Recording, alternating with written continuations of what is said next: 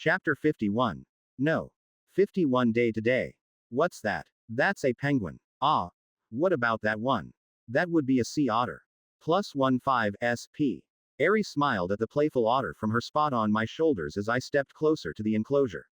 She held onto my hair and pulled me to the right towards the next zoo animal.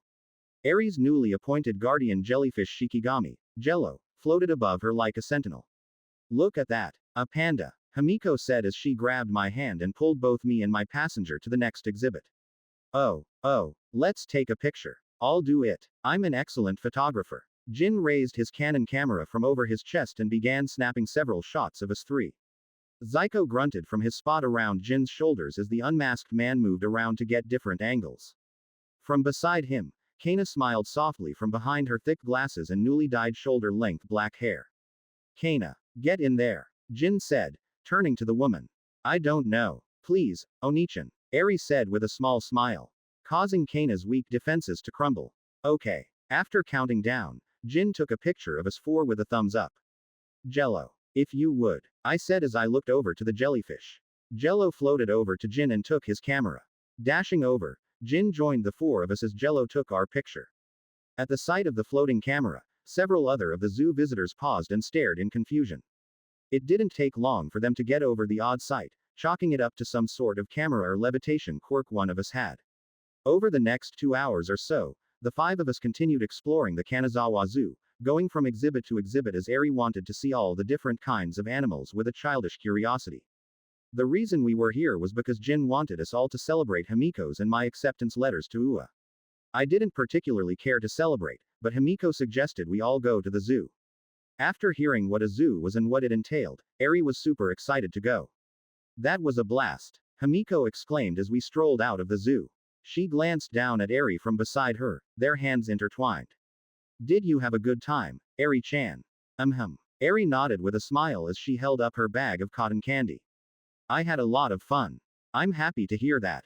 As we grew closer to the parking lot where Kana parked our recently bought Hoda SUV, we heard a loud bang off down the road. Kana, Jin, and I stepped in front of Arie and Himiko as we watched an ongoing battle between a pro-hero and a villain. The battle seemed to be in the villain's favor before some backup arrived for the hero. Now outnumbered and overpowered, the heroes quickly took down the villain with minimal environmental damage. Not bad, I muttered as I helped Arie inside the car. These Kamakura heroes are pretty efficient. True. Jin nodded as he sat down on Arie's left. But what can you expect when it's a 4 versus 1 fight? It was a super unfair fight. Who cares? Himiko said as she sat on Arie's right. I got into the passenger seat, and Kana got behind the wheel. At least they kept their fight off the street. I hate the traffic the heroes cause with their little fights. From what I remember, Kana turned on the engine and began driving us out of the parking lot. This section of Kamakura has some UA graduates from a few years back. Makes sense that they're so effective. UA. Arie looked up from her sweet treat with curious eyes. Isn't that the school Soda Onisan and Himiko Onichan are going to? That's the one. I looked back at Arie and gave her a small smile. She nodded and took another bite of her cotton candy. Enough about this. Let's go grab some lunch. Let's get some ramen, sushi. Himiko and Jin said excitedly before turning to each other with challenging looks. Not again, Kana muttered as she removed her shades. Bringing out a notepad, I flipped through the pages before I arrived at a page with a scoreboard. It was split between Himiko and Jin, with Jin in the lead. My money is on Jin this time around. You? I asked Kana as I raised a small bundle of bills. Plus 15 SP. Please stop gambling in front of Arie-chan. As we left the zoo, the heated debate on where we would eat commenced between both blondes. XXX. General Pav. Yes, I have just arrived. Walking through the Narita International Airport, a tall, well-built man with brown hair held a black disposable phone next to his ear.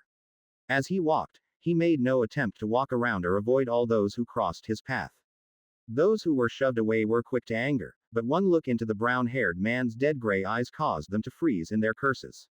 Quickly, everyone who stood in his path moved out of the way. Excellent. On the other line, the HPSC chairman nodded as he stared out at Tokyo Bay from the end of a boardwalk. You have full access to all of the HPSC's resources. I want this done as soon as possible. Yes. Understood. The brown-haired man said in a thick accent with German tones. Worry not, I will find this king of curses and bring his head to you. Make sure you do. Remember, you're not the only one who was given this contract. The chairman said as he hung up the call. The head of the HPSC continued to watch the rolling waves of water before throwing his phone into the sea. Turning around, he walked down the boardwalk in the direction of his awaiting driver and car. XXX. Shimizu Soda Pav. Himiko flipped through her textbook with a bored expression. Okay, so can you explain this concept again? I'm still having trouble with the periodic table trends, she asked, tapping her pencil against her chin. I nodded and sat up from the oversized pink bean bag chair while placing down my manuscript for Order of the Phoenix.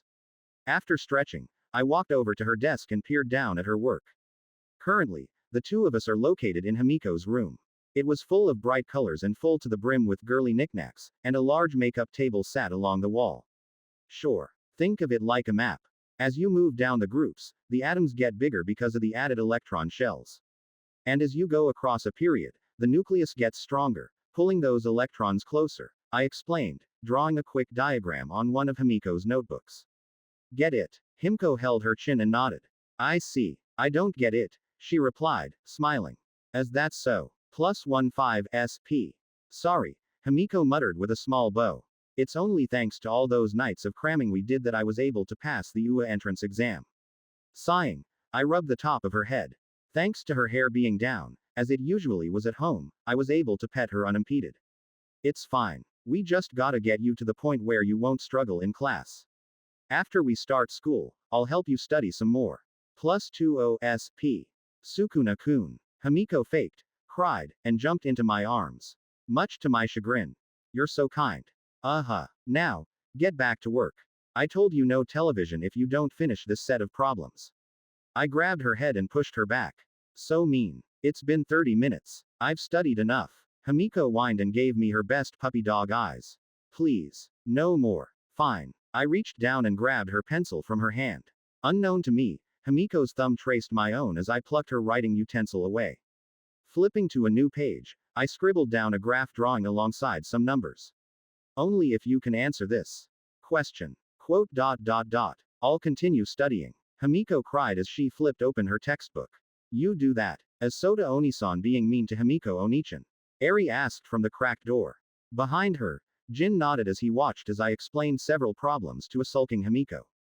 She's crying. Nah. Soda is just trying to help Toga-chan, Jin whispered as he and Arie continued to watch the study session.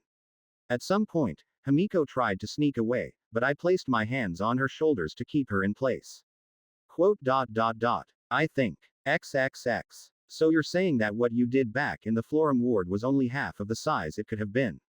Jin asked as he, Kana, and I all sat out on the back porch as we watched the starry night sky. Off in the background, Himiko and Arie were watching television. Yup. Nodding, I took a sip of my coffee as puffs of steam flew out my mouth from the chilly air. I had to limit the size of my domain.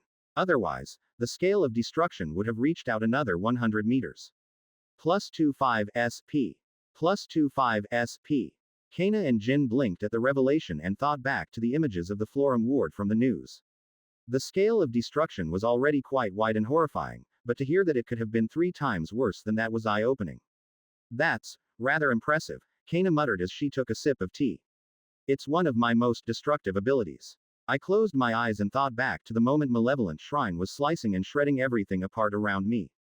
In the center, Chisaki's body was repeatedly torn to shreds as a look of sheer agony was plastered on his face. As I thought back, an unconscious, sadistic grin grew on my face. I don't think I'll be able to use that domain again, at least not within a populated area. Yeah, that place looks like a parking lot now. Maybe they'll put a mall there. Jin nodded and leaned back in his chair. Still, even after getting as far as we did, we were still able to see that pillar of fire reach the sky. It kinda reminded me of nuke. Some real scary stuff. Hearing Jin's comparison made me frown. I wouldn't be surprised if everyone who had laid eyes on the Divine Arrow's effects had mistaken it for a nuclear explosion. Sorry, Japan. How did you do it? Kana asked, her eyes curious. How were you able to get the police to conduct an evacuation drill? I have a guy on the inside. While I wasn't sure I was going to use a domain expansion at the time, I was sure that the nearby civilians could have gotten caught up in our attack. I explained as I finished my drink. I'm glad I did that. Otherwise, as I was at the time, I doubt I would have hesitated using my domain even if there were people close by.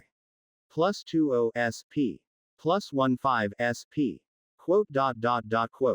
Kana and Jin remained silent at my confession. From there, the three of us sat in silence as we simmered in what I said. I don't think you would have done it.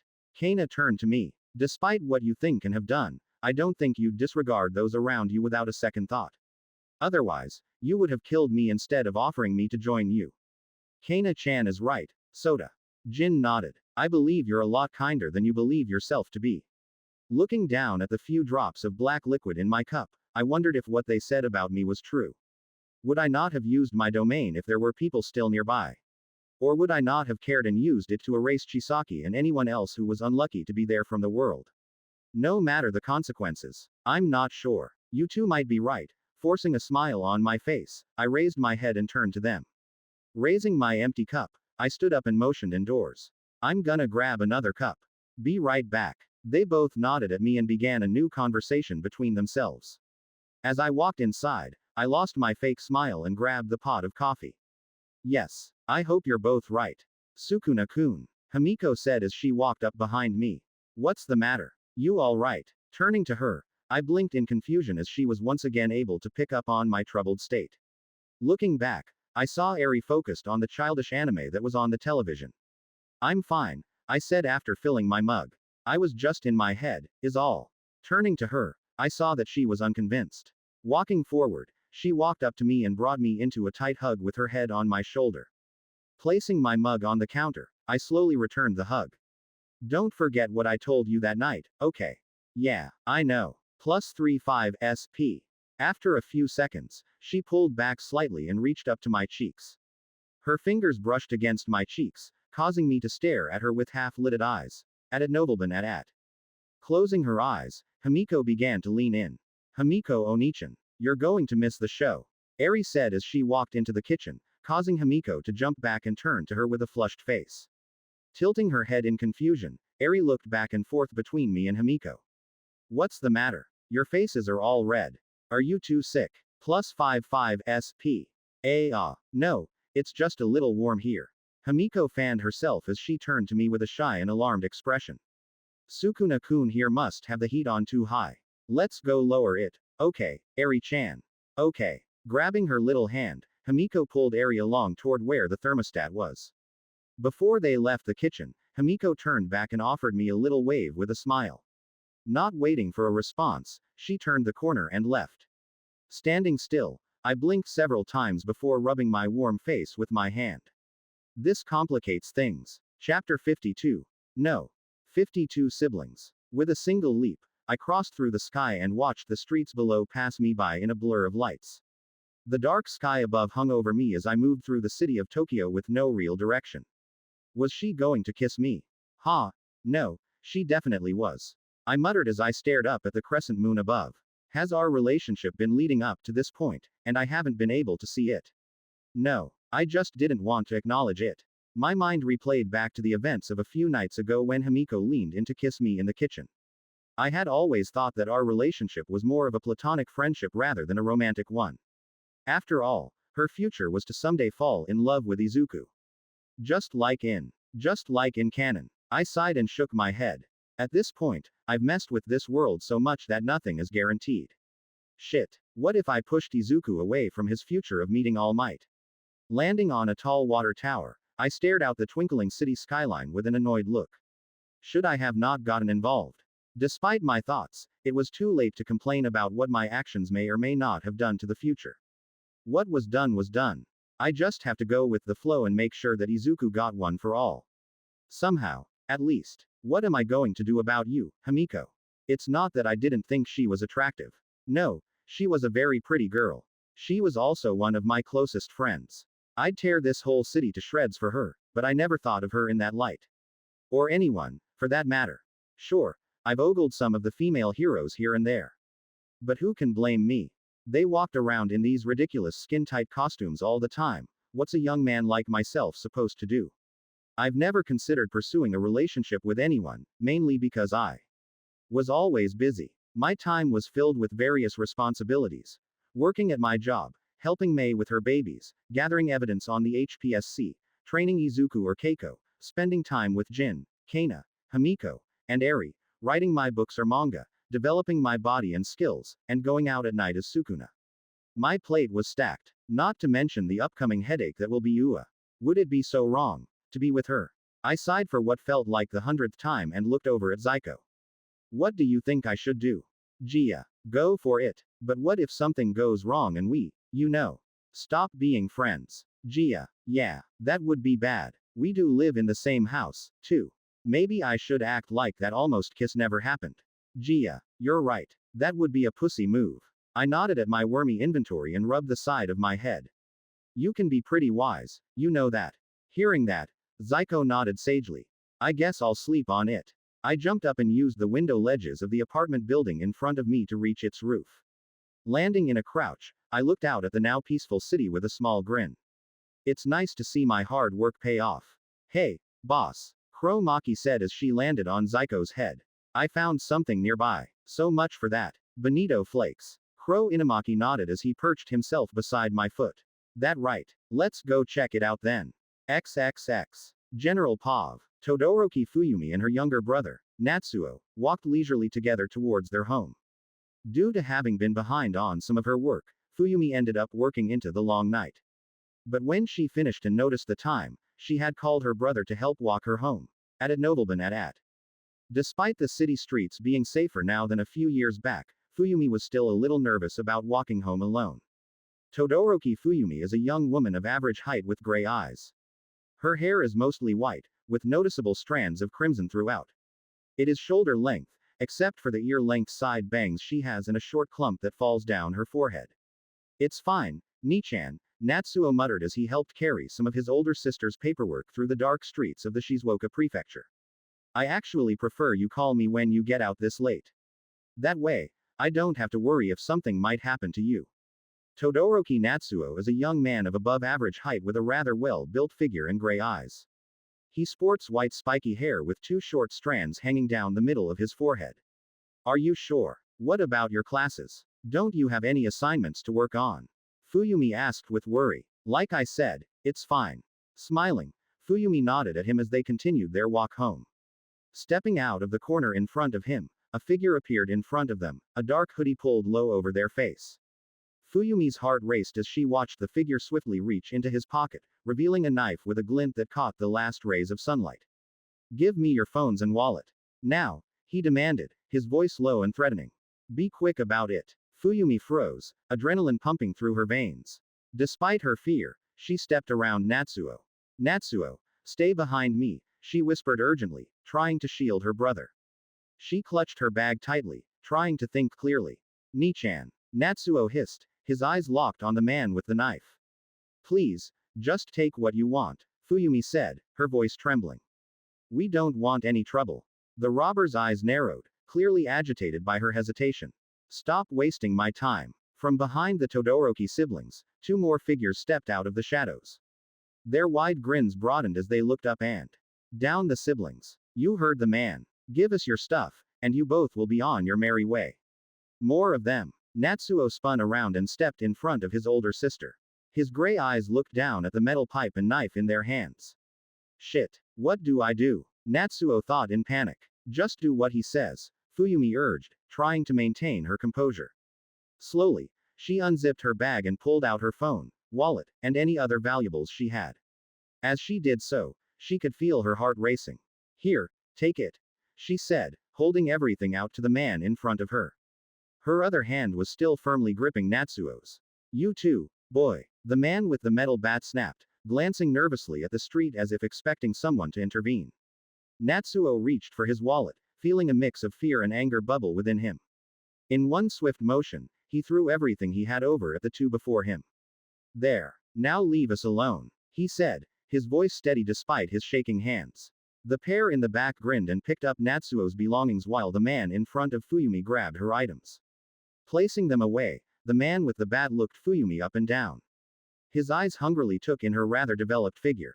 Hey, you boy. The man raised his bat and leveled it toward Natsuo's face. She's your sister, right? You have what you want.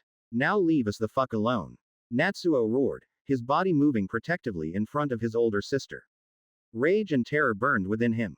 Hey, big sister. The man turned to Fuyumi, who slowly turned to him. If you don't want us to kill your brother, start stripping.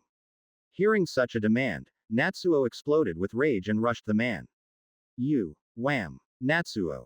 Fuyumi kneeled next to her brother after the man with the bat slammed his weapon onto the side of his head, knocking him down. Seeing this, the other two men laughed at Natsuo's pathetic attempt. Natsuo. Fuyumi yelled in worry. You heard my friend, didn't you? The man in front of Fuyumi lowered his knife over the injured and bleeding Natsuo. Go on then. Otherwise, I'll gut the kid. Feeling trapped, Fuyumi slowly nodded and stood up. With blurry vision, Natsuo looked over at his sister with dread. We're the number 2 hero's children. Endeavor is our father. So stop this. Natsuo roared, angry at the men who were trying to make his older sister deface herself and angry at himself for having to rely on his father. Endeavor. One of the men said in amusement. Yeah, right. You two have white hair, and the number 2 has red hair. Nice try. It's true. Natsuo cried before his face was kicked to the side. Natsuo. Enough. Don't hurt him anymore. All do want you to want. Just stop hurting him. Fuyumi cried as she grabbed the hem of her turtleneck shirt and began to pull it over her stomach. Seeing this, the 3 men grinned and watched as the bottom of her shirt was now under her breasts. Stop it, Nichan. Natsuo glared hatefully at those around him. Don't do this. How pathetic. Natsuo jerked his head up as he watched the man with the metal bat fly off to the empty road beside them after a black and gold staff slammed itself into his skull. Spinning around, the man beside him received a blow over the top of his head. With a crack, the robber's head slammed itself onto the concrete below with a sickening crunch. Fuyumi, Natsuo, and the remaining robber all turned to Sukuna as he stepped over the unconscious man below him with his staff over his shoulders. Panicking, the robber tried to move toward Fuyumi to try and use her as a hostage or shield, but before he grew too close, the man's upper face exploded with blood by a long slice that ripped his eyes apart. Gah, my eyes. The robber cried as he fell onto the ground, his blood spilling everywhere. Pull your shirt down already, Sukuna muttered as he walked past Fuyumi and Natsuo. Right. Fuyumi quickly pulled her shirt down and kneeled over her brother. They watched as Sukuna stood over the robber and stared at him with a dismissive look. Flipping his staff, Sukuna slammed it down onto the bleeding man's head with a thud, knocking him out.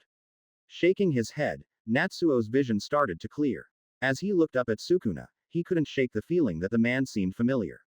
Suddenly, it clicked. This was the same man who had burned a person to death in the streets of Yokohama. Natsuo recalled the hastily recorded video taken by a pedestrian that day, and there was no doubt about it. This was the very same person. Fuyumi. Get behind me. Natsuo gritted his teeth and forced himself up.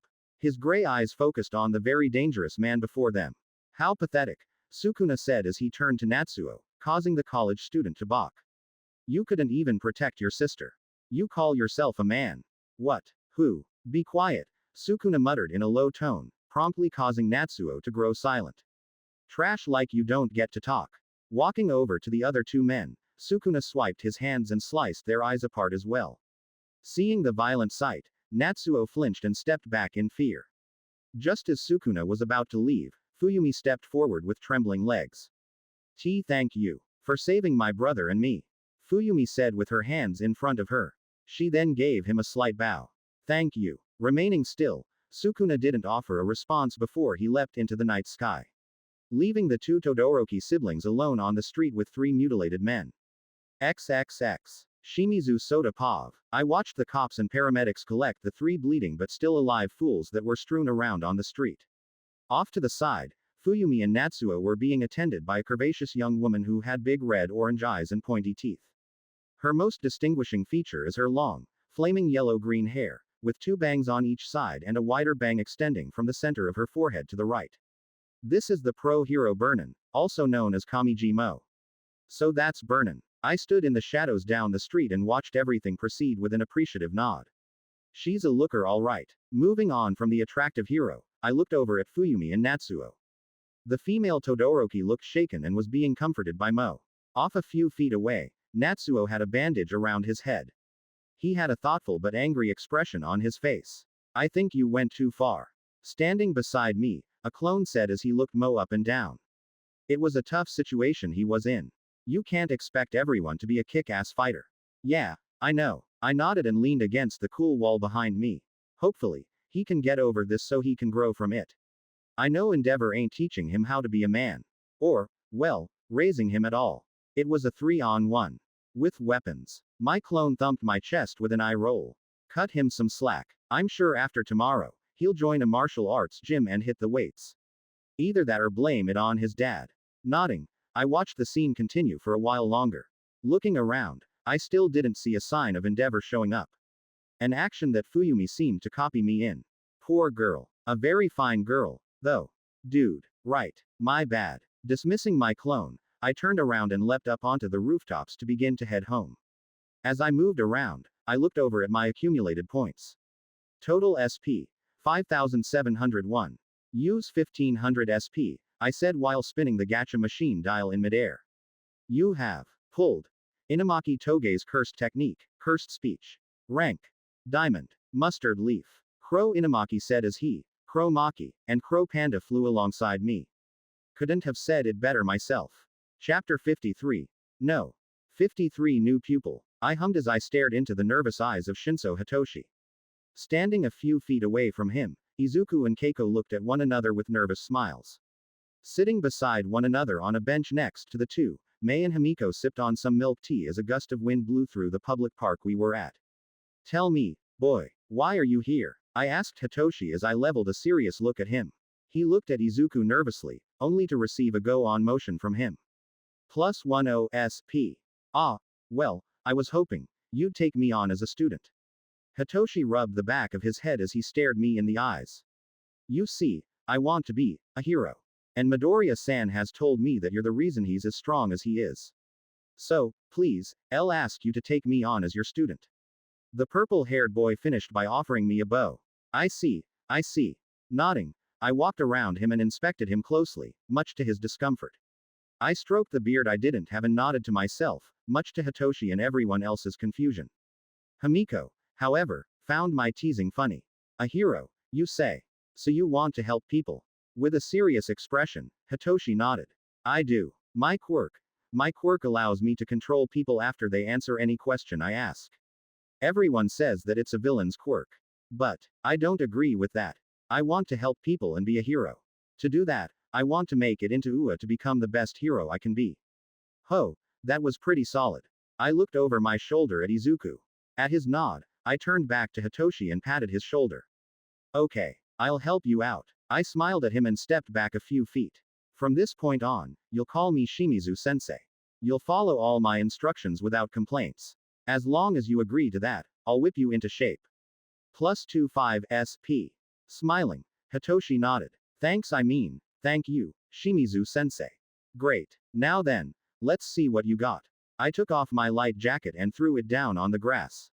Rolling my shoulders, I motioned for Hitoshi to attack me. Come on. I don't got all day. +10 SP.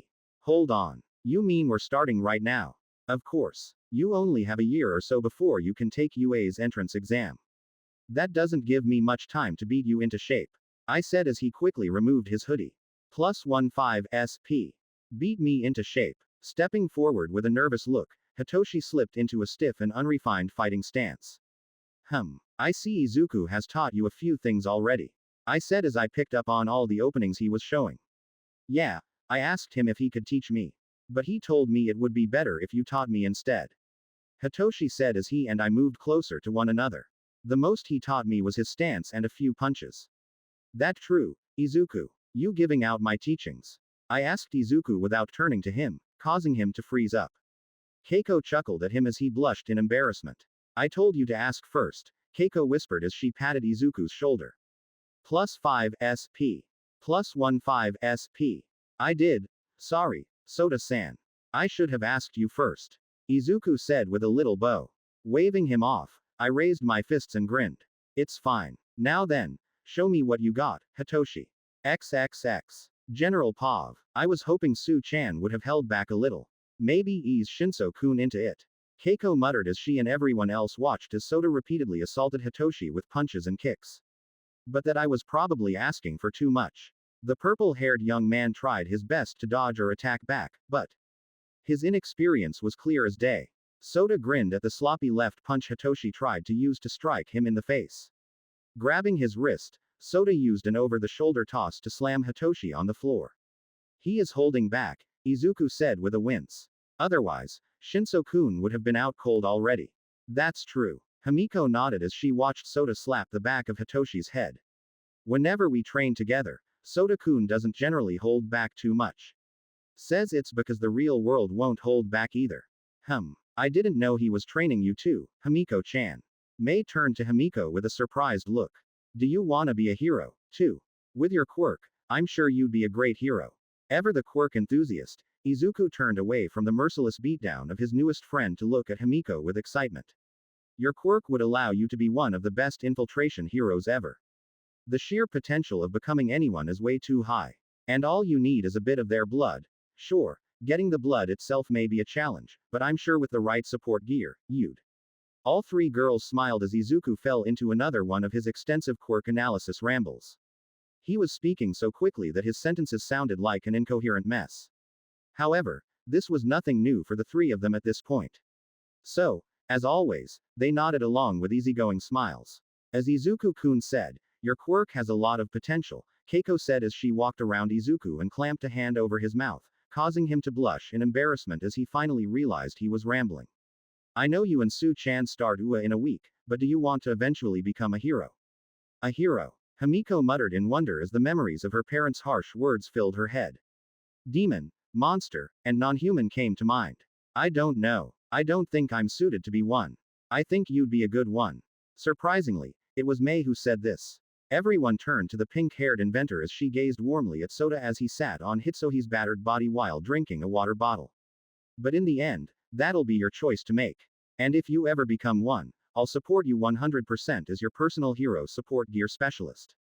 Mei said as she tilted her steampunk goggles. Mei-chan, Himiko whispered before she hugged the now uncomfortable pink-haired inventor otaku. Thank you. Yeah, please release me now. Nope. At Nobleman at. Himiko rubbed her right cheek against Mei's while she smiled in happiness. She was happy to know she had so many people who believed in her and weren't disgusted by her quirk. It truly felt as if she was on cloud 9 at the moment. Looking over at Soda and Hitoshi, she watched as the black-haired object of her affection was going over what he and his newest student would begin working on. As she watched them speak, Himiko couldn't help but feel a pang of anxiety rise within her.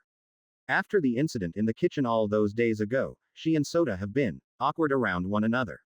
At times, they were able to interact normally with one another when it came to eating their meals with everyone else in their household or when it came to training. However, things became awkward whenever they were left alone. Himiko and he would look away from one another as they fumbled over what to say. Thankfully, it wouldn't take long for Arie or Jin to pop up to break that tension. What am I going to do? Himiko wondered as she leaned onto Mei's shoulder. A pensive look on her face. Why did I do that? If I didn't, then nothing would have changed between us. We'd still be having fun and talking about random stuff together. Now everything's messy. All because I wanted to kiss him. Himiko-chan. Keiko leaned forward, causing the blonde to blink out of her thoughts. Mei, who had picked up on Himiko's downtrodden expression, was patting the girl's shoulder mechanically like her own mother did to her whenever one of her inventions blew up. Is everything okay? You seem a little down. Keiko said. Sitting up, Himiko rubbed her hands together and smiled softly. I'm okay. Sorry, I was just thinking about how UA will be. Yeah, I'm just getting worried about what kinds of classes they're going to have. Is that so? Keiko said with a thoughtful smile. She didn't press on the subject out of respect for her privacy. I wouldn't worry if I were you, you'll do just fine. Just believe in yourself. They're done, Izuku muttered as he watched Soda and Hitoshi walk toward them. Or, in Hitoshi's case, limping toward them. From the corner of her eyes, Mei noticed Himiko stare longingly at Soda. Feeling a tightness around her chest, Mei frowned and looked down. Am I sick or something? Mei thought, oblivious to her feelings. XXX. Shimizu Soda Pav. After I was done beating training Hitoshi, I gave him a personalized routine for him to follow. That included what he should eat and which exercises he would do independently. We would meet together every day at the hidden training ground at the park Izuku and I frequented for his training. There, I would try to bring him up to speed enough so he could at least keep up with his future peers. With the aid of his quirk, I was sure he could put up a good fight at his own entrance exams. Maybe he'd even get into class 1A or 1B. With that out of the way, everyone went their own way home while Himiko and I took the train. We would normally take Nu, but it was still relatively bright outside, which was why we currently found ourselves standing in a relatively packed train. Due to how full it was, we were standing with our hands holding onto the handrails. Did you really have to smack him around like that? Himiko asked as she giggled at the memory. Grinning, I looked up and nodded. Probably not, but that's how I started Izuku out. Besides, Hitoshi took it like a champ. The train shook slightly, causing Himiko to lean into my side. She and I stiffened as our arms rubbed on one another before she quickly righted herself. From there, the two of us rode along in silence. Her lightly blushing cheeks caused my own to heat up at the sight. +35 SP. I go from fighting some of the worst society has to offer without blinking to a nervous teenager when it comes to romance. How sad. Out of the corner of my eye, I saw her hand move slowly until it was only a few centimeters away from my own. In the end, she sighed and began to pull away. Here. I reached out and grabbed her hand, holding it firmly in my own. This should help. Can't have you tumbling around. We still have another half hour to go. Her cheeks burned at the contact. With a broad smile, Himiko nodded and squeezed my hand. Thanks. Closing my eyes, I decided that I couldn't keep ignoring Himiko's feelings for me. That would be a cowardly move only a harem protagonist would make. Even so, I wouldn't rush this. If this was meant to be, I wanted to take my time and let things play out. Because if things between her and me didn't work out, I at least hoped we could still be friends. Ah, that reminds me. I abruptly said, turning to her. I'll be going away for the weekend. I have some business I need to take care of. Tilting her head cutely, Himiko's expression grew serious. Leaning in, she whispered. Is it another job? Is the Sukuna attack force moving out? Due to her close proximity, I was able to pick up the flowery, sweet smell of her shampoo. Before I could continue, breathing in her scent like a degenerate, I pushed her back gently. No, nothing like that. I shook my head and stared out at the blurring buildings outside the train. Remember that one Shikigami I told you about? +25 SP. Hold on. You don't mean that one. Yup. It's finally time to subjugate the Divine General himself. Mahoraga. Chapter 54. No. 54 The Divine General. No. 54 The Divine General. This will work fine. Jumping off the hoverboard I created using my construction technique and mechanical knowledge, I landed on a patch of dirt and looked around at the large, empty island Crow Gojo had found. I know, right? Pretty sweet. Krojo said as he flew around above me with Crow Ghetto landing on my left shoulder. Satoru, mind your manners in front of Shimizu-sama. Nah, Krojo said as he landed on my head. Ignoring the two bickering birds, I walked over to the center of the island, which was located 500 kilometers away from Japan's mainland. At the center of this untouched chunk of dirt, a rise of land emerged, dotted with clusters of vibrant wildflowers. Here and there, patches of tall grass danced in the wind. To the east, small, jagged hills jutted out erratically. All right, you two, time to bounce, I said, causing them to hop off and fly around me. It's time to get to work. Nodding, both birds flew away from the island. Their little flapping wings pushed them out of sight. Reaching over, I placed Zyko on the hoverboard and pushed it out to sea once I programmed it to stop 300 meters out of the island's range. Sorry, bud, can't let you get caught up in this. If you get hit by the sword of extermination, that's it. Better safe than sorry. Gay. Zyko nodded as it glided over the ocean's waters. After I was sure Zyko was out of range, I took a deep breath to calm my erratic nerves. Despite knowing what is coming, the thought of summoning Mahoraga is still nerve-wracking. Despite what I said, I grinned in excitement and raised my fists up parallel to each other. In all of sorcerer history, there's only been one sorcerer who's managed to subjugate this Shikigami. And after today, there will be two. Below me, my shadows danced and expanded all over the island. The once orange-yellow sky from the early morning hours instantly disappeared, leaving me alone in a pitch black. With this treasure, I summon. Appearing into existence, 4 wolves made of shadows and 4 frogs made of light faded in front of me. With several loud howls, the wolves cried out into the darkness as if in welcome. 8-handled sword, Divergent Scylla Divine General. Mahoraga. Behind me, a large 3.2 meters tall figure wrapped in a cocoon blinked to life. Dozens of glowing cords were intertwined with it, and glimmers of light fizzled all around. Suddenly, A loud crack echoed through the darkness as a wide maw filled with teeth emerged from the top of the cocoon. In an instant, all the cords snapped together, and a gust of steam burst around the cocoon. With a powerful rip, 4 extensive wings tore free from the confines of the cocoon, revealing what was inside. A towering, muscular humanoid figure with 4 wings protruding from its eye sockets flexed its massive muscles as it stepped forward. Swinging from the back of its head was a tail-like appendage as the Shikigami's mouth released a low moan. Around its right hand were gray wrappings, while its loose black hakama pants were held up by a white sash.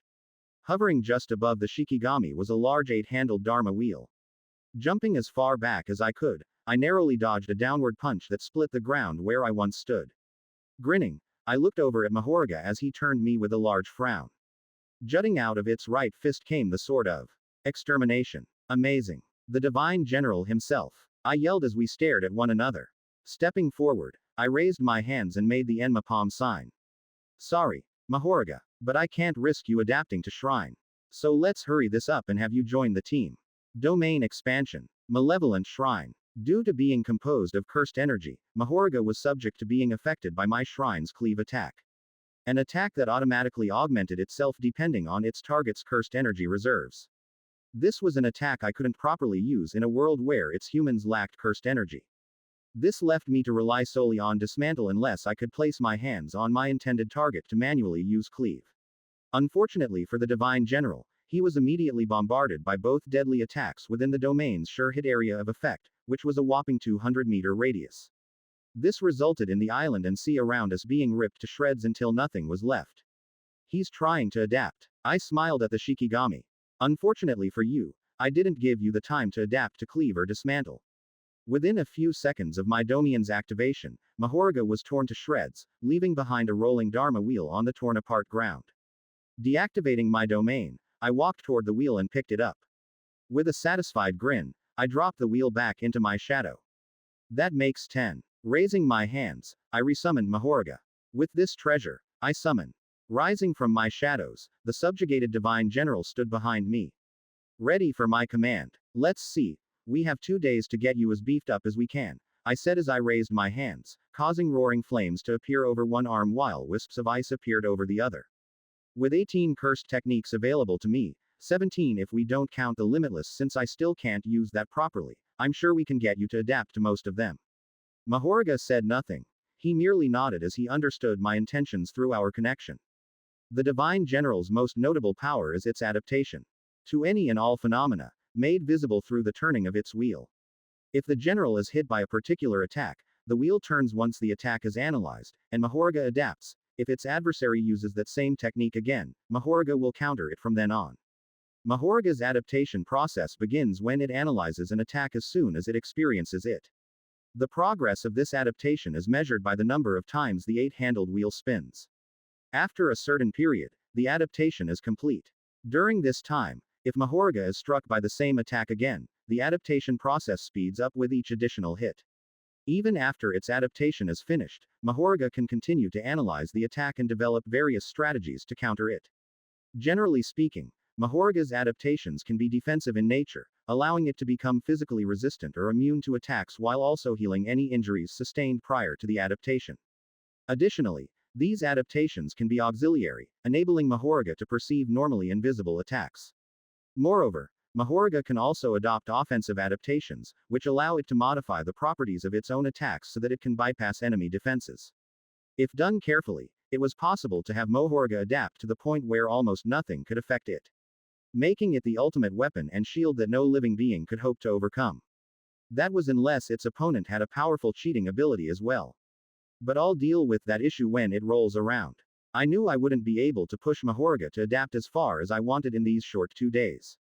But that was a non-issue. I had several more nights after today and tomorrow to continue his adaptations. Added Nobleman at. Oh, man, we're going to be so broken. I laughed and prepared myself for the non-stop assault I was about to unleash on the Divine General. I then remembered that Zyko was still floating over the sea several meters away. Right. Let's go get Zyko first. XXX.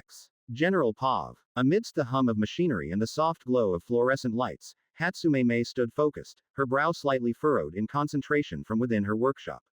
Clad in a grease-stained coverall, She knelt beside a large, disassembled engine, its metallic parts scattered around her like puzzle pieces yet to be fitted together. With her toolbox at her side, she reached for a wrench, her fingers nimble and precise. The rhythmic clinking of tools against metal filled the air as she tightened bolts with steady determination. She took a moment to wipe her brow, glancing over the intricate network of wires and components. May had always been fascinated by how things worked, a curiosity that had blossomed into a passion for engineering. Each piece she handled felt alive in her hands, a challenging puzzle that begged for the right solution. Once she found that solution, she was free to innovate and improve on the original design. As she paused to consult her notes, the world outside faded away. The engine's mechanical heart seemed to pulse in time with her own as if reacting to her every move. She took a deep breath and dove back into her task, her fingers deftly rerouting a stubborn wire. With each adjustment, she imagined the engine roaring to life. Stepping back to inspect her work, May looked back at one of the most precious babies within her workshop. A set of mechanical arms and a chest plate sat strapped on a mannequin. These mechanical arms were the support gear she and Soda had been developing for Izuku to use in his future hero career. Thanks to many hours of hard work and testing, she and Soda were able to cycle through 3 new interpretations of the arms. This resulted in MK4 standing proud on her old battered mannequin. Stepping up to it, May brushed a gloved and dirty hand over the arms with a soft smile. The memories of her and Soda spending countless hours working together played through her mind. "Our baby," May muttered as she leaned her head on the newly improved chest plate. Closing her eyes, May rested for a moment. Her heart began to beat faster and faster when an image of Soda's grinning face filled her mind. Blinking in confusion, she stepped back and wondered why her mind had been thinking of her longtime friend so often. Whenever she thought of him, a pang of sadness also filled her heart when he wasn't around. Frowning, May walked over to her break area to grab herself a small chocolate. Looking down at a yellow sticky note, she read the handwritten note left by Soda. "Don't eat all these in one go. They weren't cheap, so be sure to enjoy them slowly." The note said. Feeling her cheeks warm up, May began to wonder if she was coming down with some sort of bug or sickness. After unwrapping the candy, she popped it into her mouth and began enjoying the sweet treat. Maybe I should call him," May mumbled as she brought out her phone. But before she could press on his contact info, she remembered the text he sent her and everyone else in their little group chat. "Soda. I'll be out the entire weekend. I'm doing something important, so I won't be available. I'll talk to you all on Monday. Underscore." "Ah. That's right," May said in disappointment before moving back to her current project. As she grabbed her tools to continue working, she couldn't help but smile at the thought of when she would get to see Soda again. "Now then, let's see how we can improve you, baby number 56. I did some research on whether or not Mahoraga retained all its adaptions after it was unsummoned and resummoned. There were a lot of theories that said yes and a lot that said no. Without a clear answer, I'm just going to go with yes for this story. The Op-Stop Araga will keep all of its adaptions after his subjugation. Something that Soda will take advantage of. This means that this Mahoraga will be quite possibly the most powerful being in the verse if given enough time and adaptions." Chapter 55. No. 55 UA High School. Sitting up, I blearily looked around my Spartan bedroom and yawned. Rubbing the sleep out of my eyes, I tossed my blanket off and stood up.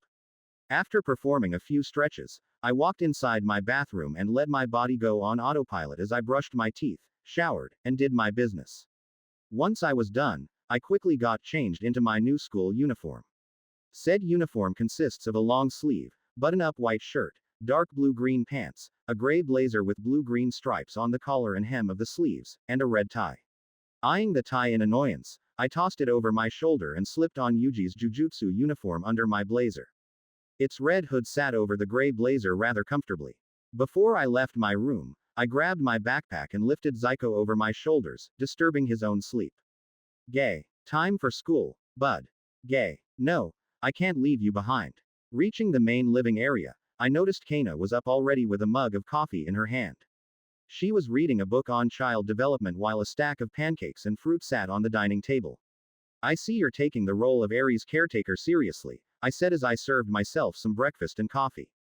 "Thanks for the food." Nodding, Kana looked over at me and inspected my uniform. "Where's your tie?" "That death trap. Somewhere in my room." I cut up some of my food and began to eat. Kana frowned and closed her book. Walking over to me, She stood behind me and began to mess with my hair. Oi, I rather like the, I just woke up like this look. +10 SP. Smiling, she shook her head as she finished tousling my hair into a more presentable look. I know you're just going to UA to mess around, but you can at least look the part. It is one of Japan's most elite schools, after all. Stepping back, she smiled and nodded at her hard work. There. That's better. Frowning, I looked away from her and muttered. Thanks. You're welcome. It was odd to have someone act like an older sibling toward me. Considering my age and past experiences, having my hair tousled around was a bit embarrassing. But I wouldn't say I didn't like it. Who wouldn't want a hot older woman fussing over them? Especially someone like Kana. I'd be a fool to wave off her help and support like a bratty child. She wasn't like this with me after she first moved in. No, Kana only began acting like a pseudo-older sister toward Himiko and me after the attack on the Shihesaikai. Maybe it could have something to do with her finding my skewered bloody body and thinking I was dead. But who knows? I certainly wasn't about to look a gift horse in the mouth. I liked being pampered here and there, thank you very much. Before I forget, here. Take this. Kana reached beside her chair, where a black gift bag sat. Reaching over, I accepted it with a small thanks and peered inside. This is. Reaching into the bag, I raised a familiar-looking thick black and white mask. The mask was quite intimidating to behold. On the right side, there were two large eyes that appeared to follow anyone who looked at it. In contrast, the left side featured two much thinner and smaller sharp eyes. The rest of the mask had a smooth, clean texture, while my facial tattoos were imprinted over it. Image. I saw you drawing this a few weeks back, Kana said as she motioned for me to try it. Placing it on, I felt the mask straps secure themselves tightly, but not uncomfortably, around my head. Now you don't have to run around in that ridiculous hood to hide your identity anymore. Removing the mask, I stared down at it without any expression on my face. Seeing this, Kana grew worried before I turned to her with a genuine smile. Thank you, Kana. +55 SP. Ah. Kana blinked as my expression caught her off guard. Slowly, a warm smile spread over her face as well. You're welcome, Soda-san. Reaching over, I placed the mask into Zyko and continued to eat as Kana returned to her book. We both enjoyed the silent peace between us. Let's go. Himiko yelled as she, Jin, and Arie ran into the living room with excitement. Himiko was dressed in a uniform similar to mine but suited for her gender. That just meant she had a skirt and black leggings. Well, it was nice while it lasted. Oh, are those delicious pancakes I'm seeing? Jin announced with a flourish as he grabbed 3 plates. My favorite. Actually, I'm a waffle man. Pancakes. Pancakes. Arie clapped as she sat down beside me. Good morning, Soda Oni-san. Good morning, Arie, I said as I brushed the girl's hair back, causing her to giggle. Her small, almost non-existent horn sitting over her forehead. +10 SP. Good morning, Sukuna-kun. Himiko ran behind me and hugged me from behind, causing her chest to press into my upper back. Are you excited? I'm excited. Let's go. Huh. Oh, yeah, super excited. +10 SP. Your voice says otherwise. XXX. Himiko and I stepped off the train and made our way through the bustling crowds in the train station. As we walked, our UA uniforms attracted curious glances from several other students and adults. This wasn't too surprising, as it was common knowledge that those who graduated from UA would eventually become great heroes. However, when it came to students from other departments, people tended to lose interest. Leaving the train station, the two of us ignored the stares from those around us and continued on our way to the UA campus. Hey, Soda-kun, Himiko said in a nervous voice as she came to a stop, which was a complete 180 from her early excited attitude. Can we talk? Pausing, I looked back at her and noticed her anxious expression. Sure. Listen, I've been thinking about Cydo-kun and Sayaka-chan. Himiko looked at me with a tight expression. While I'm happy for everything you did to help, I can't help but feel guilty about how things went down. So I was wondering if there was anything you could do to help them. I nodded and looked up at the morning sky. Those two. +15 SP. Yeah. Closing my eyes, I sighed and rubbed the back of my head. If I was being honest, I had completely forgotten those two kids. They were only a means to an end. Turning back to Himiko, I saw the look of regret in her eyes. This issue must have been chewing away at her for a while. How didn't I notice? I suppose. I can try. I met this shifty criminal lawyer a year ago who can probably help them out. I said as I thought back to the man who I had run into during one of my nights as Sukuna. On that night, I had found the lawyer tied up and about to be executed by two of his past clients. While I didn't know this when I stepped in, the lawyer quickly thanked me and pledged himself to me once he realized who I was. From what I remembered, the lawyer worked out from the back of a day spa and nail salon somewhere in Saitama. Despite his roach-like behavior, I came to realize that he was actually really good at his job. He also had an odd slogan as well. Better call something or another. I can't make any promises, but I'll do what I can, I said, causing a large, thankful smile to grow on Himiko's face. +25 SP. That's perfect. Thank you so much. Himiko jumped next to me and hugged my arm into her chest. Yeah, don't worry about it. Let's get moving. We don't want to be late on our first day. XXX. Ooh, a high school. This institution is the #1 ranked school for heroics and is considered the top hero academy in the country. With an acceptance rate of less than 2% and a student body of approximately 225 students per year, UA High School is a highly sought-after institution for any aspiring hero. It was the school that helped give rise to some of Japan's most famous and successful heroes. Heroes such as All Might, Endeavor, Best Jeanist, and many more. All of which had entered the top 10 of Japan's hero rankings.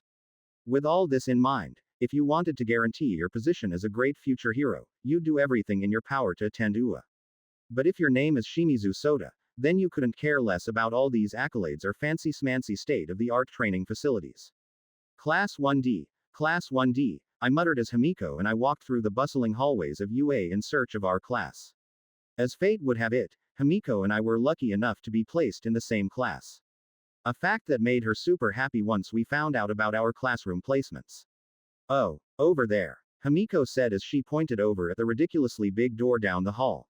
Despite its size, the door was rather easy to slide open. Stepping inside, we looked over the classmates we'd be sharing a rather big classroom with for the next 3 years. Some colorful characters in here, I said as I walked over to the front of the classroom, where a seating chart was posted.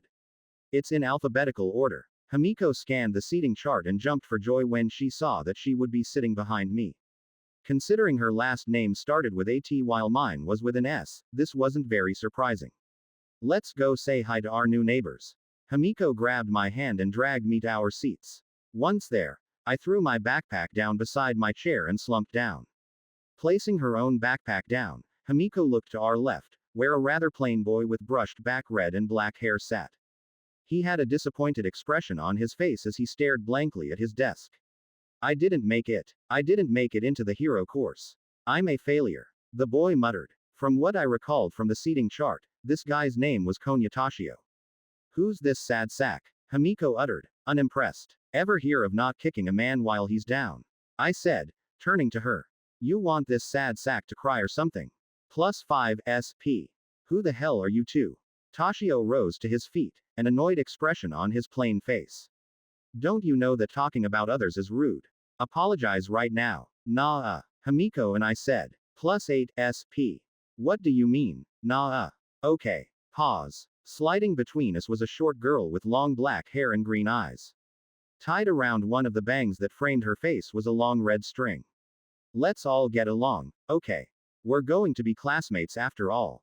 Who are you? I asked as I peered at her. The black-haired girl turned to me and flinched as she picked up on the negative energy that I regrettably emitted. +5 SP. I'm Ogasawara Hikari. Hikari said as she forced a happy smile on her face. She spun away from me and waved at Himiko. Let's all be good friends. Okay. Himiko smiled and pulled out her phone. Let's exchange numbers then. With a sigh, I ignored the indigent Toshio and happily chattering pair of girls and leaned my head on my desk. I want to go home. From in front of me, a rather tall and well-muscled male student turned to me with a large grin. You want to go home on the first day of your high school career? Now, we can't have that. +5 SP. Looking up, I squinted my eyes at the tall, black-haired, gray-eyed bundle of annoying cheer that was my deskmate. Huh. At my comment, Hoshino Jiro chuckled and patted my back as if we were longtime chums. Don't use dismantle. Don't use dismantle. Don't use dismantle. I'm looking forward to our wonderful 3 years together, my friend.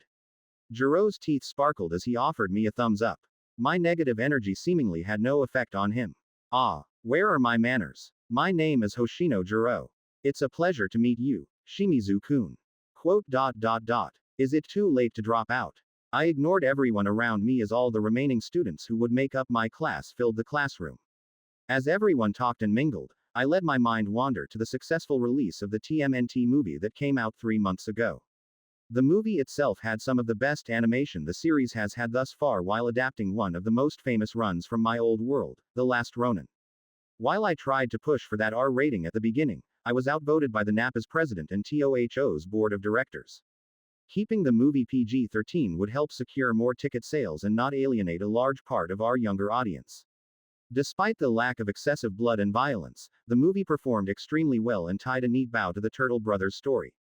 The movie racked up $196.2 million United States dollars in ticket sales worldwide during its theatrical run.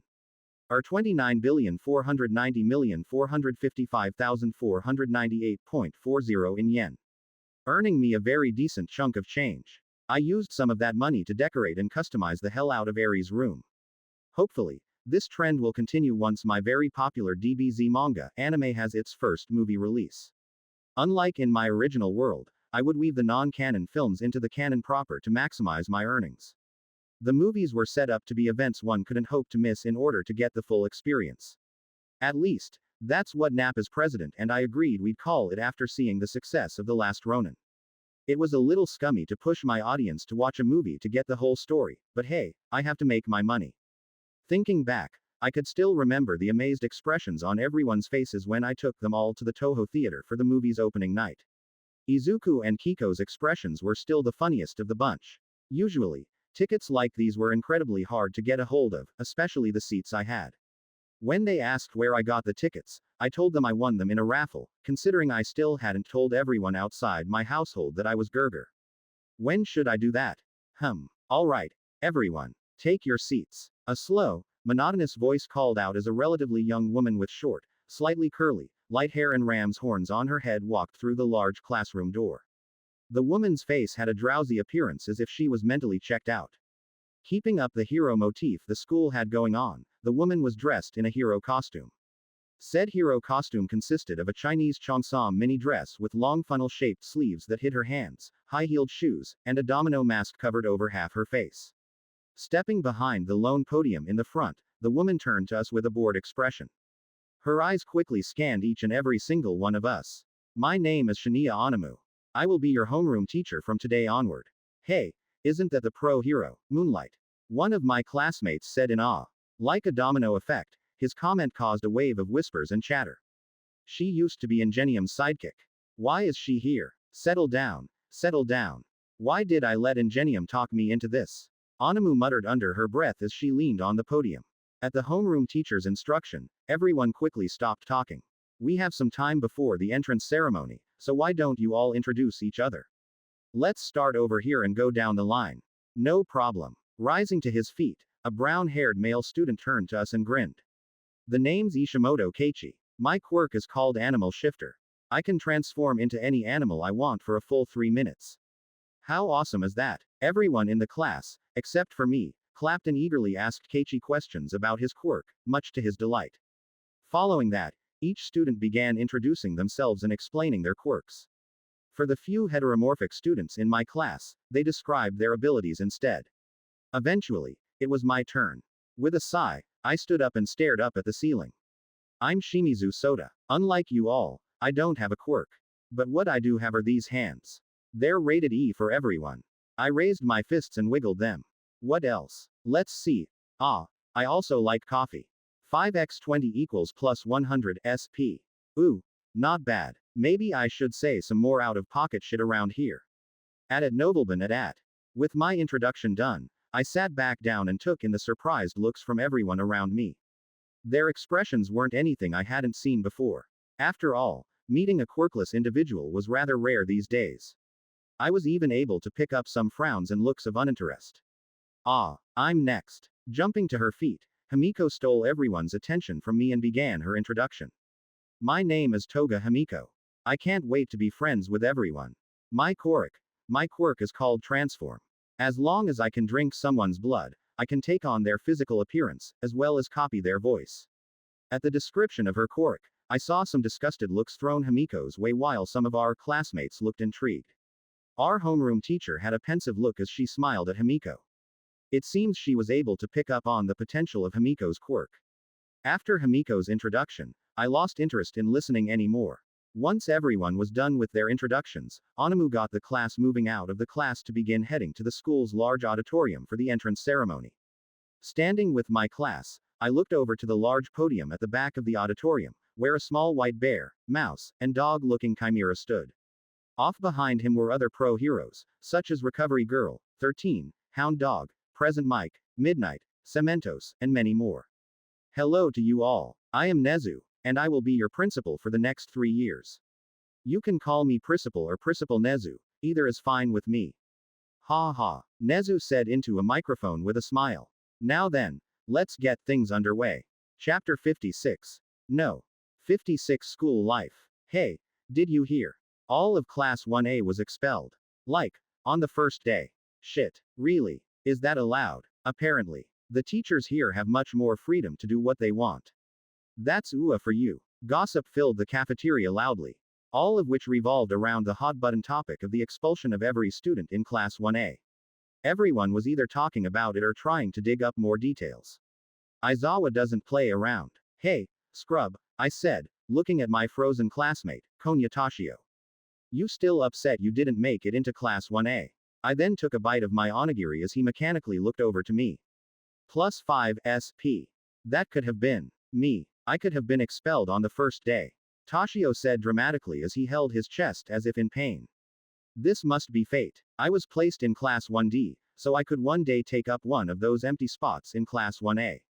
This guy must be off his medication. I ignored him and turned to Himiko, who was happily munching away at some fried rice beside me. Sitting to her left was that black-haired girl from yesterday, Ogasawara Hikari. Feeling my gaze, she turned to me and jumped. She then raised her arms over her flat as a bored chest and turned away. The hell? Does she think I'm ogling her or something? If I were to ogle someone here, it would be Midnight. I have no interest in those empty, flat fields of yours. Today was the second day of our UA high school career and the official start of our elite education. Yesterday didn't count because it was mostly about our course introductions and orientation. Principal Nezu's speech made up for a large portion of the morning. He mostly spoke about how excited he was at overseeing our development and what kinds of heroes, support innovators, or even future scholars we'd all be. After that, we all just meandered through the day. During our extensive free period to get familiar with the school's curriculum, several of my classmates had already created and joined their own cliques. The so-called attractive and strong students created one for themselves, composed of 7 students. The rest broke off into their little groups and whatnot. Unfortunately, I somehow found myself in a group filled with weirdos. Said weirdos were as follows. Konya Toshio was an odd and possibly schizophrenic guy with dreams of grandeur. He believes with his entire soul that it's only a matter of time before he becomes a great hero despite his piss-poor quirk. Ogasawara Hikari was a short, friendly girl who made quick friends with Himiko. She also seemed to think of me as a sketchy character who wanted to do illicit things to her. Dream on, girl. Ike Mitsuko was a red-haired, orange-eyed cat girl who loved to talk about manga and anime non-stop. She had little care for those who thought anime was for children. Due to that, most of the class paid her no mind. But I thought she was chill. Finally, Ishimoto Keiichi. He was a tall mountain of endless joy and charisma who saw the best in everyone. He also loved to talk about working out and all things muscles. A bit naive that one. These 4 people sat around Himiko and me at a lunch table at the back of the cafeteria. Wow, this week's chapter was so intense. Mitsuko cried as she closed this week's newest jump. To believe that Goku-san was the legendary Super Saiyan. So epic. He's come a long way from being the young boy who fought off the Red Ribbon Army. Goku. From that manga Dragon Ball Z. Keiichi looked up from his protein-heavy lunch and flexed. I've heard my little brother talk about him a lot. He sure has some impressive muscles. He sure does. Mitsuko nodded. If anything, you should stop growing your muscles, Keiichi-kun, Himiko said as she pointed at the struggling button on his blazer. Otherwise, your blazer is gonna pop. Ha ha. Worry not, Toga-chan. I have several spares in my locker. Despite being surrounded by a unique group of classmates, I was thankful that they didn't treat Himiko any differently because of her quirk. While not everyone shot her a disgusted look during our introductions yesterday, I could hear several comments throughout the class calling her quirk disgusting. Even at UA, there were still rude and discriminatory people, they just concealed their attitudes better here. Shimizu-kun. Here, I don't like my broccoli, so you can have it. Mitsuko said as she dropped her vegetables on my tray. Without waiting for my reply. Oi, I'm not your waste bin where you can dump the food you don't want. Also, what are you? 5. Eat your veggies. I said as I began eating the broccoli despite my words. I wasn't about to turn down some of Lunch Rush's delicious food. At Nobleman at. +5 SP. Huh, no way. They're gross. You are a 5-year-old. After lunch, classes began as in any other school. Due to being in Gen Ed, the majority of our teachers were non-heroes and experts in their respective fields. They were great at teaching and explaining their subjects to us all. I could see how attending UA's general ed course all but guaranteed one's admission to the college or university of their choosing. The education here was second to none. Still, this didn't mean I wasn't bored out of my mind. I've grown so used to avoiding school thanks to my clones, but that was something I couldn't do anymore. Being in such a place full of SP potential, I had to be the one to attend in order to rake in the points due to my clones not being able to earn them for me by proxy.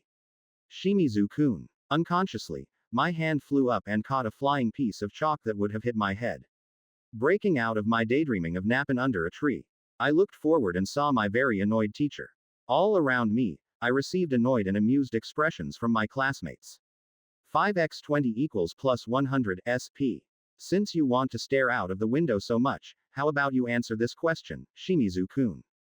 My maths teacher, Yamaoka Sake, said as she pointed at the rather intricate question on the chalkboard. With a quick read-through, I leaned on my right hand and stared at her lazily. It's 1/6, 0.166, or 0.167. With a sigh, Sake nodded and turned back to her chalkboard.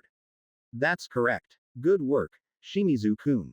But please, pay attention to the class. Sure thing, teach. +5 SP. Call me sensei, Shimizu-kun. I guess he is smart. I heard one of my classmates whisper to their desk mates. He did get second place on the written exam, after all. Was another student's reply. I guess that explains how someone like him got into UA then. Is this casual racism or casual discrimination? Wait, those are the same thing. I felt Himiko bristle in anger from behind me as the class's lesson resumed. Reaching back, I patted her hands to calm her down. I looked down at my notebook and quickly wrote down what our teacher was explaining with little issue. As I did, I missed the look of interest from one of my classmates. A rather handsome, tall young man with gray hair and electric pink eyes stared at me before turning back to the lesson. XXX. General Pav. The complete breakdown of Kobashigawa's empire and the destruction of the Shihesaikai. Our dear friend Sukuna has been rather busy. Deep within his dark lab, All for One swiped through several dozen photos showing off the destruction at Kobashigawa's mansion and the utter devastation left behind by the battle between Overhaul and Sukuna, which resulted in the utter annihilation of the Florum ward, leaving behind a 100-meter wide area of nothing. Kurogiri. All for One said without turning around. Appearing behind him was a person whose entire body seemed to be made out of a dark purple mist, save for his eyes, which were a glowing yellow. The man, who was made of mist, wore a very elegant suit with a tie and a metal brace that went from around his collarbone to just below his eyes. Yes, master. I believe it's time I finally see what the King of Curses is capable of myself. All for One grinned as he focused on a lone image of Sukuna, who was dressed in his black haori and white kimono outfit. You mean? Kurogiri muttered as he realized his master's intentions. Yes. Let the doctor know that I will be using that one. All for One chuckled as he leaned back in his chair, his right fist under his cheek. Let's see firsthand what Sukuna can do and if he is truly worthy of my attention. XXX. Shimizu Soda Pav. You have pulled Kuroroshi's cursed tool, Festering Life Sword. Rank. Platinum. Whistling from behind my new mask, I lifted the short, thick, cleaver-like sword with a unique shape and a grotesque design. If memory serves me right, this was quite possibly one of the most powerful weapons in all of JJK. Image. The Festering Life Sword's most prominent feature was the 6 distinct firing barrels on the front of the blade that could launch close-range projectiles at its target. Even if the sword is blocked by an opponent's weapon, it's capable of shooting small eggs into the enemy's flesh to infect them. Shortly after being embedded into the target's skin, the eggs hatch, and small insect-like curses spawn from the wound. The same effect occurs if the blade slashes the target directly as well. During its fight with Yuta, Kuroishi had managed to land a few strikes with this sword, resulting in curse insects exploding out of Yuta's body violently. It was only due to Yuta's excellent fighting prowess and RCT that he was able to survive the attack. If he had fought any other sorcerer besides Yuta, Kuroishi would have won. This means that the only way to survive a blow from this sword is to have RCT or an extremely powerful regenerative ability. Even with the latter ability, the cursed insects would continue to multiply within you. The victim would have to remove the body part where the sword struck before the insects had the chance to spread. Talk about OP. I grinned at the blade and placed it within Zyko, causing the worm Shikigami to shudder. We have just enough points for 2 more pulls. Use 1500 SP. I reached out and twisted the gacha machine's dial. Soon enough, a nice glowing prize ball popped out. You have pulled Arie Shoko's RCT proficiently. Rank Diamond. Huh, I muttered as my brain downloaded everything Shoko knew about RCT. Raising my hand, I focused my RCT and watched as waves of white flowed around my hand. So that's how you heal others. I gotta say, it sure is complicated. Using my remaining points, I twisted the dial and waited. You have pulled your Takako's cursed technique, Sky Manipulation. Rank Diamond. Ooh, that's a good one, I said with a grin and dismissed the gacha machine. Today has been a very lucky day for me. Still, I could do without winning Mei's panties. With my gambling session now over, I looked around at the knocked out bodies of the 4 debt collectors who thought they could do as they pleased. Off to the side, a battered and bruised young man around 25 years old sat knocked out against his living room wall. All around him was broken furniture and thrown appliances. Ever since my encounter with the little girl whose mother was killed by greedy debt collectors, I decided to make my presence known to each and every collection agency in the country. I began tracking down all of their organization's hideouts after extracting the information from their underlings. While I would have rather gotten rid of these debt collection groups in their entirety, I knew it was an impossible task. Sure, I could kill them all, but in time, more would pop back up. Similar to a hydra. So, to begin my new operation, I focused on the more violent debt collectors who used terror and violence to collect their money. I made it clear to everyone in their line of work that this approach of collecting their money would be met with violence and retribution by me. On the other end, I was more lenient to the ones who collected their debts with a softer approach. Even with my involvement, there were still some people and groups who went against my warnings and got violent with those who owed them money, like these 4 bozos around me. Whenever that happened, I quickly found them thanks to my hundreds of crows all around the country and made an example out of them. Looks like I just found 4 new test subjects for the Festering Life Sword. But first, let's do a little test. Kneeling down, I placed my right hand over one of the debt collector's chests and began channeling RCT into his body. While I knew that normal cursed energy had a negative, almost poisonous effect on the humans of this world, I wondered what positive cursed energy would do. Soon enough, the man's wounds began to heal. Good. It seems that RCT doesn't have any adverse effects on the people in this world. Moving over to the beaten young man that these men had beaten to near death, I used RCT to heal him enough so that his ribs weren't stabbing into his lungs. When I was done, I grabbed the debt collectors' wallets and threw down their money on the ground. Here you go. Don't spend it all in one place, I said to the knocked out young man before collecting all 4 of the debt collectors' bodies. The next day, all 4 of them were found by the members of their agency and their boss.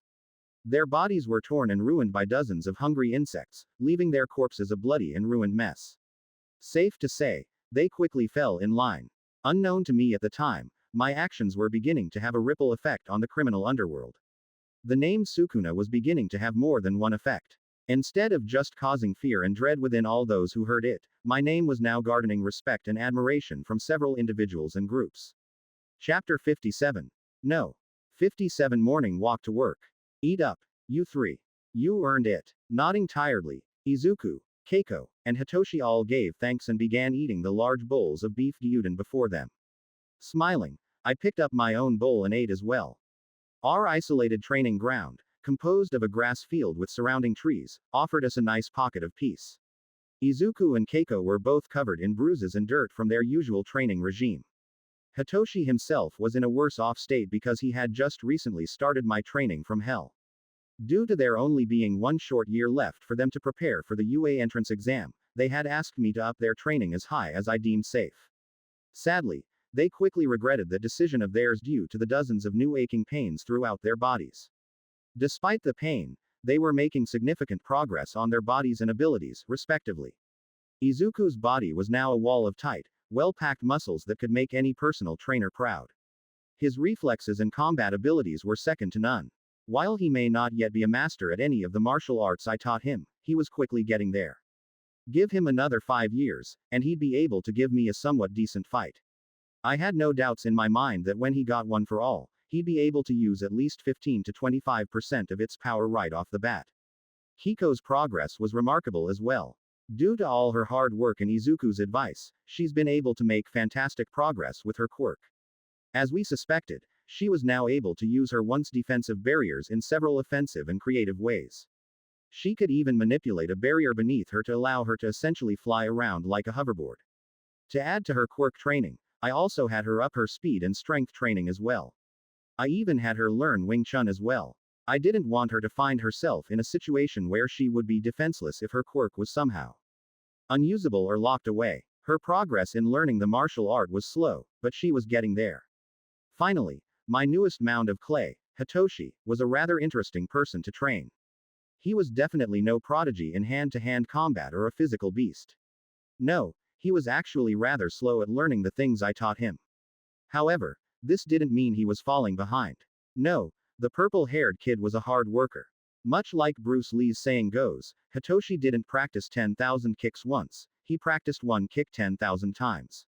I sometimes stuck around after I dismissed everyone and watched as he continued his own training into the wee hours of the night. The kid definitely had a heroic spirit. It was just hidden away by his demeanor and mannerisms. That spirit of his would help push him much farther than most.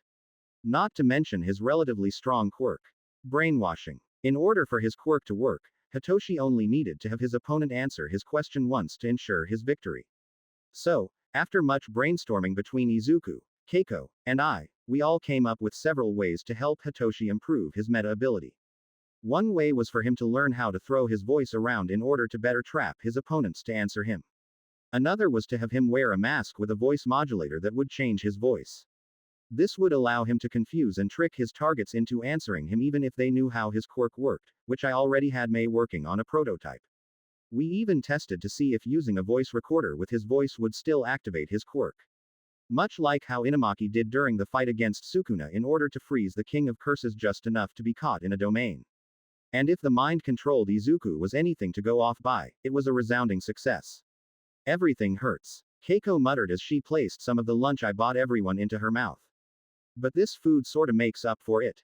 My legs are still shaking, Hitoshi said as he massaged his aching shins. I'm gonna feel this in the morning. Izuku nodded and swallowed. Try an ice bath. That helped me during the first few months. Hold on, months. Hitoshi swallowed as he stared at Izuku and Keiko in horror, who nodded with dead expressions. What did I get myself into? Grinning, I reached out and patted his shoulder. You'll be fine. No pain. No gain, right? I guess. Pain was all I knew. I have nightmares of you, Su-chan. I chuckled at their pained expressions as I brought out 3 more packed bowls of food. You say that now, but look at you 3. You two are a lot stronger than you were at the beginning.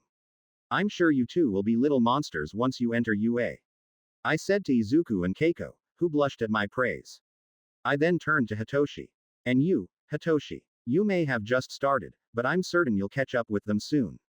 Just keep working hard. +25 SP. +10 SP. +25 SP. Ah, right, Hitoshi muttered and scooped the remaining food in his bowl into his mouth to hide his red face. Thank you, Soda-san. It's all thanks to your help. Izuku said with a smile while Keiko nodded in agreement. That's right, Su-chan. We couldn't have gotten this far without you. Keiko said with a warm smile. So please continue to look after us. Yeah, you got it. +30 SP. +15 SP. +35 SP. Leaning back, I watched them eat with a small, proud smile on my face. Despite the rather greedy origins of how our relationship started, I was glad I decided to help these 3 out. Not only due to the points but also because of the hardships that would come their way in 1 year. They needed to be ready for what was coming. XXX. Dig deeper, I said to another me who wasn't one of my clones or a twice clone. The energy is there. You just have to grasp it. I'm trying. It's almost as if it doesn't want to do what I say. Himiko said in my voice as she tried to bring out the minimal amount of cursed energy within her. Sighing in defeat, she leaned back and stared at the darkening sky. I'm sorry, Sukuna-kun. I don't think I can do it. I can use Jin-kun and Kana Onichan's quirks just fine, but when it comes to your curse energy, it just doesn't want to listen to me. At Nobleman at. Ignoring how weird it was to hear my voice talk in such a feminine cadence, I nodded and wondered why she couldn't use CE. She had it within her. At least, her transformed body did, so why couldn't she use it? Could it have to do with your soul? I muttered as I remembered how much the soul came into effect within the world of JJK. Could being born with CE be a factor? Did CE have to be an integral part of a person's being to be used? How confusing. I would know this for sure once I pulled Mahito's inane technique, idle transfiguration, which would allow me to be able to see and manipulate a soul. But I hadn't had much luck at pulling that technique thus far. I could get lucky and pull a skill that would allow me to see a soul, like how Yuji or Sukuna could. I suppose there's not much we can do, I said as I walked over to Himiko, who was now dissolving away my appearance. I held a hand out to her and lifted her to her feet. Even after she was standing, she held onto my hand with a slight frown. Sorry, I couldn't use it, Himiko said with disappointment. Pulling away, I patted her shoulder with a smile. It's fine. I guess I really am the only one who can use CE. At least for now. I guess so, Himiko muttered as we made our way toward the main house from our courtyard. Sliding open the shoji door, we came upon a rather amusing sight. Jin was currently in a heated debate with Kana over where a large segment of Legos would go while Arie happily built a spaceship of Legos. Behind them stood a large box with a picture of a castle. I'm telling you this part goes here, Jin said as he tried to place the piece in his hand down onto a half-built foundation. Kana placed her hand over his face and pushed him back. No, you clown. The instructions says it goes on the other side. Screw those instructions. Legos are meant for creative freedom, Jin said as Arie began adding wheels to her spaceship. See, look at Arie-chan. She gets it. Are you blind? It's supposed to be a castle, not whatever it is you're trying to build. Kana pointed over at the box where the image of a colorful castle sat. What did we walk into? Himiko asked with a giggle as Kana threw the instructions into Jin's face, causing the man to fall back dramatically. I don't know, I said as Arie continued to play peacefully while both adults began throwing Legos at one another. But it's gonna make a great Christmas card. I then pulled out my phone and took several photos. XXX. General Pav. Blinking tiredly, Aizawa Shota walked through the early morning streets of Musudafu on his way to work. Since I have no students to teach, maybe I'll take a nap all the way until lunch. Yeah, that sounds good, Shota thought as he passed by several people heading to work, school, or early morning runs, walks. Due to his status as an underground hero, no one recognized him as a pro hero. Something that he found to be completely okay. Shota didn't care much about all the unnecessary attention. This also meant that the majority of the UA student body who weren't already familiar with him would not be aware he was a teacher. Who's this bum? Should we call someone? I mean, he shouldn't be here, right? Sir, do you want me to show you the way out? This ended up being the case with the now expelled Class 1A. Shota didn't find some of those comments confusing him with a homeless man to be very amusing. So he ended up taking a small amount of joy after he expelled all 20 of his students after finding zero potential in them. At some of their crying faces, he did end up feeling slightly bad before getting over it. If those kids couldn't handle something as simple as a quirk apprehension test, then they would have no chance of surviving the grueling world of pro heroes. Even so, all 20 of the students he expelled should be finding out that their expulsion was a ruse sometime today. Hopefully, his wake-up call would get them to start taking UA more seriously. He was glad he was able to talk to Principal Nezu into granting him the ability to expel and re-enroll all of his students. If it weren't for that, he wouldn't be able to scare his students straight.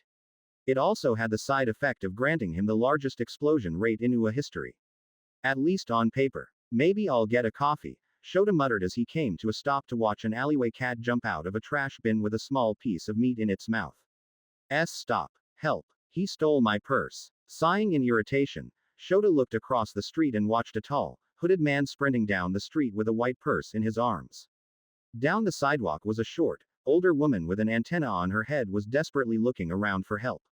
Several bystanders stood frozen and simply watched as the man ran off. Not a single one of them moved to help or provide any help for the older woman. Just my luck. Crime before my morning coffee. Shota said as he prepared his capture tape.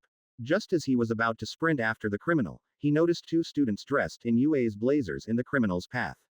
The taller of the two stepped in front of the criminal with his hands in his pockets and performed a sweeping low kick that sent the hooded man flying through the air.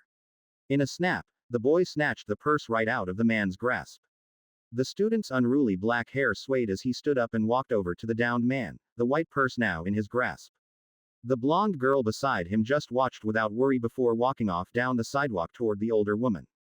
Should I step in? Shota thought as he grew just close enough to be able to act should things get dangerous, but a small part of him that witnessed the black-haired boy's move stopped him. The way the student moved was quick, flawless, and with high precision.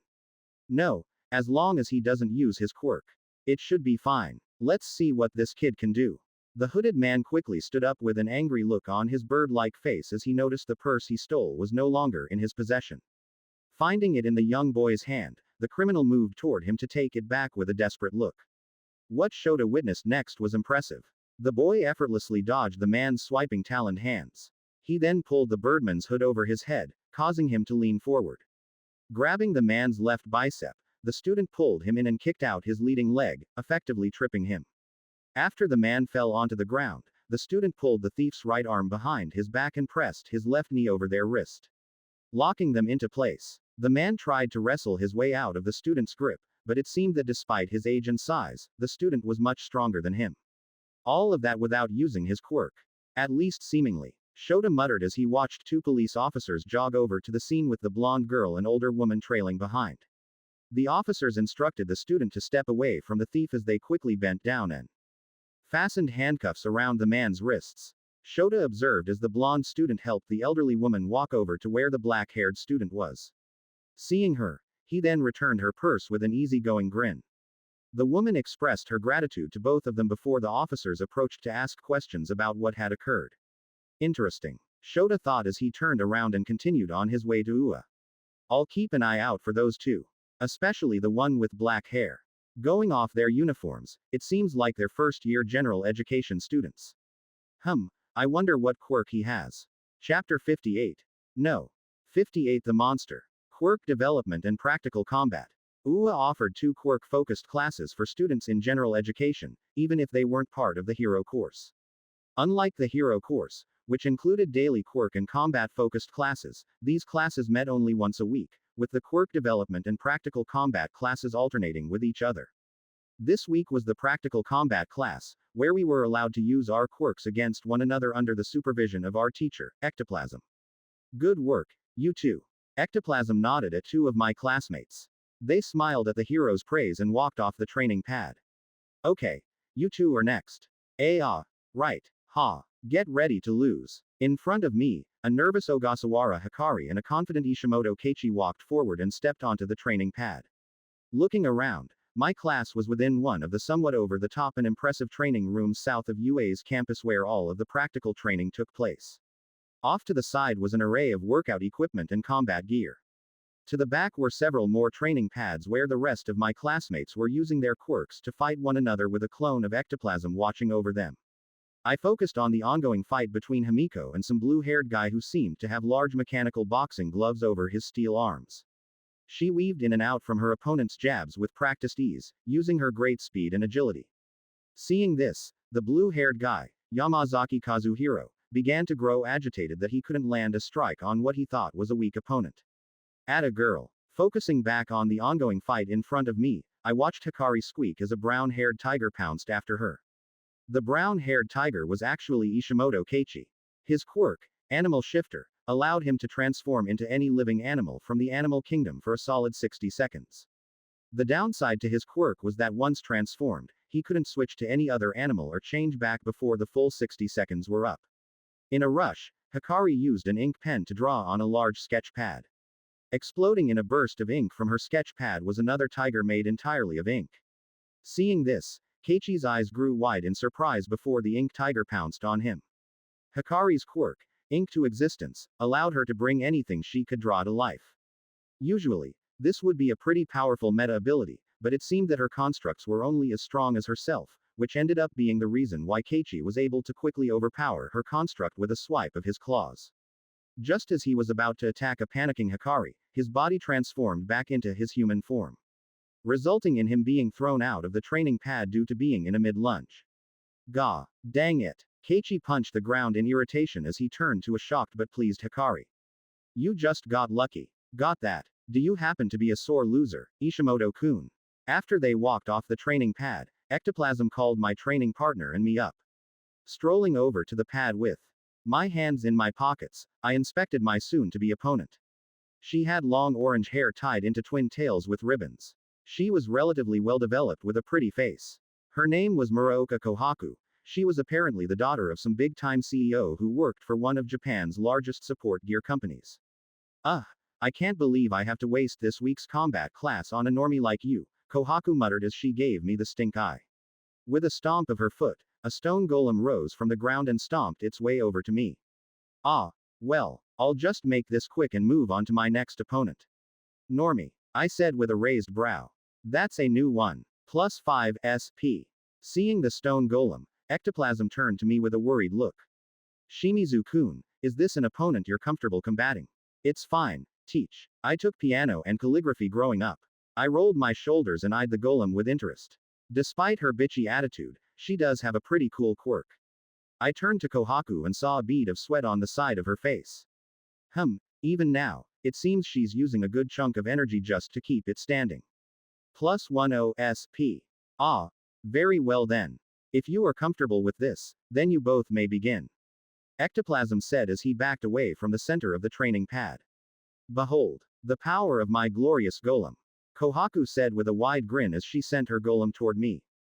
The large stone summon stomped its way over with loud thuds, gaining the attention of our other classmates who were waiting for their turns. Punch him. I hopped to the side as the golem swung its large stone arm over where I once stood. Grunting, Kohaku then ordered her golem to chase after me in order to punch me again. This thing doesn't have the ability to think or act on its own. Its movements are entirely dependent on its master's commands. Hey, princess, is this really the best you can do? I called out as I effortlessly danced around the golem's attacks with my hands still in my pockets. Sweating in exertion, Kohaku blushed in embarrassment at my nickname for her as she struggled to command her to summon to hit me. I thought one of the class's most popular and strong students was capable more than this snooze fest. Added Nobleman at. +5 SP. Shut up. Kohaku screamed with a red face as she swung her arm in the air. Crush him. Crush that annoying bug already. At her loud commands, the golem upped its speed and power. Grinning, I flipped over a low sweep and used its thick arms to run up onto its shoulders. Leaping over it, I looked down at Kohaku's surprised face and moved right at her. With little issue, I spun around her and clamped my hand over her mouth. +10 SP. There we go. No orders, no movement. I said as I watched the stone golem freeze. Your loss, princess, I whispered into her ear, causing her to shiver. I then made a chopping motion over her head and looked over to an impressed Ectoplasm. The match is over. The victory is Shimizu-kun's. Letting the fuming rich girl go, I watched as her stone golem crumbled into rubble. If only Kohaku were able to get around the limitations of her quirk, she would be a pretty formidable opponent. 5x10 equals +50 SP. Shit. Again. How is he doing that? For a quirkless guy, he's somehow able to win every match. You think he's cheating? Nah. My brother is a black belt in karate, so I can tell Shimizu is a very proficient fighter. He's just that good. I funneled out my classmates' comments and turned to Kohaku, who was angry and blushing. She stomped in front of me and pointed a finger at my face. How rude. +10 SP. Rude, she roared. How dare you touch my lips like that? How am I supposed to find a suitable husband after having my lips smothered by you? Hear me, I will win our next match. That I swear. Shimizu. What happened to Normie? I tilted my head and pushed her finger away. Kohaku looked away and began walking off. I never called you that. If you say so. Hey, Soda-kun. Himiko said in a low voice as she leaned her chin on my left shoulder. Her eyes were closed while a wide, tight smile spread over her face. You're not becoming one of those guys, are you now? What did I do? Wait, what does she mean by those guys? No, I muttered as I looked over where Kazuhiro lay unconscious and surrounded by a few of our fellow classmates. At my answer, her somehow glowing eyes stared into my soul. Great. XXX. General Pav. In there. Move it. Dressed in a blue two-piece jumpsuit, Shuji Cydo stepped through the door one of the detention center's guards held open. Walking inside the small room, Cydo saw a well-dressed man sitting behind the room's lone bolted-down table. Hearing the room door close, the man dressed in a tan three-piece suit looked up and noticed his client's arrival. Ah, Cydo-kun. I've been waiting so long to meet you finally. Standing up, the man walked over and shook Cydo's hand. My name is Gakia Soru. Who are you? Staring at the man in confusion, Cydo looked at the briefcase and stacked documents on the table. Grinning, Soru patted Cydo's shoulders and led him to a chair. Of course, you must have no idea who I am. But worry not, I know all about you, my boy. Soru said as he sat down in front of Cydo. Grabbing a folder from his briefcase, Soru flipped through several pages and landed on one specific document. Let's see. Lying to the police, conspiracy, defamation, and the cherry on top, assault. Those are some grave crimes, my boy. Fortunately, you have one of Japan's finest criminal lawyers on your side. Lawyer. You're my lawyer. Cydo blinked in confusion as he stared at Soru with hope. Did my parents hire you? I knew they hadn't given up on me. Are you going to help me get out of here? Indeed I am. I've been working day and night to get you out of this dump for several weeks. A good student such as yourself doesn't belong here, right? Why yeah, that's right. You see, this wasn't my fault. This was all Toga. Before Cydo could finish, he felt the temperature in the room plummet. Soru's once friendly and happy demeanor was nowhere to be seen. Standing up, he walked around the table and leaned to the side. Standing in front of the room's lone hidden camera in the top corner. It seems you've forgotten, Cydo-kun, Soru whispered with a small smile. Betraying your word to that man won't end well for you. Or your family. Or have you forgotten? Leaning back in his chair in terror, Cydo stared into Soru's frigid brown eyes. Swallowing the lump in his throat, Cydo shook his head. You're with him. Cydo whispered. Nodding, Soru's cold expression immediately transformed. A large, easygoing smile spread across his face as his demeanor shifted into a more friendly tone. That's great, Soru said with a cheery tone. I'm glad we're on the same page now, my boy. Now then, let's talk about getting you out of here. Forcing a smile, Cydo nodded and listened as Soru walked him through everything he'd done to get him released. The older, brown-haired man spoke about his talks with the judge and how Toga Himiko made a case for his release, shocking the young man. Thanks to the victim of the attack being willing to forgive his actions, the not-so-corrupt judge was willing to lessen Cydo's punishment. Instead of finishing his sentence for his crimes, he would now be released on parole while performing community service. Usually, overturning a case like this would be unthinkable in a country like Japan. But thanks to the corrupt judge, the new ruling went unimpeded. Is this really happening? I can go home now. Cydo muttered in a daze. Giving the boy a slight nod, Soru smiled and returned all his documents to his briefcase. Yes, this is really happening. We should be able to get you and young Sayaka out as well. Kids with bright futures like yourselves deserve a second chance. We should be able to get you released in another 2 weeks. So please be patient, Cydo-kun. No way, Sayaka-chan as well. I can't believe it, Cydo said with tears in his eyes. With his piece said, Soru stood up and went to the door. Cydo turned to him and bowed his head in a burst of happiness. Thank you, Gakia-san. Truly. Pausing, Soru smiled slightly. Don't thank me. This was all thanks to him. Hearing the man's cold voice return, Cydo's glee subsided slightly. He was again reminded that his freedom was only thanks to the man who ruined him. Right. XXX. Shimizu Soda Pav. Gah. Damn it. This guy's tough. A man dressed in a feathered cape with a jumpsuit with a large N on its chest said as he picked himself up after being punched. This was the pro hero native. But as a pro, I can't let these guys win. You hear that, bro? The big OL hero thinks he's going to win. 2 men stood across from the pro hero, wearing amused smiles as they observed native wiping the blood from his injured lip. The man on the left had shiny, reflective skin with a metallic sheen and sharp, serrated teeth. On the right, another man with long, Dirty blonde hair flexed his arms, causing his muscles to bulge and pulse. Whatever. Let's just kick his ass so we can get out of here. The dirty blonde said as he and his partner approached the injured hero.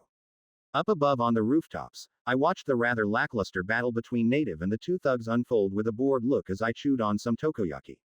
How boring, I said as I finished my last octopus ball. Sliding down my four-eyed mask, I stood up and jumped away from the snooze fest of a fight. Let's go see if I can't find another fight. Leaping over the city rooftops, I scanned the streets and sights below with steady eyes. Landing on an empty bridge, I paused as I felt a disturbance in the air to my right. Focusing, I noticed a speeding blur of black flying right at me. Crack. With a hop, I flew black as a large, winged creature with an exposed brain crashed straight through the bridge, shattering and destroying the structure with ease and causing the nearby people below to panic at the sight of the creature. What is that thing? Someone call a hero. A monster. With a swing of its massive hands, the Nomu blew the dust cloud around it and turned to me as I landed on the road in front of it. Everyone ran around me, screaming as the large Nomu lumbered across from me. The Nomu stood around 2.5 meters tall and was heavily muscled. Its dark skin was marked by several prominent scars. On its back were wide, dragon-like wings, and its dinosaur-like feet cracked the pavement beneath its weight. It wore a pair of pants over its lower half. The creature's long fingers ended in sharp steel claws that dragged along the ground, leaving thin gouges in their wake. Its bird-like snout stretched out, filled with rows of sharp teeth as it let out a low growl. Image. I don't recognize this one. No, wait. It sorta resembles the Nomu that fought All Might during the USJ incident. From underneath my mask, I looked around the surrounding rooftops and buildings. Despite my search, I failed to see any signs of Kurogiri or Shigaraki. Hey, ugly, I called out to the Nomu. Where's the one holding your leash? With a glass-shattering roar, the Nomu exploded toward me with incredible speed. The creature swiped one of its large arms at me and tried to slice my head to pieces. If it's like the one that fought against All Might during the USJ incident, then it should have a shock absorption quirk. Let's see how it handles against my slices. Dismantle. I swiped my hand down and watched as the Nomu's arm was sliced into several bloody parts. Ignoring the loss of its limb, the Nomu's head snapped toward me and bit its teeth at me.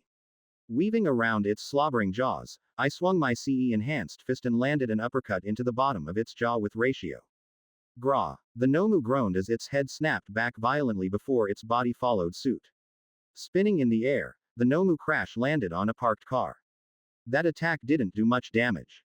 The most it did was send it flying back. What is that? A woman dressed in a business suit cried as she and several other nearby people freaked out at the sight of the monstrous bloody Nomu. You're a tough son of a bitch. I landed on a nearby traffic pole and watched as the Nomu's missing arm slowly regenerated. Rolling off the ruined car, the Nomu searched the street before its nose sniffed the air. Its head then jerked to my position with a roar. Healing, animal-like senses, strength, durability, flight, speed, and who knows what else.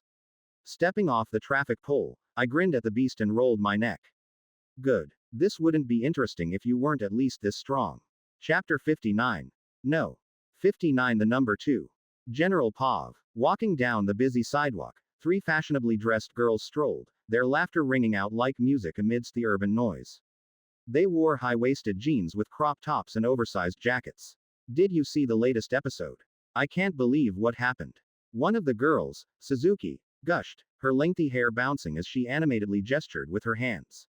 I know, right? From beside her, a second girl, Kajiwara, replied, flipping her sleek ponytail. That plot twist was everything. I'm still not over it. As they passed a trendy cafe, Yutsushimi Kami, a member of the 3 girls, paused momentarily, taking a quick selfie with her friends in the background. This is going straight to my Insta feed, she declared, adjusting her sunglasses. The other 2 posed dramatically, playfully rolling their eyes but secretly loving the attention. Just as Kami was about to post her picture online, a loud explosion down the street stole their attention. Like a chemical reaction, everyone who was once walking without care began to panic and scream.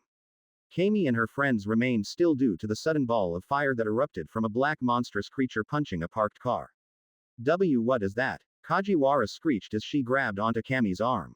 A monster. It's like, totes ugly, Kami said calmly. However, her legs shook as the winged creature released a roar and lifted the remaining pieces of the car. Its head seemed to scan the air and growled. With a throw, the monster threw both halves of the flaming vehicle toward Kami and her two friends, causing the three to scream in terror. That won't do. Kami watched with wide eyes as the flaming vehicle was sliced to pieces. Landing in front of three, a black hooded figure wearing a mask aimed his right hand at the incoming beast. In an instant, several large cuts appeared over the Nomu's body, sending blood gushing onto the street. Turning to them, Sukuna waved them off like they were pests. What are you wastes of space still doing here? Get out of my sight. Raising his hand, he then flicked his finger at them, causing a burst of strong wind to blow them back. This jolted the girls to snap out of their stupefied daze, and they began running away. As she ran, Kami turned back and watched as the masked man who saved her life effortlessly jumped around the monster's unrelenting attacks. XXX. Shimizu Soda Pav. I've been fighting this thing for over 5 minutes now, and I haven't gotten a single point. How lame. Sliding under a wild haymaker, I grinned at the Nomu's crazed swings. Moving in, I placed my palm on its stomach and unleashed several cleave attacks. A spider web array of slices spread over the Nomu's torso as its blood splattered in front of me. Ignoring its injuries, the Nomu grabbed me by my shoulders with its large hands. Don't touch me, Schlick. The Nomu growled as its arms were ripped to ribbons. Landing on the ground, I leapt up and kicked it across its face with a loud crack. The genetically modified creature crashed through the wall of the bookstore to our left, sending bricks and debris everywhere. The people who were hiding within the bookstore all screamed and ran away once their eyes landed on the healing Nomu. Reaching down, the Nomu grabbed a large chunk of the broken wall and threw it at me. Moving to the side, I dodged the thrown wall and tilted my head back as its claws sliced through the air. Blurring right above it, I drove my fist into the side of its brain, sending it flying back. Despite the high level of strength I put behind my punch, the Nomu righted its body and planted its feet onto the ground. You're durable to physical blows, I muttered and swiped my fingers to the side. A long, deep slash ripped across the Nomu's body as it stumbled back. But against my slashes, that durability of yours is pretty weak. Seeing the Nomu blur away, I raised my hands up and caught its powerful right elbow strike.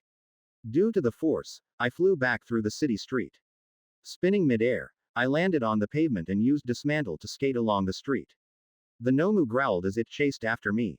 Seeing the abandoned vehicles around it, it began to chuck them at me effortlessly.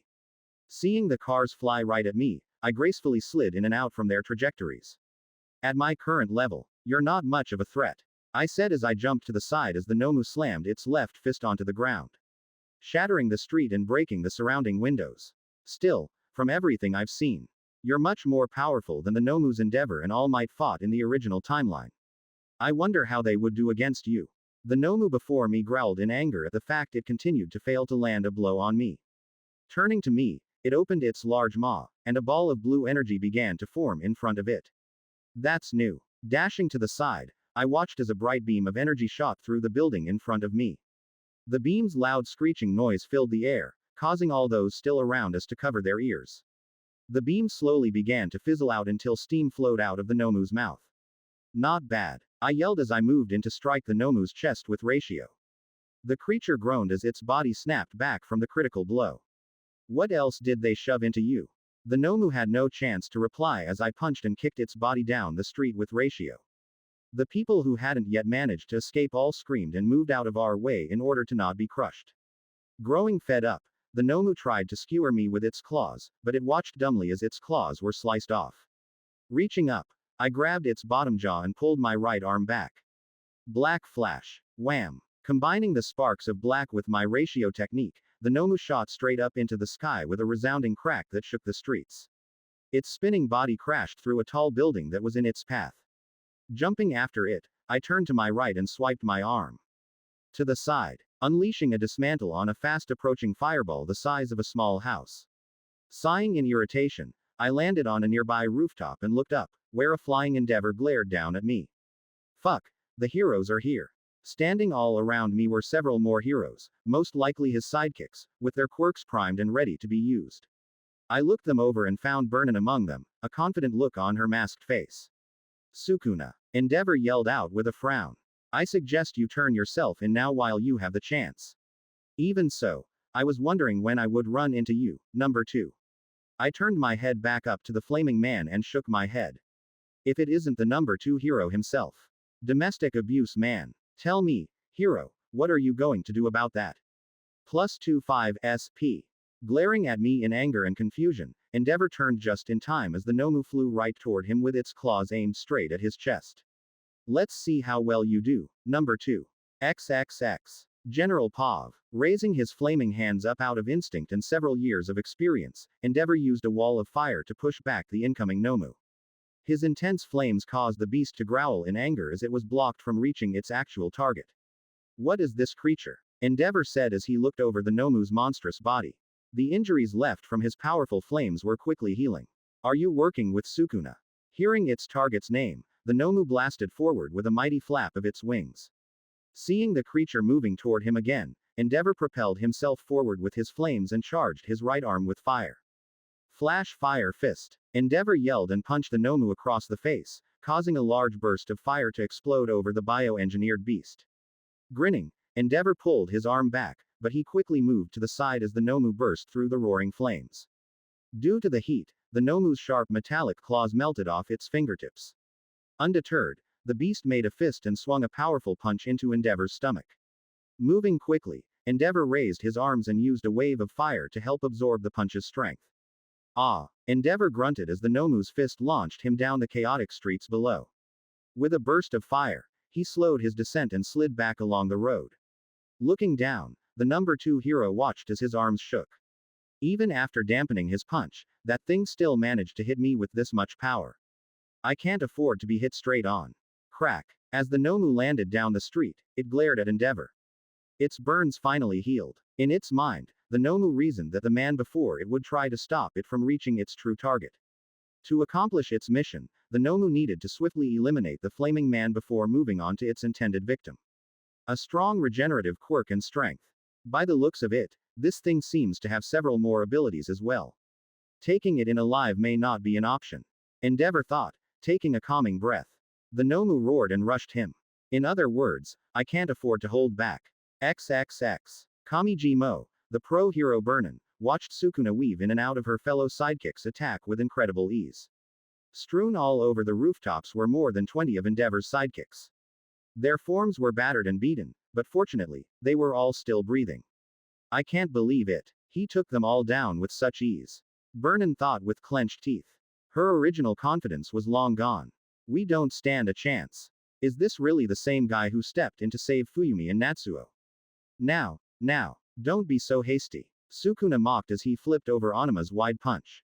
With a flick, Sukuna sent Onima crashing harshly against the floor, knocking him out. Is that all you sidekicks got? How disappointing. A man wrapped in bandages and a purple flak jacket moved behind Sukuna without a word.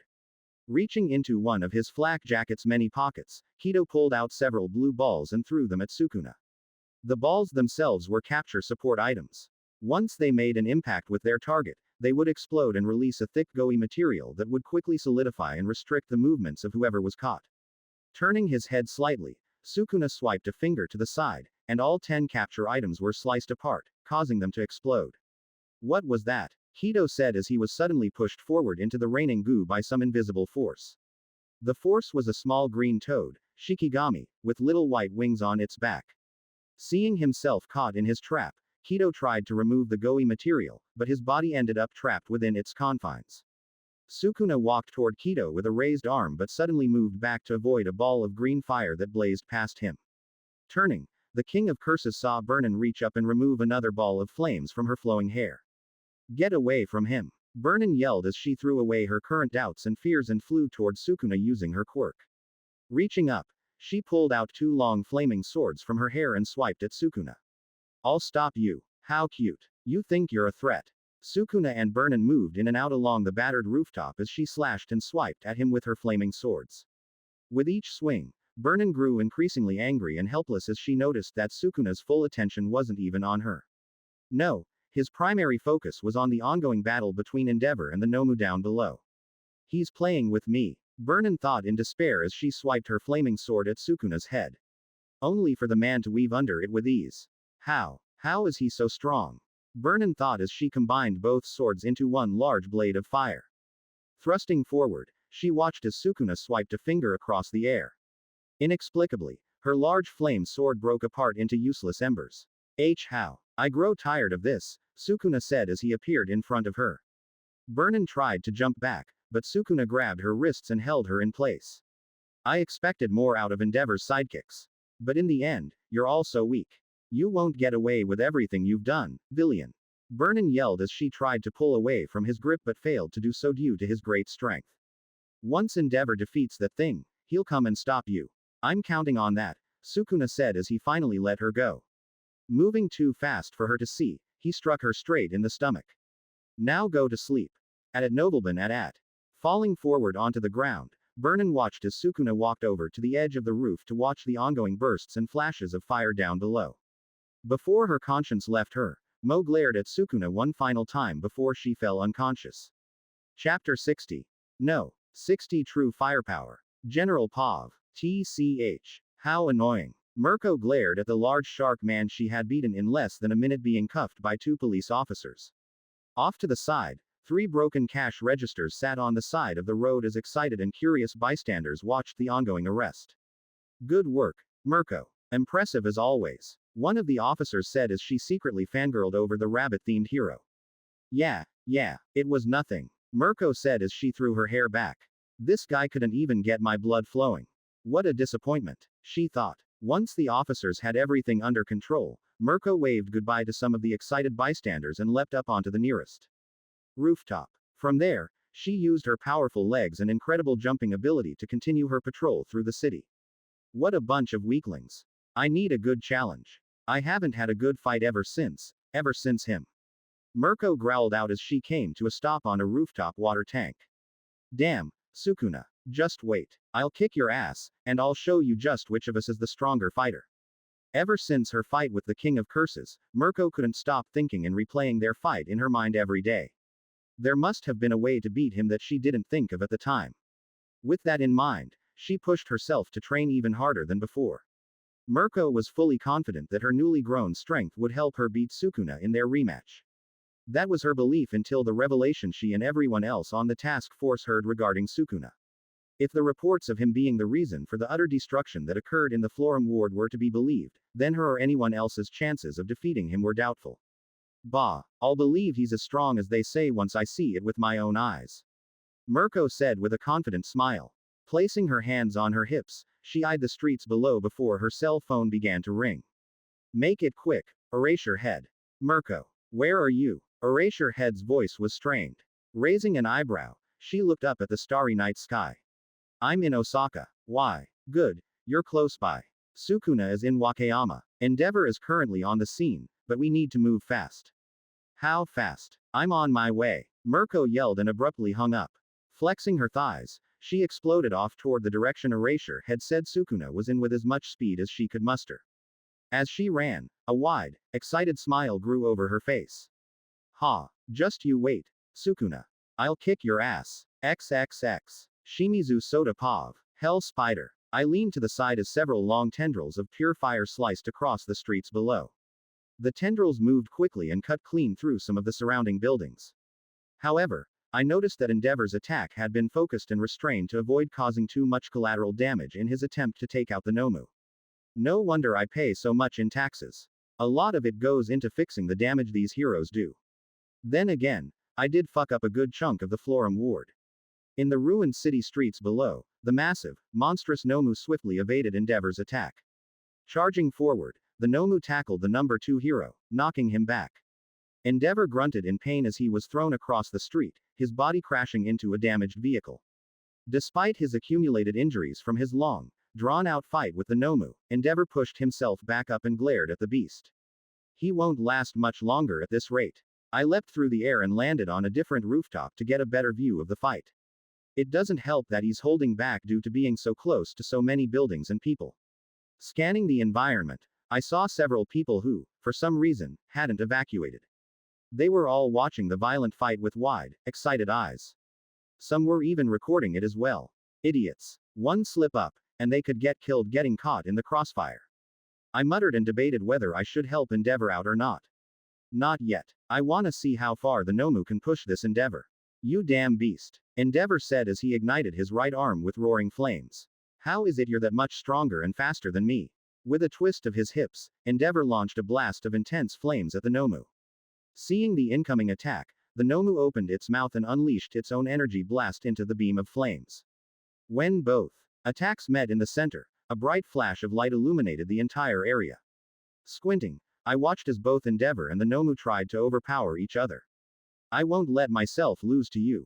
Endeavor yelled as his feet began to slide back from the intense gusts of wind caused by their clashing attacks. Flashfire fist. With a loud yell, steam flew all around Endeavor as he increased the power of his attack. His beam of fire swelled and burst with high intensity as it quickly overpowered the Nomu's attack. In a flash of bright light, the Nomu's body was blasted back into a building, resulting in the building collapsing over its burnt remains. Panting in exhaustion, the flames around Endeavor slowly began to decrease in size until they were only small embers. Falling to a knee, steam and smoke rose around him as his battered body reached its limits. Not bad. I clapped my hands, gaining Endeavor's attention from down below. I looked down the hot, searing street where several scattered fires burned. You have some amazing control over your quirk. Still, you should have let everything you had loose. Plus 15 SP. What are you talking about? Exploding from underneath the large piles of rubble, a quickly healing Nomu rose to its full height. Bone, flesh, and skin regrew back as its newly regenerated wings flapped. Once its head was back in place, the Nomu threw its head back and released an ear-splitting roar. It can't be. Endeavor muttered in shock as the Nomu turned its attention to him. Nothing could have survived that attack. Landing in front of the spent hero, I slid my hands into my pocket and motioned to the bioengineered beast. That thing did. Raising my mask above my mouth, small tattoos appeared at the sides of my mouth. Don't move. Inamaki Toge's cursed technique, cursed speech, allows its user to reinforce their words using cursed energy at their opponent. Whatever the user says will compel their target to act or be acted upon based on those words spoken. A rather simple technique but extremely powerful under the right user. However, like most cursed techniques, overusing cursed speech takes a physical toll on the user's body. The stronger the words used, the worse the side effects are. In the worst case scenario, cursed speech could backfire on the user and result in sore throats, coughing up blood, and/or losing the ability to speak. But thanks to RCT, those drawbacks are reduced to a minor inconvenience. Another drawback of using cursed speech in a world lacking in CE is that I have to use double the amount of CE in order for the technique to work. However, thanks to my very large reserves, that issue has been rendered a minor hindrance. Immediately, the Nomu before me came to a complete stop. Its limbs were seemingly frozen as it remained rooted in place. From behind me, Endeavor's eyes grew wide as he also froze from hearing me speak. After healing my injured throat with RCT, I slid my mask back down and turned to Endeavor. Watch, Endeavor. I'll show you what true firepower looks like. Walking forward slightly, I stared at the Nomu and grinned. Open. Quote. Reaching out, I opened my palm and watched as a long stream of flames danced in front of me. Plus 50 SP. Flames. Endeavor managed to whisper through his slightly open mouth. Holding my arms forward, I brought my hands together and concentrated on igniting my flames. As I spread my arms apart, a thick stream of fire began to dance between my palms. Then, bringing them back together swiftly, I grabbed one end of the flames with my right hand and pulled. This was fun, but I've grown bored of you, I said to the Nomu as I held my divine arrow beside me. Now, be gone. Fwish. Letting go, I watched my arrow strike true and detonate. Once it reached the Nomu, an immense blast of heat exploded from the Nomu as my attack caused a bright orange light to bathe the city in its glow. Once the light died down, the Nomu kneeled over. Its burning body slowly began to disintegrate into charred pieces of rock and dust. The only proof of the beast's existence was the large pile of burning black powder where it once stood. Turning to a shocked, unmoving Endeavor, I walked toward him and stood over him with my hands in my pockets. Plus 150 SP. Now then, what should I do with you? XXX. General Pav. Standing on an isolated rooftop a few kilometers away from where Sukuna and Endeavor were, a tall man dressed in a suit and wearing a black mechanical mask observed the King of Curses as he stood over Endeavor with a pleased grin. Excellent. You've exceeded my expectations, Sukuna. While the loss of the Nomu is regrettable, the information I gained from watching over you is invaluable. All for one said as his head turned to watch several incoming figures approaching Sukuna's position. Interesting. How will you handle this development? All for one turn to a young man with messy, grayish-blue hair of varying lengths. He wore black pants and a long-sleeved black shirt paired with red shoes. The most notable feature of the young man was a disembodied hand covering his face, obscuring most of his features except for his red eyes. Be sure to watch and learn, Tamura. This person may one day be a useful ally to your cause. Yes, sensei. XXX. Shimizu Soda Pav. Get away from him. I watched as several strands of fiber wrapped around me. With a sudden pull, my body was lifted into the air, leaving me suspended. Quickly, dozens more strands began to encircle my limbs, effectively trapping me in place. Ho, what do we have here? I looked over to my right and watched as Best Jeanist held his hand up. In his grasp were dozens of fiber strands. Behind him, Edgeshot and Crust watched me closely and carefully. Sukuna. Best Jeanist said with a tone of finality. Your reign of evil stops tonight. As that's so, I muttered as I tried to escape. Or at least, I made a show of trying. These are some mighty strong fibers. It seems have been caught. Plus 15 SP. Rushing beside Endeavor, Ingenium came to a stop and checked over the number 2 hero. Endeavor. Are you okay? I'm fine. Growling in irritation, Endeavor felt control over his body return to him. With a grunt of exertion, he slowly stood up. He looked over to the rooftops and saw no sign of his sidekicks. What of my sidekicks? He said as he quickly turned to me, his eyes full of caution despite my apparent capture. Midnight is currently checking them over. Thankfully, it seems that they're all alive. Just knocked out. Ingenium said as he turned to me. So that's Sukuna. I didn't think it would have been this easy to capture him. Capture me, I said mockingly. Slowly, I began to laugh in amusement, gaining confused and suspicious looks from the heroes. Hearing my laugh, Endeavor gritted his teeth and forced his flames back on. How amusing. Do you think this is enough to stop me? In a split second, all the fibers holding me in place were ripped to shreds. Landing on the ground, I swiped my hand through the air and watched as an extended, shallow cut appeared over Best Jeanist's chest. The cut was not shallow due to Jeanist's durability, it was shallow due to the fact that I had held back on that attack. Shocking everyone but Endeavor. Plus 15 SP. Plus 35 SP. Plus 40 SP, added Nobleman at. Plus 25 SP. Plus 25 SP. Jeanist, Crust, Ingenium, and Edgeshot yelled in concern as they watched Best Jeanist stumble back and grab his bleeding wound. Come on heroes. Show me what you can do. I said as I motioned them to attack me with a grin. Come at me. Chapter 61. No. 61 Heroic Beatdown. General Pav, Kamihara Shinya, or Edgeshot, growled and shot toward Sukuna.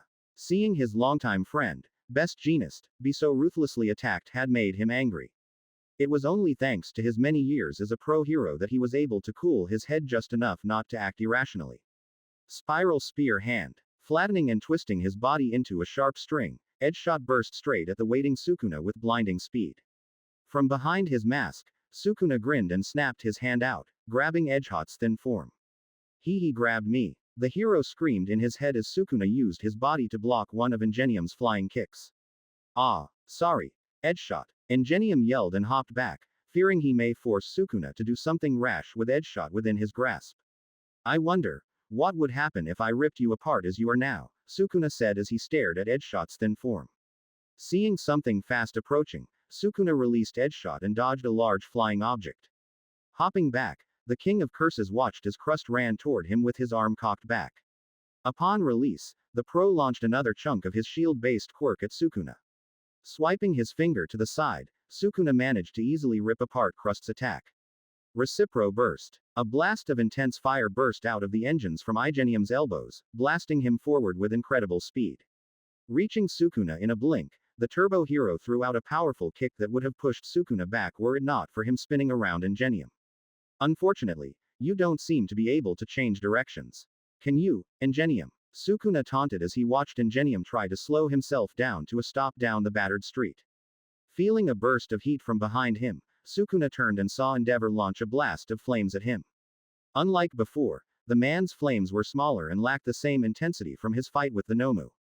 Clapping his hands in front of him, Sukuna sent a dismantle toward the fire, splitting the blast into two separate waves of flames. As the flames flew past him, Sukuna saw several dozen thin fibers fly toward him in an effort to trap him. Sighing in annoyance, he released several slash attacks through the air that ripped apart Jeanist's threads. The hero ignored his bleeding chest as he swung his arms to the side to unleash several more strands onto Sukuna. At the next moment, Sukuna blurred away and reappeared on Jeanist's right side. Shocking the man. Such speed. Best Jeanist thought as he tried to move away. You bore me, Sukuna muttered as he punched Best Jeanist on the side of his stomach, directly over his liver, with his technique, ratio. Best Jeanist's eyes grew wide as his body was launched across the street violently. Rolling to a stop, Best Jeanist's wide eyes stared up blankly into the night sky as he took slow, shallow breaths. XXX. Dude, are you getting all this? A spiky-haired blonde teenager said as he watched the ongoing fight down the ruined road. He was dressed in an orange and black hoodie as he hovered over his black-haired friend, who was wearing a high-collared blue shirt. Yeah, man, we're going viral, the young black-haired boy said as he held up his phone to record the battle. On his screen in the top right corner was a number showing off over 5 million viewers tuning in to watch the intense fight between several of Japan's top heroes and the mysterious masked man. Off behind them, a pink-haired girl shook as her shoulder-length hair continued producing cherry blossom petals due to her quirk. Guys, I think we need to get out of here before we fucking die. Nah, we'll be fine. XXX. Jeanist. Edgeshot. Yelled and ran right at Sukuna. Spreading his arms out, Edgeshot sent several kunai at Sukuna. Before they could reach him, the weapons were all torn to shreds. Glaring at the King of Curses, Edgeshot transformed his body into a thin strand and flew toward Sukuna's chest.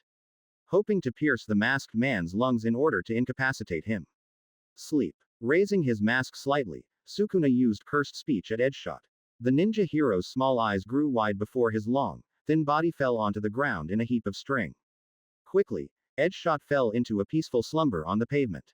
Sukuna. What a powerful foe, Crust muttered as he and Ingenium looked over at their unconscious comrades. Crust then looked over at Endeavor's form and noticed the man's normally large flames were now much smaller. Steam rose over the number 2's body as he glared at Sukuna.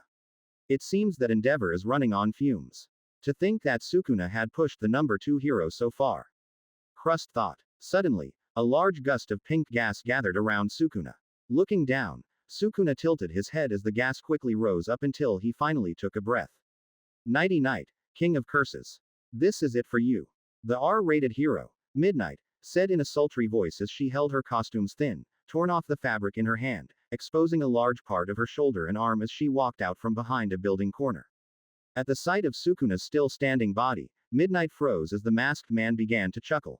At Nobleman at. It can't be, Midnight thought. Midnight, you're here too, Sukuna said as he swiped his arm through the air, sending her quirk's sleeping gas away from him with a mighty gust of wind. Unfortunately for you, your quirk is useless against me. You gotta be kidding me. Midnight hissed as Sukuna rushed toward her. Before the demon god could reach her, Ingenium dashed toward him and sent a wide kick at his head. Raising his arm, Sukuna blocked the strong kick and grabbed onto the hero's leg. Chuckling, Sukuna used a weak cleave onto Ingenium's leg, slicing Ingenium's Achilles heel. Gah! Ingenium screamed as Sukuna spun and kicked the turbo hero through a window. Sukuna! Crust yelled as he rushed Sukuna with a large shield raised in front of him. With as much power as he could muster, Crust bashed into Sukuna's side and sent the King of Curses sliding back. Seeing his attack having an effect, he rushed in again to bash his shield one more time. Let's see how that shield of yours works against this piercing ox, Sukuna said as he moved to the right. Blinking in confusion, Crust heard several loud thuds rippling through the street. Unseen by him and those around him, a large black ox dashed through the street and bashed the top of its head into Crust's shield, shattering the man's defense and slamming its head right into Crust's stomach. Gah! Crust yelled in pain as his consciousness left him. Off to the sides, Midnight and Endeavor watched on with confusion as Crust was attacked by a seemingly invisible force. It's like Merko said, Midnight said with growing concern. One by one, every member of the task force was being taken out with seemingly relative ease by Sukuna. Damn it! Where are you, Eraser, Merko?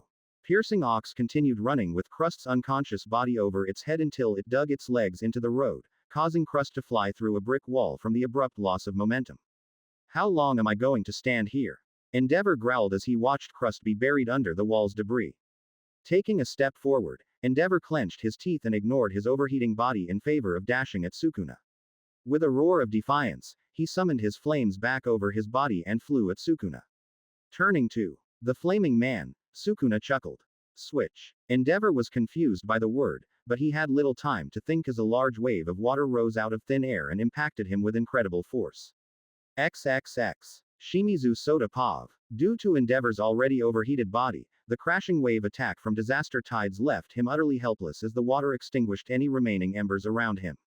While he could still rely on his pure physical strength and speed to attack me, his struggle to lift himself from the wet floor made me doubt he would be much of a threat. Plus 65 SP. Plus 55 SP. This isn't good, Midnight muttered as she held her whip at her side. Turning away from Endeavor, her eyes grew wide when she found no sight of me. Where did he? Right here. Plus 35 SP. Before she could react, I grabbed the top of her head and knocked her out with a careful application of CE. Like a puppet with its strings cut off, the R-rated hero collapsed onto the ground. Water as well. Endeavor coughed as he raised his head to glare at me. Just how many quirks do you have? As I walked toward him, I began to chuckle.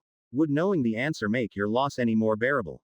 Stopping in front of him, I debated if I should switch out 2 more techniques for disaster flames and ice formation. I wondered what type of expression he'd make at seeing what he spent most of his life trying to achieve be done so effortlessly before his eyes. In the end, I chose against that. As funny as that would have been to see, I couldn't risk leaving myself with limited techniques in case more pro heroes arrived. This was fun. Number 2. Next time, let's have a real fight. Before I decided to knock him out, I paused. Oh, that's right. How are those 2 children of yours? The pretty girl and the angry little boy. Plus 75 SP. So that was you. Endeavor hissed as his body began to slowly heat up. In the end, he failed to produce his precious hellfire. Seeing his quirk fail him, Endeavor ended up choosing to just glare at me. Why? Why help them? What benefit is there for you to have saved them? Were you hoping I'd be in your debt? I saved them on a whim, I muttered as I looked out at all the battered and destroyed streets. The utter destruction from tonight's battles had left deep scars on the surrounding buildings and roads. Especially the areas around where I had destroyed the Nomu with my divine arrow. Nothing more than that. Are you connected to that man? Endeavor said carefully, hoping to acquire as much intelligence on me despite his situation. Ah, you mean all for one, I said as I turned to him. I could have told him that I had no affiliation with the quirk-stealing man, but I decided not to. It was better to keep the heroes and everyone else who was privy to me guessing who exactly Sukuna was. That way, they'd stay off my trail for as long as possible. Wouldn't you like to know? Appearing beside him, I bashed my fist into the side of his head. The number 2 hero rolled on the ground from the force of my punch and remained still at my knockout punch. Plus 90 SP. I should fight pro heroes more often. They give out a lot of SP. At the sight of all the beaten and unconscious heroes, all the people who decided to hang back to watch or record the fight foolishly walked out from their hiding spots with disbelief on their faces. It was as if they couldn't fathom the fact that their precious heroes had actually lost. Standing still, I chose to remain in my spot over Endeavor's fallen form, holding my head high for them to see, indeed, for the world to see. To be cheeky, I even gave them a bow as a way of thanking them for being such a wonderful audience. And with this, I announce myself to the world. No way. The heroes lost. Who is that guy? He's so strong. Even the number 2 lost. The heroes called him Sukuna. Right. Standing straight, I decided it was time to get the hell out of here before All Might showed up. No matter how much stronger I've gotten, I had no illusions that I would be able to beat the man.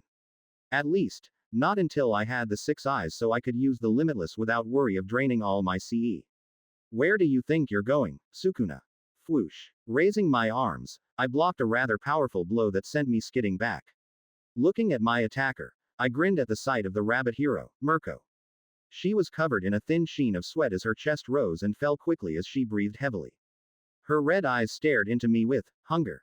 What's that about? She must really be upset that I knocked her out last time. Merko then blinked and looked around the scattered pro heroes. At the sight of so many fallen pros, she calmed herself and leaned low. Plus 45 SP. I hope you had a nice warm-up with these chumps because I don't want to hear any excuses after I kick your ass. Merko yelled with ferocity as she all but exploded toward me. Ha! This night just keeps getting better, I said as I rushed in to meet her head on. Don't disappoint me again, little rabbit. Chapter 62. No. 62 Pandora's Box. General Pav. Watching with wide, unbelieving eyes, Midoriya Izuku stared at his phone as he watched the number 2 hero be beaten down into unconsciousness by a mask-wearing man. Shinso Hitoshi's expression was tight and tense from beside him as the sweat from their late-night jog through the city dripped down his face. What the hell is going on? Hitoshi muttered as he watched the King of Curses bow and rise with his hands outstretched beside him. Who is this guy? The comments are calling him Sukuna, Izuku said as he and Hitoshi watched several comments from the livestream scroll by. The King of Curses. XXX. Sitting within an old, abandoned apartment building on the outskirts of Chiba. A tall, black-haired young man watched the ongoing fight between Sukuna and several pro heroes on a laptop. His deep blue eyes watched with growing amusement as Sukuna launched a massive wave of water onto Endeavor. A large, crazed smile grew over the young man's gnarled, wrinkled, purple skin. Suddenly, a low chuckle escaped his mouth as he quickly burst into laughter once Sukuna punched Endeavor across the street. So that's him. That's Sukuna, the King of Curses. The young man, Dobby, said in delight as he leaned back into an old, dirty couch. To think he'd handle Endeavor like a child for everyone to see. How wonderful. Standing up, Dobby walked over to the broken, boarded-up window to stare at the far-off city buildings. With you, I'm sure I can accomplish all of my goals, Dobby said in a low tone as his eyes took on a dark sheen. Just you wait, Endeavor. I'll soon burn everything you've ever touched until there's nothing left. XXX. From behind the safety and privacy of the Might Gate, situated at the top of Might Tower, Toshinori Yagi clutched his injured side as he witnessed Endeavor being knocked out by a powerful strike. He turned toward the gate, gritting his teeth in frustration as he attempted to transform into his powerful All Might form. However, he was hindered by several loud, bloody coughs. Damn it. If only I hadn't used up all my time. Yagi said, narrowing his eyes as he turned back to the livestream on his large television screen. Seeing Sukuna showboating, Yagi couldn't help but feel a sense of relief that the man hadn't killed any of the heroes who tried to take him down. So that's him. Sukuna. There's no doubt about it. You're just like that man. XXX. Come on, Arie-chan. It's time for bed. Walking into the living room, Kana smiled at the young girl as she watched the television with wide, curious eyes. Turning to the woman, Arie smiled at the ongoing news channel. Look, Oni-chan. It's Sota Oni-san, Arie said. Tilting her head in confusion, Kana looked up at the news channel reporting an ongoing battle between several heroes and a lone villain in Wakayama. A panicked reporter was giving a quick recount of what had happened so far, from when Sukuna was trapped by best Jeanist all the way to him knocking out or taking each of the heroes out of the fight with almost unbelievable ease. Oh no. Walking into the room, a tired Jin turned to the television and quickly realized what was happening. Sliding off his gaming headset from his ears, Jin's wide eyes turned to Kana. Holy shit. Sota is on the news. XXX. Sitting in his chair in a large open office on the highest floor of the Detonate Company building, Yatsubashi Rikia hummed in amusement as he watched Sukuna effortlessly knock out each hero who tried to take him down. The rich and powerful CEO chuckled at the sight of Sukuna's bow to the audience before looking over at a man with long black hair hiding his eyes under thick bangs. Tell me, skeptic, what are your thoughts on the man they call Sukuna? Rikia said with a small smile. Shikazoku Tomoyasu, otherwise known as Skeptic, frowned as he quickly typed on his laptop from his seat. Sukuna. He's been a rather large thorn in the HPSC and Heroes' sides. From the files and photos they've tried to hide, Sukuna was the one truly responsible for the destruction of the Shihasaikai and a large portion of the Florum Ward. The man is extremely powerful and feared. How marvelous, Rikia said before turning back to his monitor screen. He'll make a wonderful addition to the Meta Liberation Army, wouldn't you say? With him on our side, I can finally see Destro's vision come to life. XXX. Hey, Keiko-chan. Where are you? Himiko said as she walked down the stairs of Hayes Kiko's family home. Walking into the living room, Himiko found her friend standing, shocked, still in front of the television beside her parents. Stepping up beside Keiko, Himiko watched on as a news broadcast showed off video clips of Sukuna fighting off several of Japan's famous heroes. Sukuna-kun. Himiko whispered in surprise as the clip of Sukuna punching Endeavor onto the ground played. I've never seen anything like this, Keiko said, seemingly not hearing Himiko's familiar suffix. For a single villain to defeat so many pros. I can't believe my eyes. How scary. Hiko's mother, Yoshiyuki Hana, said with worried eyes as the defeated forms of the pro heroes flashed on the screen. They're all alive, right? I think so. Yoshiyuki Kent, Kiko's father, said as he held his hands tightly. Yeah, I'm sure those heroes are just fine. Blinking in bewilderment, Himiko slipped off her facial mask and stared at Sukuna as he bowed to the camera. I thought you were going to stay under the radar, Sukuna-kun. Himiko thought as she felt her phone buzz. Lifting it, she saw a text from Kana. Kana Onichan. What the hell is going on? XXX. All throughout Japan, thousands upon thousands of people tuned into the live stream or dozens of news channels covering the ongoing fight with Sukuna and several of Japan's pro heroes. There were even growing viewers from outside the country as well, several of which were intrigued foreign pro heroes and villains who watched with careful eyes as Sukuna made his first ever appearance on the national stage. XXX. Closing the metal door behind him, a tall, brown-haired man walked across the rooftop of a high-rise building. Reaching the edge, he slipped off his black backpack and brought out a pair of military-grade binoculars. Zooming in, the brown-haired man focused his sights on Sukuna as he punched Endeavor away from his position.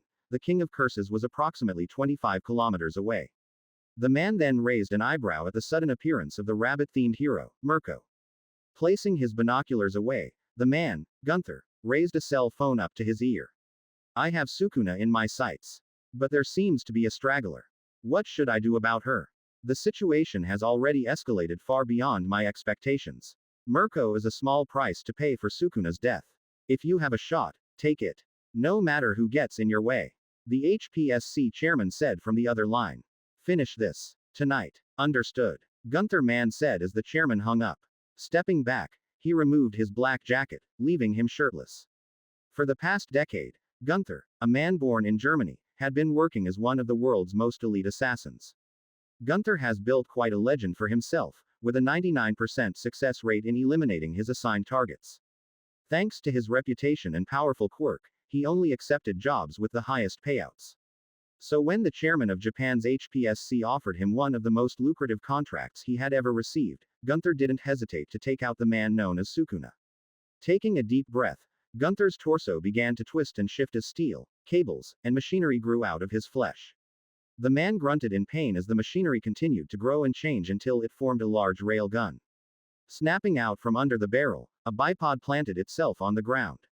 Sighing, Gunther reached out to the railgun controls and began charging his quirk's power. Gunther's quirk, Railgun, allowed him to sprout a large mechanical railgun from his chest. However, doing this causes Gunther significant levels of intense pain. Once charged, the railgun can fire a powerful 5-meter radius blast that can obliterate anything in its 50-kilometer range into ashes. Charging, Gunther said as he placed his binoculars onto a helmet. Placing the helmet on his head, he focused his sights on Sukuna's form. 15%, 18%, 21%, 26%, XXX. Shimizu Soda Pav. With a twist of her hips, Merko launched a powerful kick onto my raised forearm.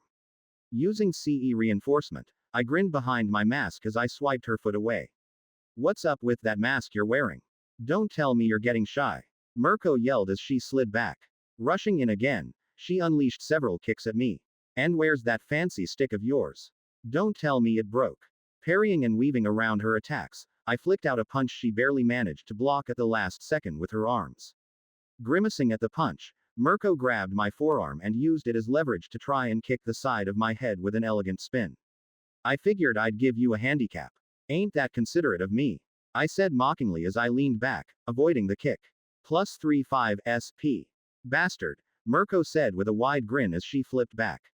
Leaping high, she pulled her leg up and flexed her leg muscles. Luna arc. With an upwards kick of my own, I met her attack head-on using ratio. Due to the impact of our attacks, the ground beneath me rippled and shattered. Merko's eyes grew wide at the sight of her attack being pushed back. That's it. She's definitely on another level from these bozos. Flexing my legs, I jumped up to her. Merko was momentarily surprised that I had closed the distance between us until our faces were only a few centimeters away. Excellent. Show me all of your ultimate moves, Merko. Let's dance. Plus 100 SP. At my statement, Merko's eyes grew wide as a dark blush grew on her face. Immediately, a wide, maniacal smile grew over her face. Ha, I'll make you regret saying that. Merko yelled as we entered a speeding battle up and down the street. As we fought, we exchanged powerful kicks and punches, each of us trying to outmaneuver the other. I was aware that if I increased my CE reinforcement, I could easily surpass her in both strength and speed. However, that wouldn't be any fun. Unlike the heroes around us, Merko relied on her hard-earned strength and skills, battling with just her bare arms and legs. I respected that, as I also spent hours training and practicing each day.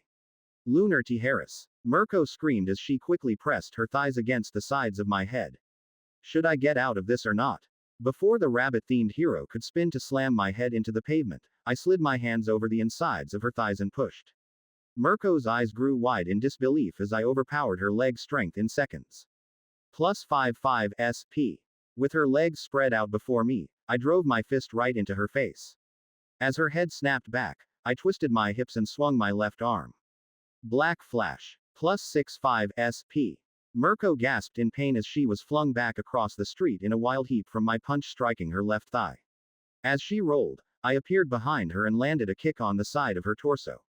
Crashing into the ground, Merko blearily looked up to me before a challenging and hungry, bloodied grin spread over her face. Standing up, she glared at me as she swiped the blood dripping down her face with her forearm. That, all you got? How pathetic. Merko muttered as she shook her head to stop her vision from spinning. Looking down, she saw a nasty bruise over her shaking injured left thigh. If you think this is enough to stop me, then you're fucking stupid.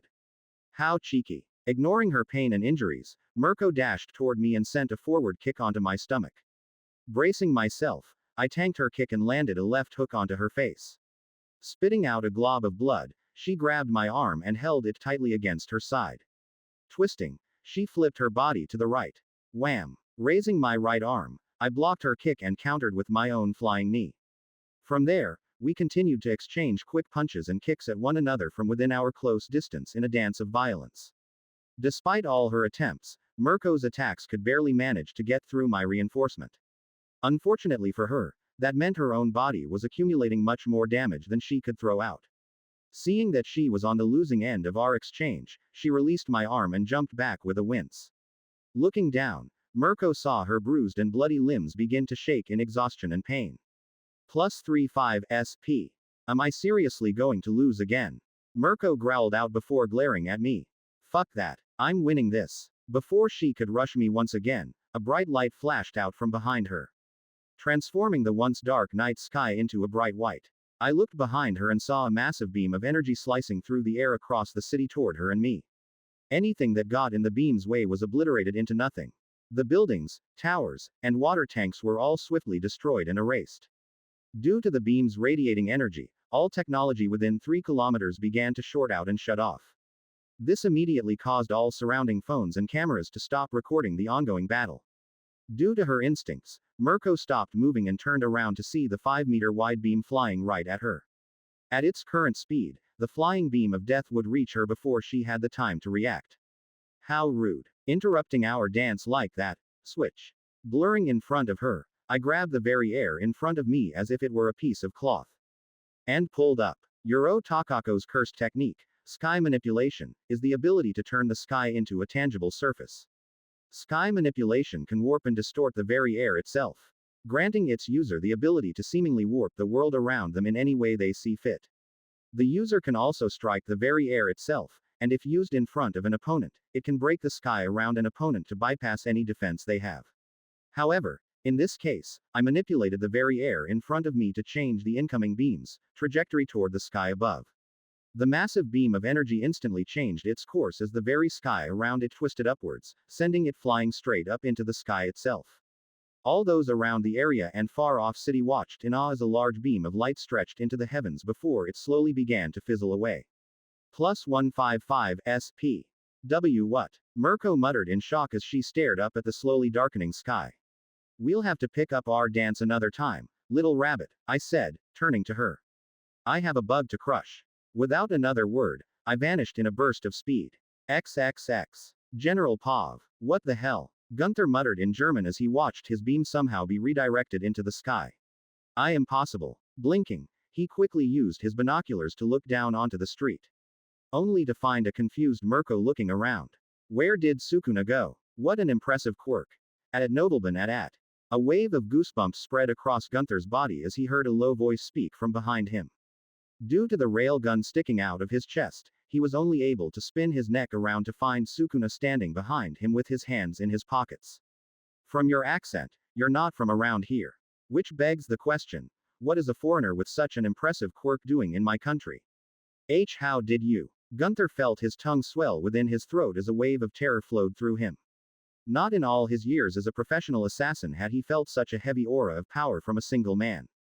Without warning, two deep gouges sliced through the ground beside him from an imperceptible force, causing the German man to freeze in his spot. I'll give you one chance to prolong your sorry existence, Sukuna said as he pointed a finger at Gunther. Tell me who sent you. Chapter 63. No. 63 Shaken Society. General Pav, a giant villain, Izuku said as he and Keiko watched from the safety of the police blockade alongside several other people. Standing tall on the train tracks at the Tatooine train station, a massive man with a beastly appearance, possessing a head resembling that of a horse or a shark and a very wide-set, muscular body, growled as he ran amok. The giant villain had long, dark brown hair, which he wore in dreadlocks, and a reddish-brown beard around his jaw. He wears a tattered black shirt, the sleeves ripped off and the front ripped open, and a pair of blue jeans.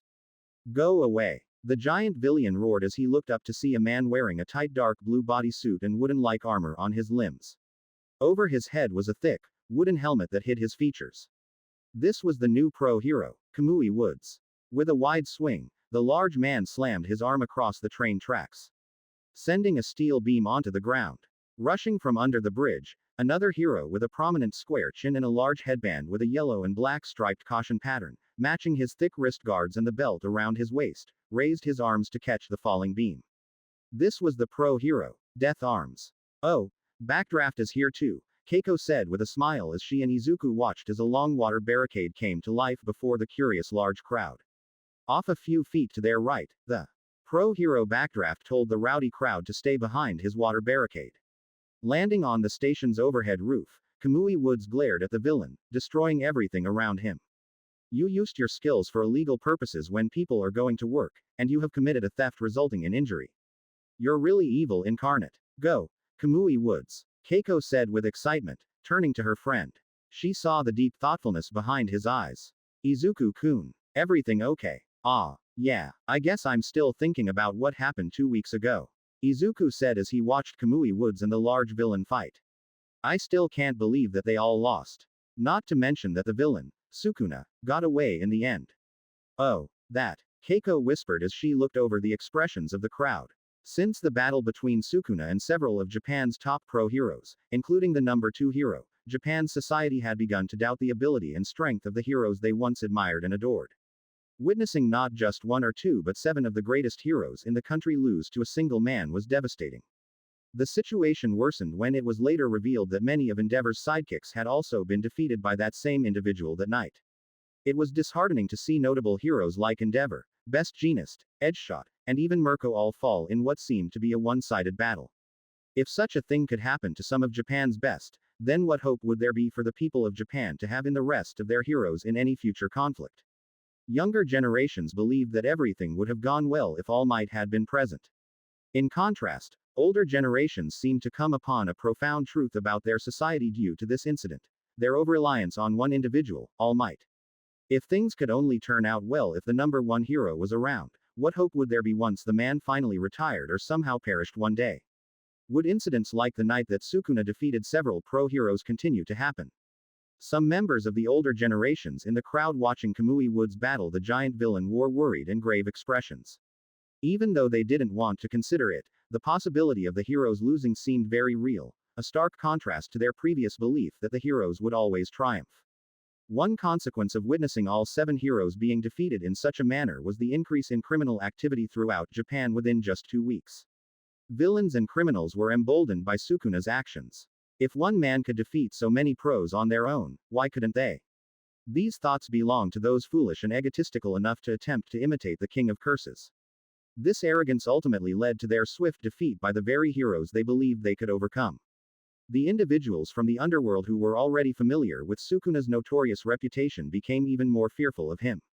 Another result of the King of Curses' actions was that many individuals began to form groups to pledge their loyalty to their new unofficial leader. After all, when such a powerful and infamous figure as Sukuna gains widespread recognition, it's only natural for other inspiring individuals to rally in his wake. In summary, the night of the battle between Sukuna and all 7 heroes shook Japan's heroic society to its core. It's okay, Izuku-kun. Keiko said with a bright grin. She grabbed his right, scarred hand in her own and squeezed. I'm sure once All Might finds Sukuna, he'll beat him in the blink of an eye. He is the strongest, after all. Seeing his friend's bright and warm personality, Izuku couldn't help but smile. Yeah, you're right, Cannon. At that moment, a massive and curvaceous creamy blonde-haired woman in a skin-tight purple and tan costume burst out of nowhere and kicked the giant villain in the head, launching him off the train tracks. Off beside her, a frozen, stunned Kamui Woods remained where he stood as his ultimate attack was interrupted. Landing on the ground with a loud crash, the large woman leaned forward to show off her ample ass to the crowd beneath with a playful look as she hovered over the unconscious villain. Piece of cake for the world's next hottest hero.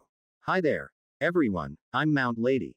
Now you don't have to worry about this bum anymore. Mount Lady said as she winked at the crowd. It's Mount Lady. Take pictures. Look at her costume. Nothing left to the imagination. Please step on me. Keiko sighed at the now livelier crowd reactions as a wave of men and even some women brought out their phones and cameras to take shots of the newly debuted hero, Mount Lady. Hey, Izuku-kun. We should hurry and get to school. Turning to her friend, she saw him writing quick notes in his notebook.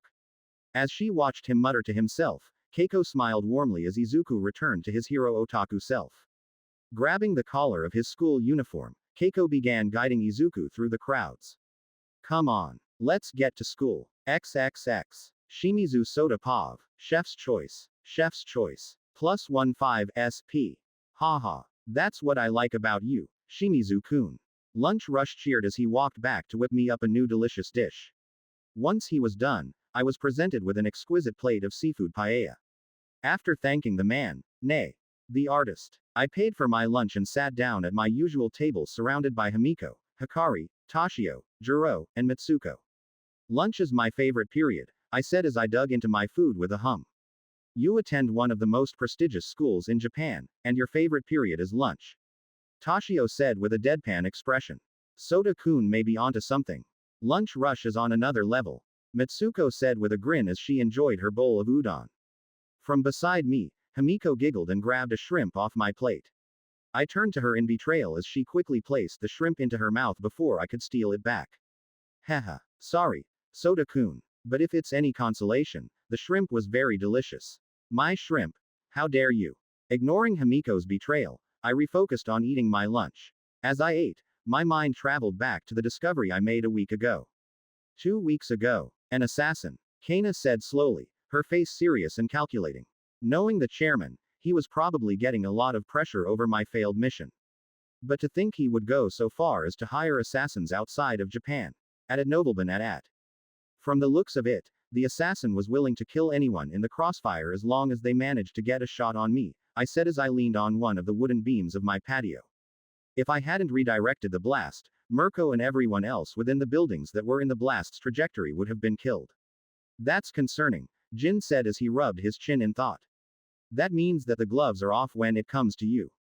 Did that guy, Gunther was it, tell you how many more assassins are coming after you? Before I killed him, he told me he believes there is a possibility that at least 6 other assassins are traversing the country in search of me, hoping to kill me. While he wasn't certain about the exact number, based on what the chairman told him, the contract on my life is an open one. If they are anything like Gunther, then these assassins will possess powerful quirks. I glanced down at my dinged-up mask and set it on a nearby table. I'll need to stay alert whenever I go out. Kana nodded and crossed her arms under her chest. It was only because of my extensive experience in tracking some of the most elusive targets in Japan that I was able to locate you the first time. If these assassins are as skilled as I believe, they will most likely find you soon. Plus 15 SP. Not to mention the fact that you are now super famous. Jin said with wide eyes. What were you thinking, bro? Now everyone knows about Sukuna. You're practically the country's #1 enemy right now. Easy, Jin-kun, Kana said softly as she placed a hand on his shoulder, calming the anxious man. Seeing this caused me to raise an eyebrow. But he's right, Soda-san. You went ahead and made a show of beating down several of Japan's pillars. Like it or not, you're now on everyone's hit list. Everyone, and I mean everyone, will be gunning for you. Yeah, I know, I said with a sigh. Everything just got away from me at that moment. 1 minute, I was enjoying some takoyaki, and the next, I found myself fighting a bioengineered Nomu. From there, things just kept spiraling out of control. +10 SP. Walking up to me, Kana placed her hands on my shoulders. At this point, what's done is done. The only thing I can recommend for you to do is to have Sukuna lay low. At least for now. Present. Lay low. Huh, Shimizu-san. Stepping in front of our lunch table, a tall male student with gray hair and electric pink eyes spoke to me with a calm expression. The nearby tables full of students all looked at the gray-haired student with wonder. Which wasn't surprising. This was this year's most handsome and intelligent student, Tajima Yu. Tajima Yu was also said to have this year's most promising quirk. That quirk is called Body Shift. Body Shift allows you to transform any two body parts into whatever he can imagine. Whether that be massive flaming swords or large buster rifles that can obliterate almost anything.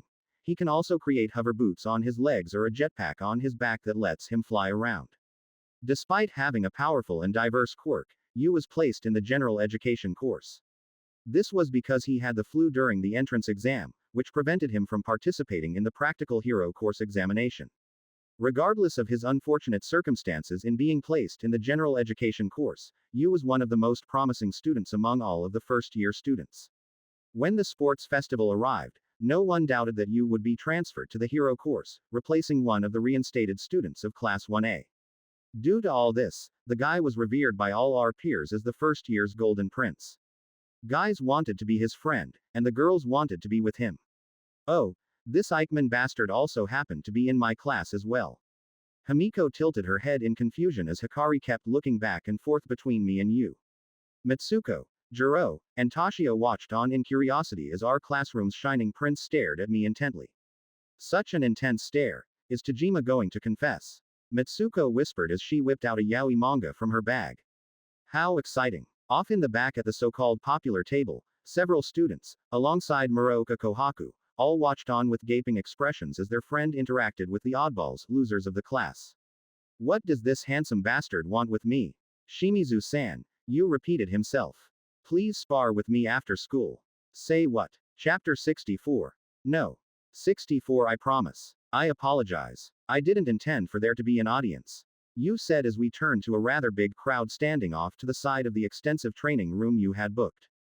+5 SP. Himiko and our odd little group stood beside the crowd composed of the popular kids and some other first-year Gen Ed students. Noticing my stare, Himiko waved with a small smile while the rest of our group cheered me on. Off beside us, Smenta stood watching over us with a patient expression as our overseer. Go, Shimizu-san. Kick that pretty boy's ass. Toshio yelled with an indignant expression as Kohaku glared at him. As if Tajima-kun would lose. Kohaku huffed as she flipped her orange hair back. Her eyes then glanced over to me quickly with a conflicted light. It's whatever. I shrugged and adjusted my gym uniform. Looking around the training mat below us, I eyed Yu with a bored look. So, what's this about again? +5 SP. Ah, of course. Yu nodded and began to stretch. Throughout our limited practical combat classes, you and I have yet to be assigned to the same group. However, I've kept a close eye on you throughout your own matches. Despite your quirklessness status, you've somehow been able to win your matches through sheer skill, strength, and speed alone. For this to be possible, you must hold mastery over several martial arts despite your young age. I want to see how my own physical skills compare to your own. I see, I said, getting the gist of what he's getting at. What do you gain out of this? If you use your quirk, I doubt I could keep up for long. There's no real benefit from fighting a quirkless person. Shaking his head, Yu stared into my eyes with a calm, calculating look. No, I do stand at attaining something from a pure hand-to-hand fight with you. That is getting one step closer to my goal of attaining true strength. Slowly, he slid his body into a perfect Aikido stance. Please allow me to see where my skills stand up to yours, Shimizu-san. Huh, he's not like how I expected. I guess I have to rethink my biases. I guess that's fine. I got some free time. I nodded and slid into my own Wing Chun stance. Show me what you got. +5 SP. Hearing my agreement, Yu smiled slightly and began to close the distance between us. Seeing us both ready, Smintas stepped forward and held a hand up before bringing it down. Begin. Yu darted forward, light on his feet, feinting with a quick jab before twisting into a roundhouse kick. With little effort, I stepped back, the air whooshing as the kick passed inches from my face. Without pause, I countered with a thunderous straight punch, aiming for Yu's chest. Yu twisted his body, deflecting the blow with a forearm block, but the sheer force of my attack sent him sliding back a foot with a look of surprise. Oh, I muttered, seeing my opponent's reaction speed and skill. Not bad. With curiosity welling within me, I charged. My fists flew like sledgehammers toward my gray-haired classmate. Face twisting in exertion, Yu ducked and weaved under one of my haymakers before he tried to drive an elbow into my ribs. The popular crowd behind us roared as the strike landed with a dull thud. However, the crowd quickly grew silent as they saw my palm holding Yu's elbow before it could touch my torso. Seeing this, Himiko and my oddball group all cheered. +8 SP.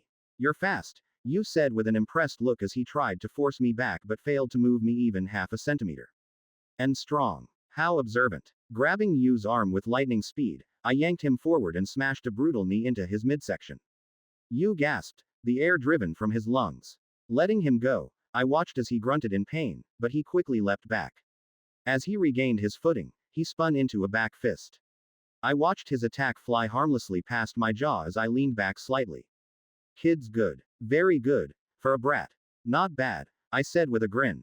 But you're gonna have to hit me eventually to win. +5 SP. Yu responded with a flurry of strikes. A jab to my throat, I blocked aside. A spinning elbow, I parried away. A low sweep, I leapt away. Moving in, Yu blocked my jab but failed to avoid my hook punch into his ribs. Yu grunted, but he ignored his pain to bring his foot down like a hammer onto my knee. With a swing of my arm, I smacked him over his ear and threw his strike off target. Deciding it was time to end this spar, I dashed in and unleashed a volley of attacks. Panicking, Yu sidestepped, barely dodging the blows. His face was tight and fatigued as he tried his best to avoid my attacks, but more and more punches and kicks landed. You're pretty good, I said, landing a jab into his face. But you're slowing down. At Nobleman at. Hearing this, Yu finally lost his cool and charged, his movements heavy now. I ducked low, slipping under a wild swing, and drove a fist into the side of his knee. The pink-eyed pretty boy bellowed in pain, his leg buckling. I seized the opportunity and spun into a flying knee that connected squarely with his jaw. But I was careful to hold back so I wouldn't break it. His eyes went blank for a second before he collapsed onto the ground. Enough. Smintas called out as he moved between us. This spar is over. I nodded at the teacher and walked over to a panting and injured Yu. You're a pretty decent fighter, Yu. +5 SP. That's all you have to say. Yu panted before a small smile erupted on his usually calm and stoic expression. You're a monster, Shimizu-san. Why, thank you. XXX. General Pav. I can't believe it. Shimizu beat Tajima-san. He just got lucky. If Tajima-kun used his quirk, then Shimizu would have lost in the blink of an eye. Leaning on the wall behind the chattering students, Aizawa Shota watched as Sota pulled Yu up onto his feet while Smintas was steadying the injured boy. Impressive. This kid's got potential, Shota thought. Shimizu Sota. Quirkless. Even so, his skills, strength, and speed are on another level. Humming, Shota leaned forward and walked out of the training area with a thoughtful expression. As he turned the corner, Shota saw a poster of Endeavor on the wall bulletin board. Pausing, Shota stared at the number 2 hero and thought back to the meeting he and several of his fellow pro heroes had a while back. Several days ago, Shota stood in the large, private hospital room with a heavy frown. His eyes scanned over his colleagues' injured forms with a regretful light. Best Jeanist, Hakamata Tsunagu was covered in heavy bandages while IV fluids were being passed into his system. The man was in a medically induced coma. Ingenium, Ida Tensai had his leg in a cast while propped up on a pillow, and his face was etched into disappointment. Crust, Kanemoto Tsuyoshi had a neck brace below his head, and his face held slight bruises and cuts. Down below, his chest, right leg, and left arm were covered in thin casts. Edgeshot, Kamihara Shinya was leaning against the back wall, his body covered in light bandages. The man's eyes were closed, but from his crossed arms, his fists were shaking in rage. Merko. Usagiyama Rumi was lying on her hospital bed with her legs crossed and arms under her head. She was wrapped in bandages while a pensive and irritated look rested on her expression. Midnight. Kayama Nimori was pacing back and forth with an annoyed and disappointed expression as her hands were clenched tight. Finally, Endeavor, Todoroki Enji stood next to his own bed while only a few scattered bandages could be seen on him. The man's expression was one of anger and impatience. How long must I wait here? Enji said gruffly as he crossed his arms, his blue eyes looking over to the door next to Shota with annoyance. I could be back in my agency working to find Sukuna.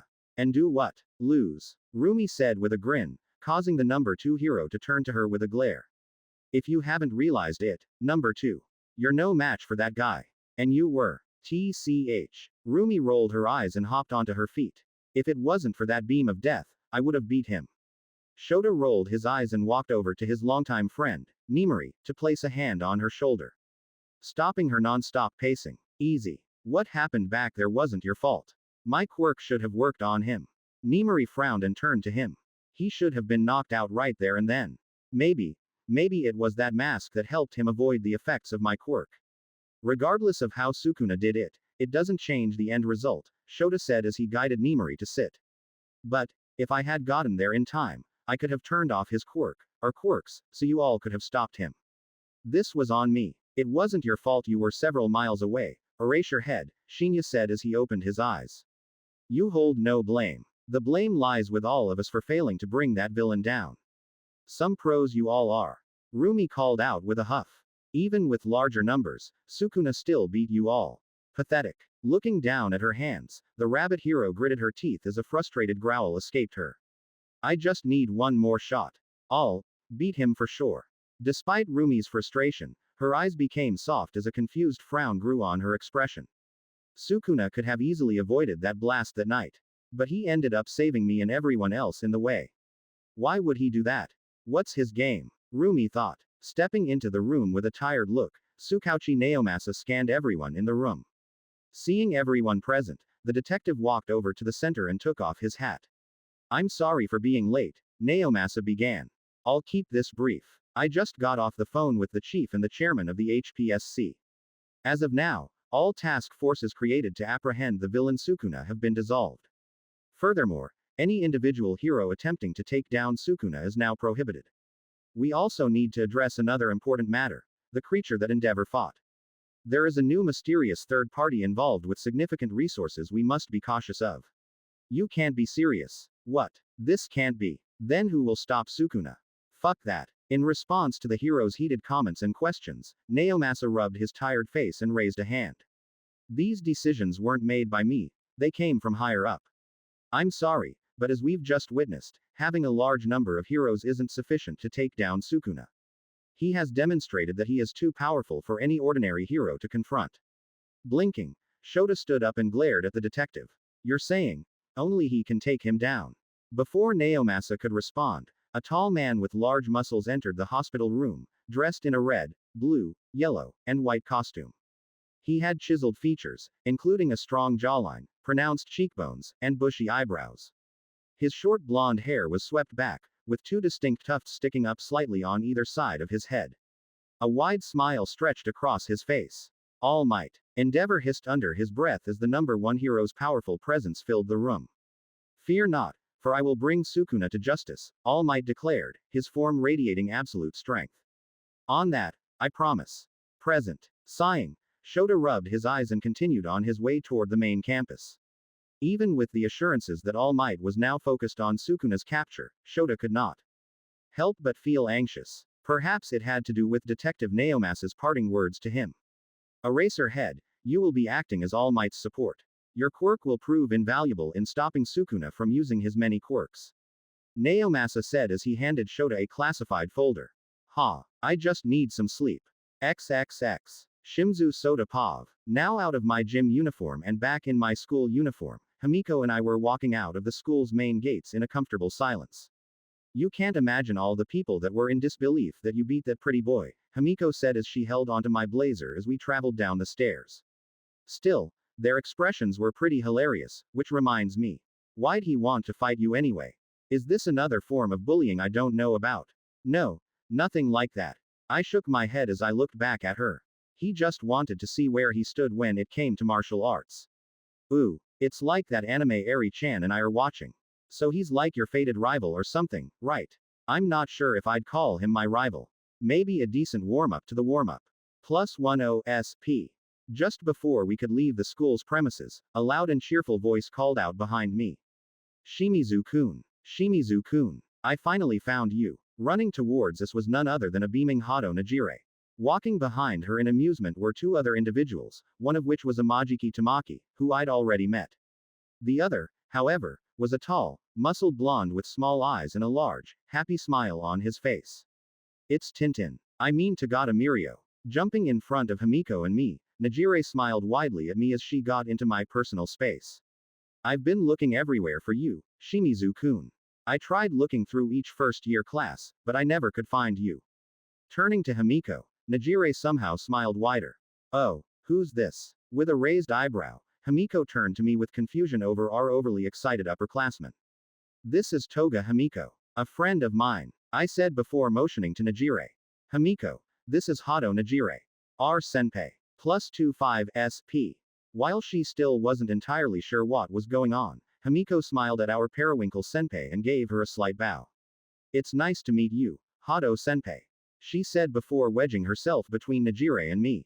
Apparently, Himiko didn't like how close our rather pretty senpai was getting to me. It's nice to meet you too, Toga-chan. As if suddenly remembering her two friends, Najire waved over at Tamaki and Mirio. These two are my good friends. Amajiki Tamaki and Tagata Mirio. Say hello to your kahais, you too. Tagata Mirio. It's nice to meet you too. Mirio smiled brightly as he waved at us. And also, welcome to UA. Quote. Amajiki Tamaki. Hello. Tamaki said with his head down.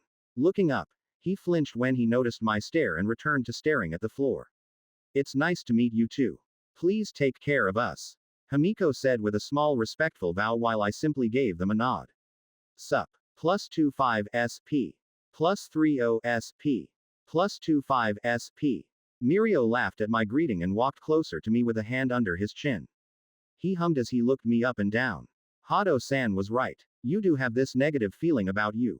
How interesting. He said with a laugh before patting me on the shoulder as if we were longtime friends.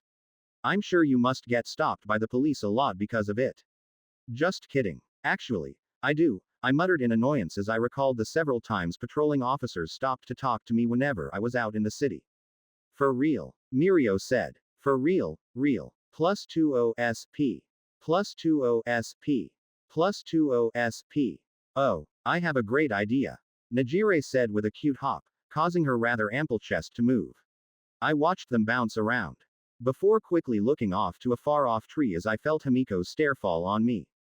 As your senpais, we'll treat you two to some ice cream. What do you all think? That sounds like a wonderful idea. Mirio said with a smile as Tamaki sighed before nodding. Works for me. The shy boy said. I'd rather go home, but I'm not gonna pass this chance at making points up. Sure, that sounds good, I said with a nod before turning to Himiko.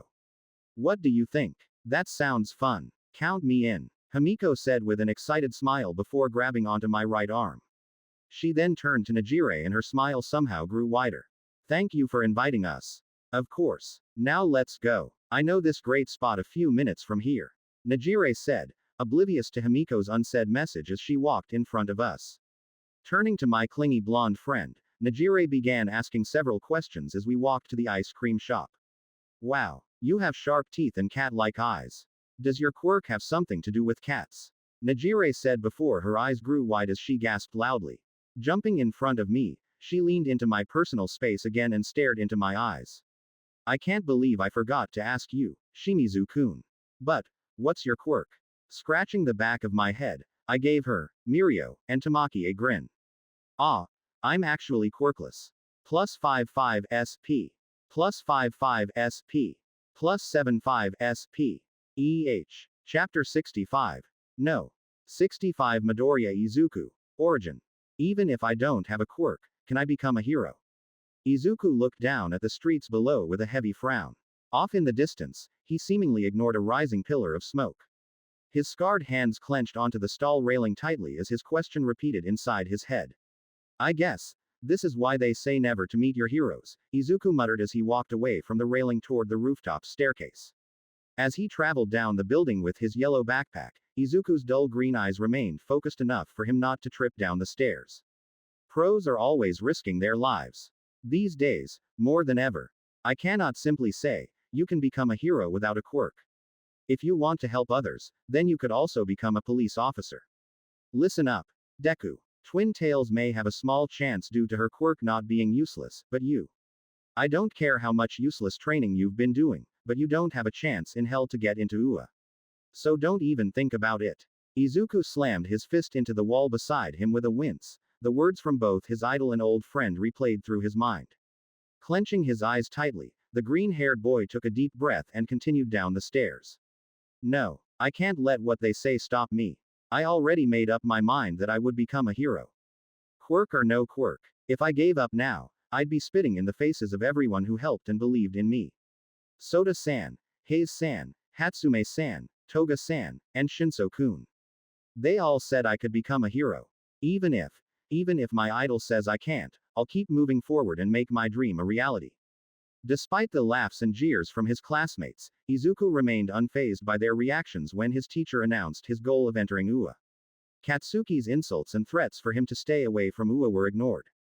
Izuku had grown too far to flinch in fear at his former friend, his bully's threats, any longer.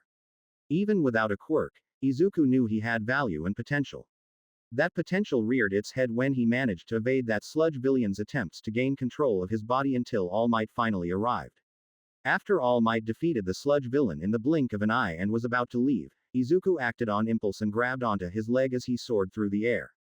It was only due to his countless hours of training that Izuku was somehow able to hold on during their flight.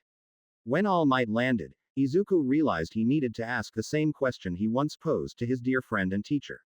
Even if I don't have a quirk, can I become a hero?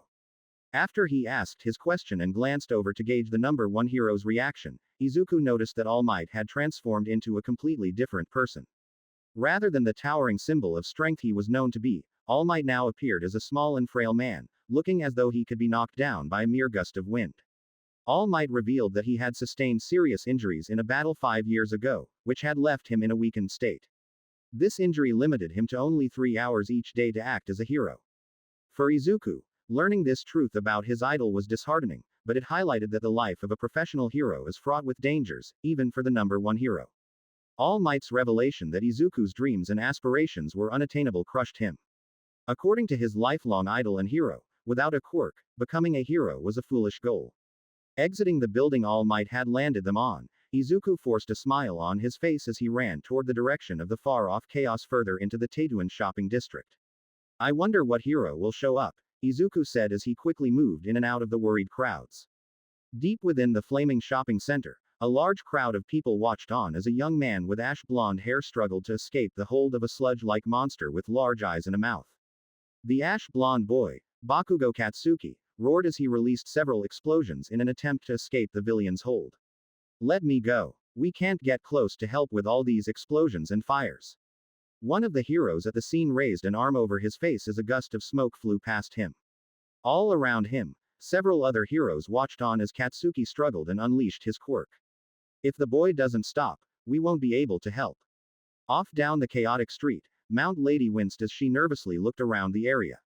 Unfortunately for her, due to her size, she was unable to get any closer to help. Fire and wood don't mix. I'll let another hero handle this, Kamui Wood said as he sprinted through the shopping district with both of Katsuki's followers within his arms. Looking around, Backdraft released several water jets onto the roaring fires through his arms and shoulder-mounted water hose. Where are the fire trucks? Can any of you move in to help? Despite their pro-hero status, the assembled heroes hesitated to assist Katsuki. The ongoing explosions and flames made it impossible for any of their quirks to be effective in the current situation. This left the watching crowd bewildered as they observed the heroes apparently doing nothing to save the boy, who was slowly suffocating. I'm pathetic. Standing all the way behind the crowds with his left hand clutching his injured side, Toshinori Yagi winced as he watched the ongoing pandemonium with a helpless grimace. If only I hadn't wasted all my time today. I can't believe I made a mistake like this after admonishing that fan. Yagi thought as another explosion rocked the district. XXX. Arriving at the Teituan shopping district, Izuku stood on his toes to try and catch a glimpse of the ongoing battle. His eyes scanned each of the gathered heroes and found that Mount Lady and Kamui Woods were on the scene. Even Power Loader and Backdraft are here, too. At Nobleban at. It's too bad Hayes-san isn't here. There's a lot of pros. Izuku said with a grin before his sight finally landed on the villain deep into the flaming alley. Hold on. Why is he here? Izuku said in shock, instantly recognizing the very same Sludge villain who had tried to take control of his body earlier that day. Did it get away from All Might? No. Those bottles. All Might dropped him. Because of me. Izuku thought with horror as his shaking green eyes landed on the terrified red eyes of his classmate and old childhood friend. Kachan. Without a second thought or a moment to consider his actions, Izuku burst forward with quick speed. Weaving in and out of the gathered crowds, he leapt over the police barricades and the unmoving heroes with determination. Idiot. Stop. Power Loader yelled but made no effort to stop Izuku. Remember Soda-san's teachings. Find your opponent's weaknesses and openings. Izuku thought as he quickly scanned the Sludge villain's form. Combining his quirk analysis knowledge and combat skills, Izuku promptly grabbed the top of a nearby trash bin lid and threw it with as much strength as he could muster into the villain's right eye. Gah! The villain roared in pain as the trash lid found its target. My eye! Dashing in, Izuku jumped and landed a roundhouse kick into the villain's other eye. Roaring in pain, the villain's hold on Katsuki slackened. Seeing his chance, Izuku's hands snapped up and latched onto Katsuki's collar. With a great heave, he pulled back and managed to dislodge half of his classmate's body, ignoring the heat around him from the roaring fires. Not enough. Izuku hissed as the villain turned to him with a growl. Looking down, Izuku quickly apologized to Katsuki before using him as leverage to push himself up.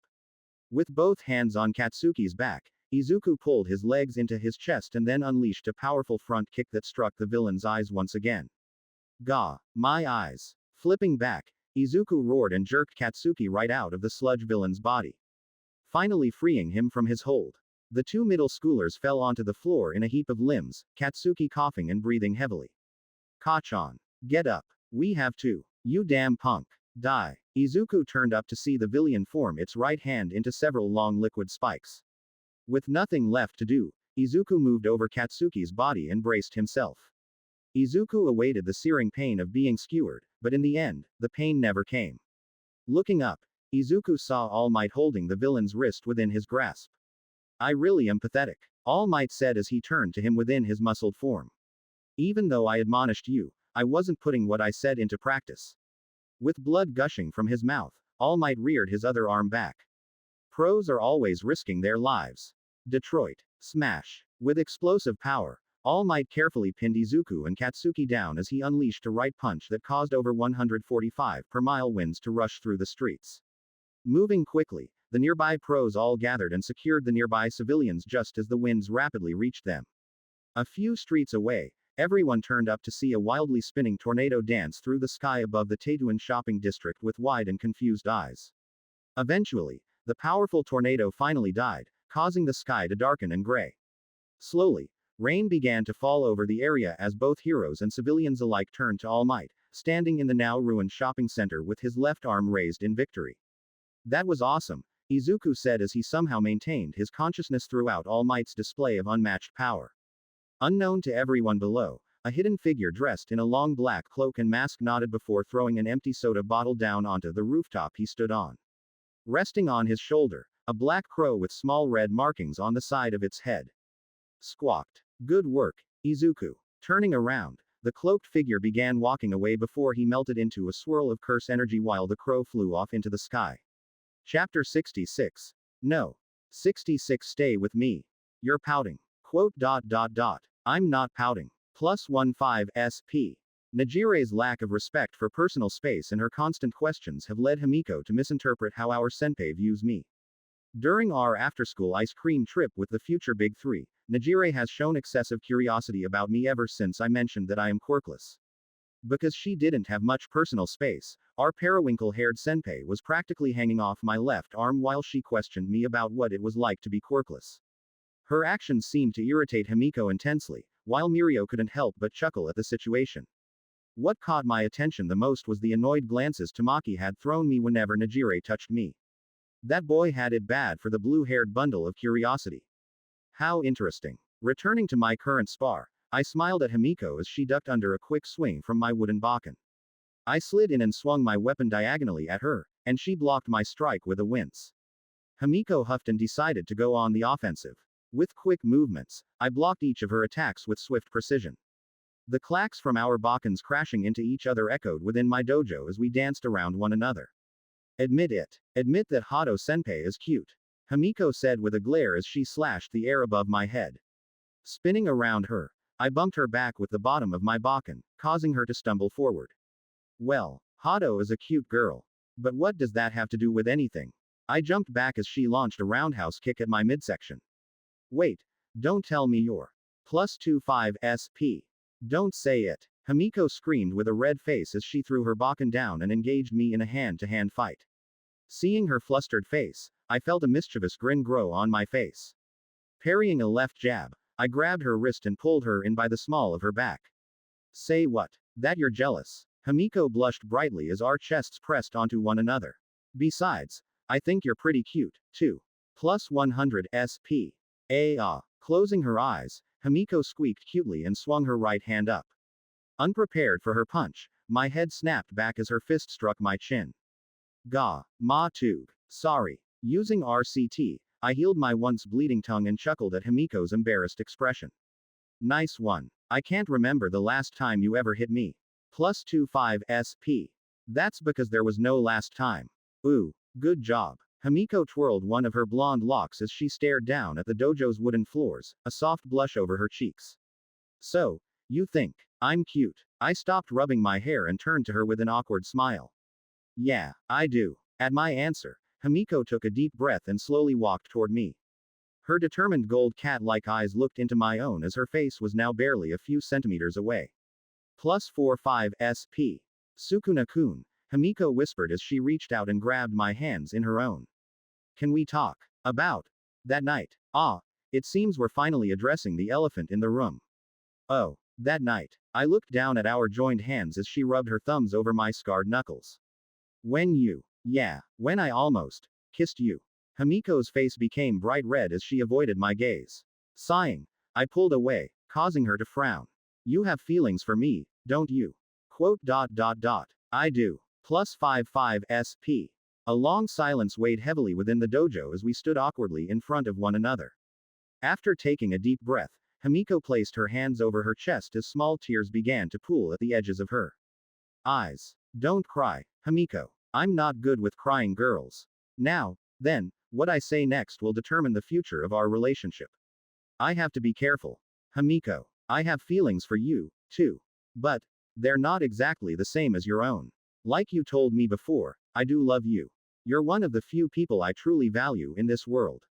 However, that love I hold for you isn't romantic. I admitted as I looked into her eyes. Hearing my answer, her eyes became crestfallen. Reaching out, I held her cheeks and smiled softly.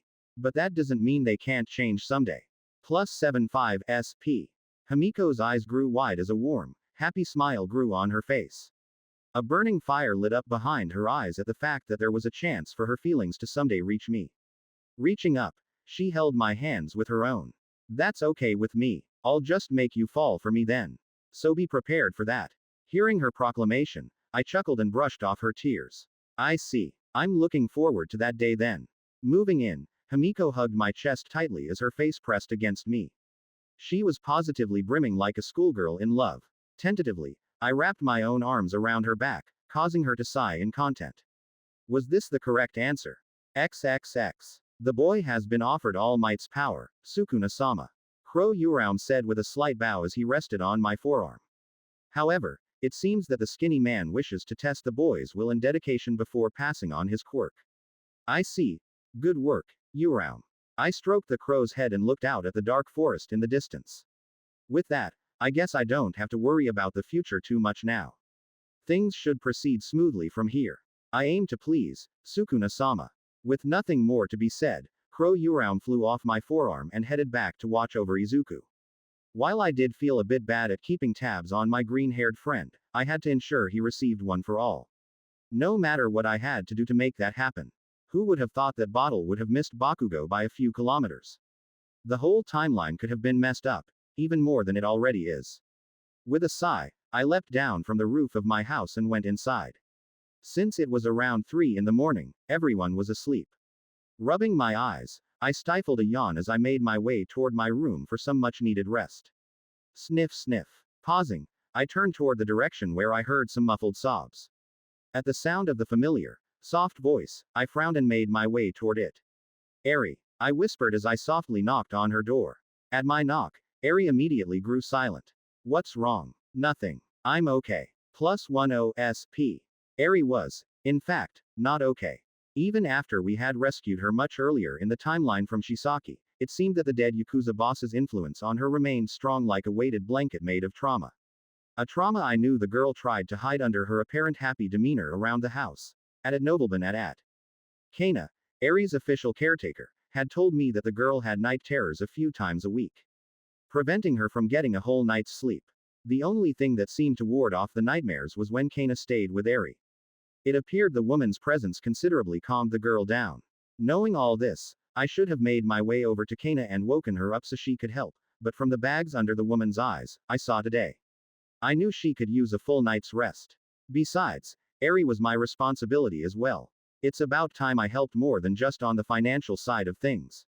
Sighing, I walked inside her room and closed the door behind me.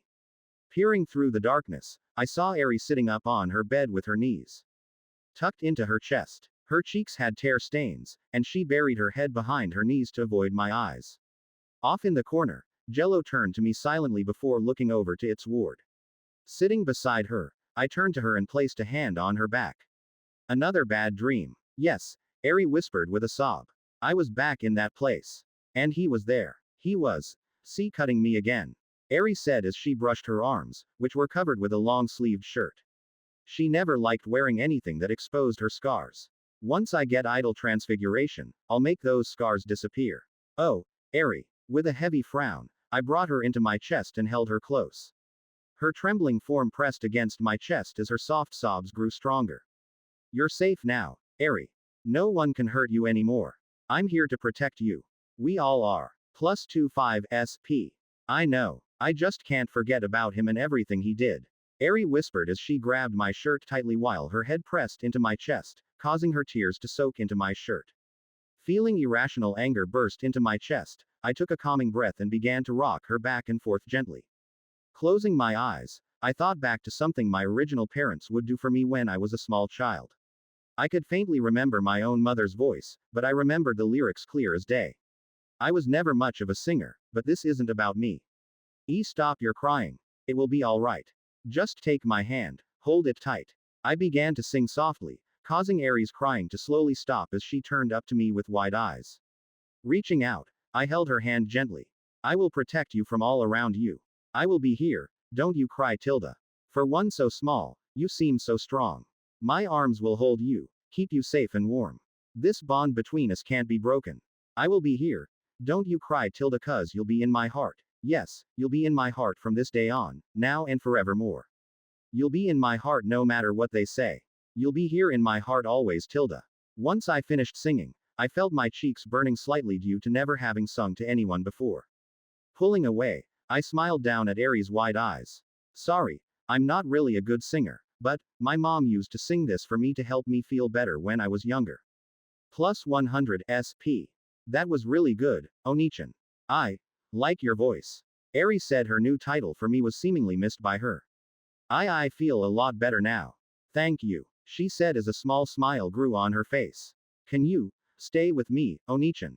Just until I fall asleep. You got it. Laying down on her bed, Arie snuggled into my chest as I hummed the song to her softly. After a few minutes, she finally fell asleep with a soft smile on her face. Before I could get up to head back to my own room, my eyes began to grow heavy. Despite myself, I quickly fell asleep beside Arie, her little hand clutching my own scarred one tightly. Chapter 67. No. 67A Detective's Musings. Dressed in my Sukuna get-up, I lay on the ground of one of Kyoto's tall buildings with my arms crossed behind my head. Despite Kana's advice of laying low, I couldn't help myself and decided to go out as Sukuna again. During this time, I decided I'd saved enough points to go on a lengthy gambling session while chewing on some okonomiyaki. Clink. You have pulled. Reggie Star's Hollow Whisker Basket. Rank. Gold. Not bad. What am I saying? That's completely useless here. Clink. You have pulled. Satoru Gojo's Fashion Sensibilities. Rank. Silver. Huh. Why? Clink. You have pulled. Kugasaki Nobura's Cursed Technique. Straw Doll. Rank. Gold. At the sight of Kugasaki's technique, I sat up from the cold ground and grinned. Finally, a technique. Jumping to my feet, I went through the knowledge of the technique and smiled. Now I can attack someone's soul directly using resonance for some extra unhealable damage. Very nice. Total SP. 12,649. I still have a lot of points left. Let's bet on our lucky stars and draw the 6 eyes. I reached out and used 3,500 SP and ended up with nothing. Fuck. I punched my palm in frustration and cried over losing so many points.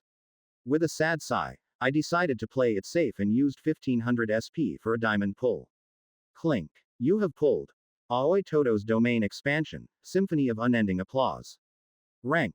Diamond. Blinking, I felt the usual burst of information flood my brain. Hold on. Todo didn't have a domain back in JJK. Could that mean that this system can grant me the fully realized domain of every curse technique I have? Slipping off my mask, I failed to notice the wide, greedy smile growing on my face. Slowly, a low chuckle escaped my throat as I held my head.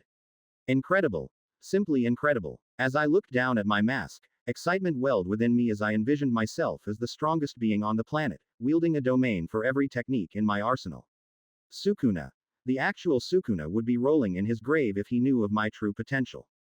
With enough time, I'd be a god amongst men.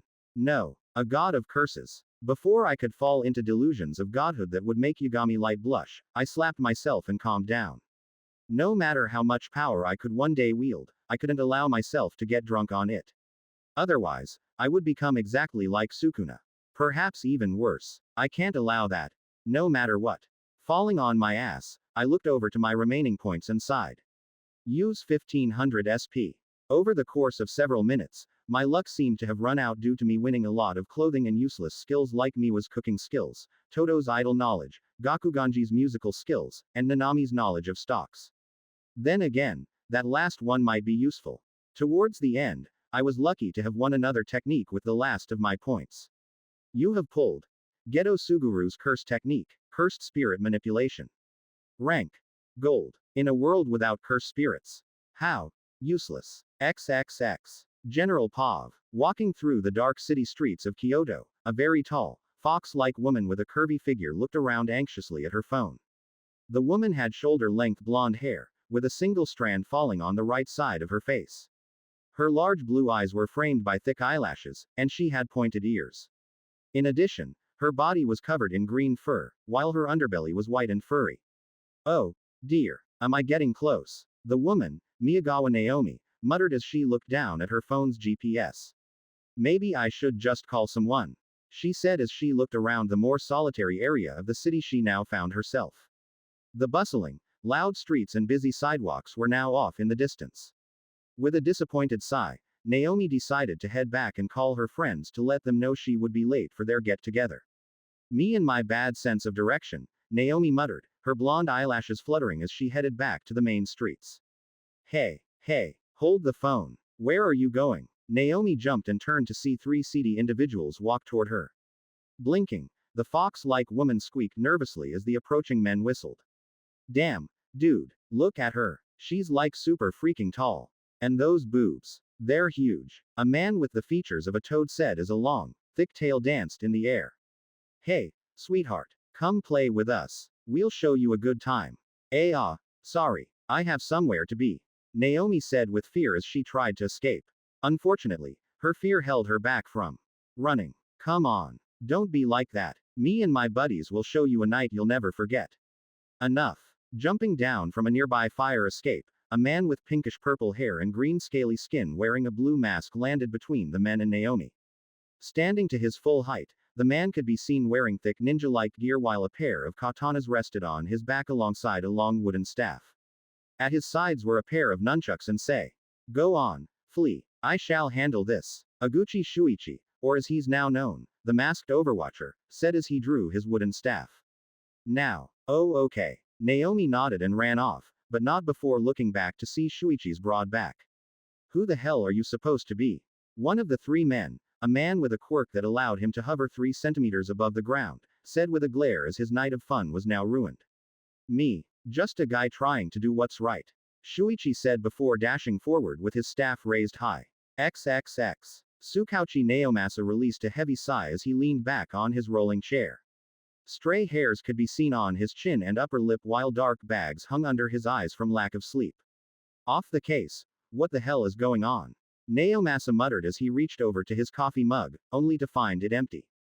Giving up on his caffeinated beverage, the detective rubbed his tired eyes and looked over at all the strewn-out papers and documents on his desk.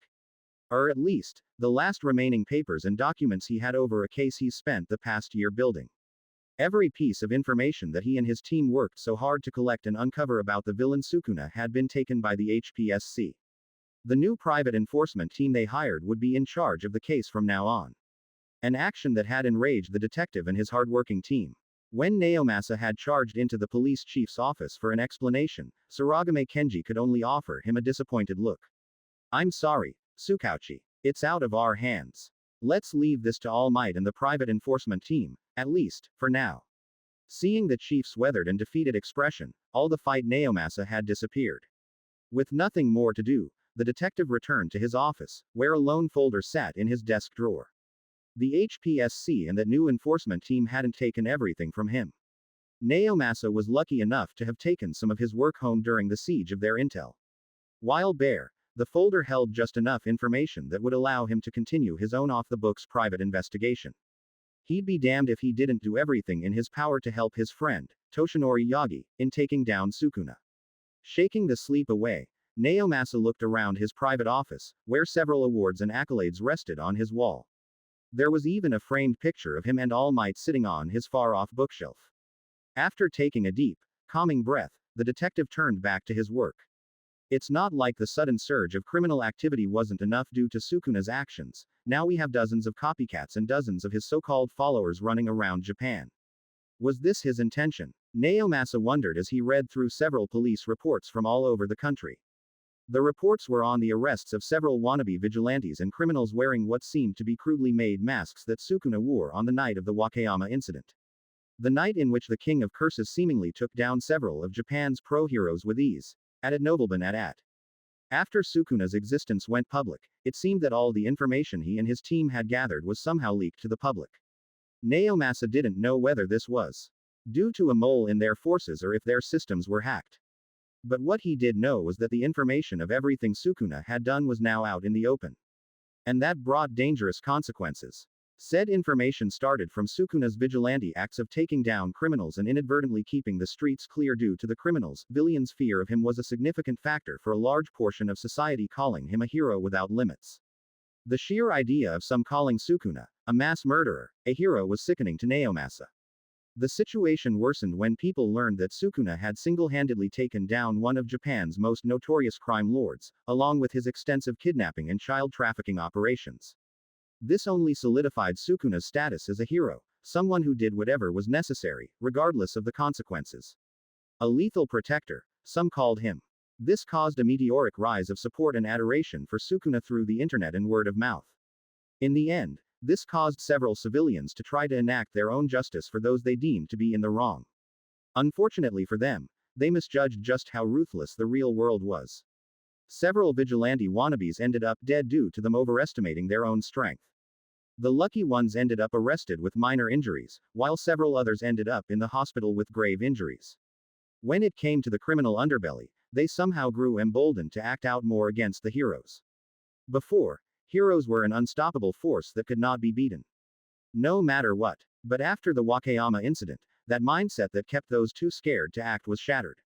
Now, villains and criminals attacked heroes without fear to show off their own strength and prove their dominance. Because if the King of Curses could take down a couple of heroes and become famous, why couldn't they? Thankfully, in complete contrast to the Sukuna supporters, there were still those who condemned him for his crimes. A large number of the people of Japan were now calling for his immediate arrest and to be brought to justice. Even after several weeks after the Wakayama incident, To this day, the police were still constantly bombarded with questions and demands about when Sukuna would finally be stopped. It was reassuring to hear that society still held the rule of law above vigilantism. Madness. Pure madness. Naomasa said as he stood up, his stiff joints popping after being motionless for so long. If we don't take down Sukuna soon, the public will only fall deeper into madness. He needs to be stopped soon. No matter what. Walking over to his office's lone window, Naomasa stared out to the night sky with hope in his eyes. Hope that All Might would soon set everything back to the way it was. Back when things were peaceful and when the public didn't support a mass killer. XXX. Shuji Cydo walked through the dark streets of his home city with dull eyes, his body seemingly on autopilot as he hobbled down the lonely sidewalk. Get out. Get out of my sight. I didn't raise some criminal. I can't believe you would have done such a thing. I have no son. Despite all the tears he's spilled today, Cydo's eyes began to grow humid yet again. With a choked sob, he numbly walked into a nearby alleyway and leaned against the cold brick wall to his right. No. No, that's not true. I'm not a criminal. Sliding to the ground, Cydo sobbed as he hugged his backpack. A backpack full of money. Ah, before I forget, Gakia Soru muttered from inside his dingy little yellow car. Leaning back, the lawyer reached back and grabbed a rather large backpack. He then tossed it to a recently released Cydo. This is a gift from him. Now then, good luck, young man. Let's hope we never have to meet again. Money. Is this his way of apologizing? Cydo chuckled as he unzipped the backpack where bundles of yen sat within. What good is money when my life is ruined? With an angry roar, Cydo threw the backpack down the alleyway, causing the pile of money to spill out. My parents look at me like I'm the scum of the earth. All my friends treat me like a monster. Money won't fix this. Ever since he was released from the juvenile detention center a week ago, Cydo had been treated like the lowest of the low. Like the scum of the earth. A horrible criminal. Abandoned by everyone he knew and cared for because they believed he was a heinous criminal who attacked helpless girls just so he could satisfy himself. The sheer disgusted and disappointed expressions his friends and family gave him made Cydo almost jump off the nearest rooftop available. But something deep inside him stopped him. What had stopped him from taking his life was Cydo's deep, utter hatred for the man who ruined his life. Sukuna. Cydo howled with his forehead pressed against the floor, his arm clutching his stomach tightly as if in horrible pain. I hate you. As that's so. Well, it seems we have that in common then, young man. Cydo looked up sharply toward the sound of the voice. Standing over his thrown backpack, a man dressed in a suit and an odd black helmet held his hands behind his back. What is this feeling? This guy feels just like him. No. This is different. Who is this person? Cydo thought as he stood to his feet numbly. I have a proposal for you, Shuji Cydo. All for one said as he approached Cydo calmly. A large grin stretched over his scarred face from under his helmet. One that I think will benefit the both of us quite nicely. Reaching out, All for One held out a hand toward Cydo. Come, Cydo. Let me help you destroy the man known as Sukuna, the King of Curses. Chapter 68. No. 68 Complete Disaster Set. 2 months later. You have pulled Mahito's curse technique, Idol Transfiguration. Rank. Platinum. Finally. Idol Transfiguration allows the user to manipulate and reshape the shape of their soul or of anyone they physically touch. The shape of the body is dependent on the shape of the soul, so if the soul is distorted, so too is the body. Therefore, someone using Idol Transfiguration can disfigure their target's body into something grotesque by warping their soul's shape with just a touch. This meant that if you could touch your opponent even once, victory was yours. The user can also manipulate their own soul to return their body to its original state after receiving heavy damage, ultimately making any and all physical damage done to a user of Idol Transfiguration completely useless. It was an incredibly powerful technique. I grinned as I absorbed the knowledge of how to use the last of the 4 disaster curse techniques. Using my binding vow, I quickly switched one of my techniques for Idol Transfiguration. Raising my hand, I inspected the raw, almost primal energy radiating from within me. So this is what a soul is, I muttered as I turned to the wall to my right. Floating beyond the walls of my home, I saw the floating souls of Jin, Kana, Himiko, and Arie. Could Mahito always see souls through walls? Or could this be thanks to Toji's advanced perception boosting my senses and Idol Transfiguration to let me see souls through solid surfaces? Either way, it'll almost be impossible for anyone to sneak up on me from behind the cover now. From what I could see, Each soul was distinct from each other, like a DNA strand. However, unlike how Mahito was used to perceiving a soul, I quickly noticed just how different the souls from this universe were from those from JJK. They were larger and more complex. Could this be due to their quirks? Standing up, I walked into my bathroom and stared at my face from my reflection. With ease, I changed the shape of my soul and watched as my appearance changed to look like Mahito. I traced over the patchwork over my face and brushed my long, light blue hair. I then changed my appearance again and made myself look like Teen Gojo Satoru. Even though I looked exactly like him, my blue eyes failed to match his own due to the lack of the 6 eyes. Okay. This is weird. I sighed and reverted back to my original appearance. Once my face was staring back at me, I felt an epiphany hit me.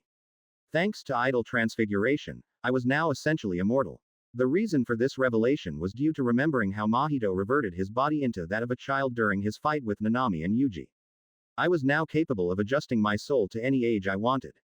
I could turn back the clock and turn myself into a child or speed things up so I would be well into my late 30s. I could also stop aging anytime I wanted as well. Although I possessed a form of immortality, I could still technically be killed. However, thanks to idle transfiguration, the only way that could happen would be if someone were able to see or be aware of my soul and attack it. Unless there was a soul perception quirk or something similar in this world, I doubted I would need to worry about being killed by anything. Wait, I think I could be killed if my entire being was somehow erased in one swift move without leaving any trace of me behind. This power is dangerous, I muttered as the gravity of the situation weighed over me. This line of thinking never bothered Mahito due to his cursed status. But for a human like me, this is too much. Was I even still human at this point? Enough with this existential crisis line of thinking. I splashed my face with some cold water and left my room. Walking through the halls, I stopped by Jin's room and peeked inside. The man was wearing a black mask and had large white eyes. Over his head was a gaming headset while he tapped away at his keyboard and mouse. In front of him was a monitor with one of this generation's most popular battle royale games. Ha, stay mad, Noobmaster 69. Maybe next time you'll think twice about taking me on, Jin said into the microphone in front of him while looking into the camera above his monitor. Thanks for the donations, chat. Now let's see who's going to be my next victim. Due to his impressive gaming skills and hilarious personality, I suggested that Jin become a streamer. While the man was a bit apprehensive at the prospect, he quickly agreed to give it a try after I told him how much some of the top streamers made a year. And so, after several months of streaming, Jin was able to garner a rather impressive number of followers and fans. So much so that he was able to land among the top 10 most popular streamers on the internet, earning a rather impressive sum of money. Closing the door, I moved on and headed off in the direction of where Arie was. Entering the living room, I found the young girl strumming a small wooden guitar with a small smile. Off in the kitchen, Kana was chopping some vegetables as she hummed to herself. Hey there, Arie. Patting her head, I sat beside her, causing Arie to turn to me with a large smile. Oni-chan, look, I think I finally got it. At Nobleman at. I smiled as she began to slowly play the notes for a melody I showed her a while back. After the night I sang to her to help her sleep, Arie quickly grew to love all things music. Both Jin and I took it upon ourselves to spoil her and get anything she wanted from the music store. However, the guitar she had in her hands was one I made using my construction technique. That's very good, Arie. You're getting better. Smiling, I picked her up and placed her on my lap. As she continued strumming her guitar, I began brushing her hair back rhythmically. +25 SP. Closing my eyes, I zeroed into her soul and inspected it closely. I was right. A person's quirk does have a big effect on their soul. I wouldn't know if changing or manipulating one's soul from this world would be any different from how Mahito did so until I tried it. But that was something I'd have to do later on someone I didn't mind experimenting on. There was no way in hell I'd do that to Arie. But what I could do safely was heal her body and remove the memories of her past. Now then, let's get rid of those scars for you, Arie. XXX. Strewn all around me, 5 men and 3 women lay unconscious and bloodied. Their broken bodies and weapons sat unmoving as I kneeled next to a man with an armadillo-like shell on his back. These 7 had thought it would be a good idea to have robbed and beat down a group of high school kids who were having some fun late at night. Unfortunately, they didn't seem to have as much fun when I was the one beating them senseless. Now, they all lay quietly on the wet, dirty ground behind an old abandoned bakery. The group of kids they had attacked was long gone once I made my appearance. TCH. Looks like I can't take away your quirk without killing you. I continued to hold my hand against the armadillo man's chest and then shifted my focus. What's this? Even though I had all of Mahito's knowledge and techniques in using idol transfiguration, I still had to figure out how my technique would work with the souls of this world. This meant doing the things Mahito once did with ease, I would have to relearn due to how integral one's quirk had on their soul. No way. I opened my eyes in surprise as I watched the man's armadillo-like features slowly begin to recede. However, the changes eventually stopped until the man's once pronounced mutations became extremely minor. It was as if he was a new person. Curious, I flipped the effects and watched as his body shifted until he was practically a large man-sized armadillo. I can't get rid of one's quirk, but I can amplify or diminish its potency, I muttered with a large grin. How extraordinary. Standing up, I turned to one of the men who spoke about grabbing one of the high school kids to use for later. When I arrived, the man before me, he had sun-tanned skin and light brown hair, had been groping a girl with long, vibrant pink hair that he was using to keep her in place. For a split second, that girl morphed into Mei in my mind. Reaching down, I placed my hand over his face for a few seconds and stepped back. With little care, I watched with wonder as he immediately woke up and began to scream before his body exploded in a shower of gore. How many years has it been? How many years had I been cleaning these streets and paving my way through this country? Still, nothing ever changes. Men like this stain on the ground continue their actions despite knowing that what they're doing is wrong. How many more do I have to kill before these people learn? Damn monkeys. XXX. 1 week later, I scanned the Takoba Municipal Beach Park with a bored look. Piles and piles of trash lined what was once a beautiful beach with bundles of appliances, furniture, and bags of junk. What a dump. However, off to the side, a large section of the beach was clear of trash and any other debris. Down at the beach was none other than Izuku with a fridge on his back. From behind him, a thin man with blonde hair was cheering Izuku on. Focusing, I inspected the number 1 hero's soul. All Might's soul is so bright. No doubt the effect of having one for all. Let's see. Ah, there they are. Deep within Yagi's burning soul, I was able to spot 7 much smaller, almost imperceivable souls hiding deep within. The past users. I haven't seen him in a few years, so that's his weakened state, I muttered and took a sip of my morning coffee as I turned off my advanced soul perception. Still, the original reason All Might had Izuku clean this beach was to help build his body. But Izuku's body is already as strong as it can be for his age.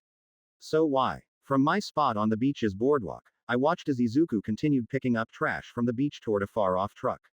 As he did so, All Might, or Toshinori Yagi, turned to me as he finally noticed my presence. Seeing that I was caught, I began making my way down to the beach.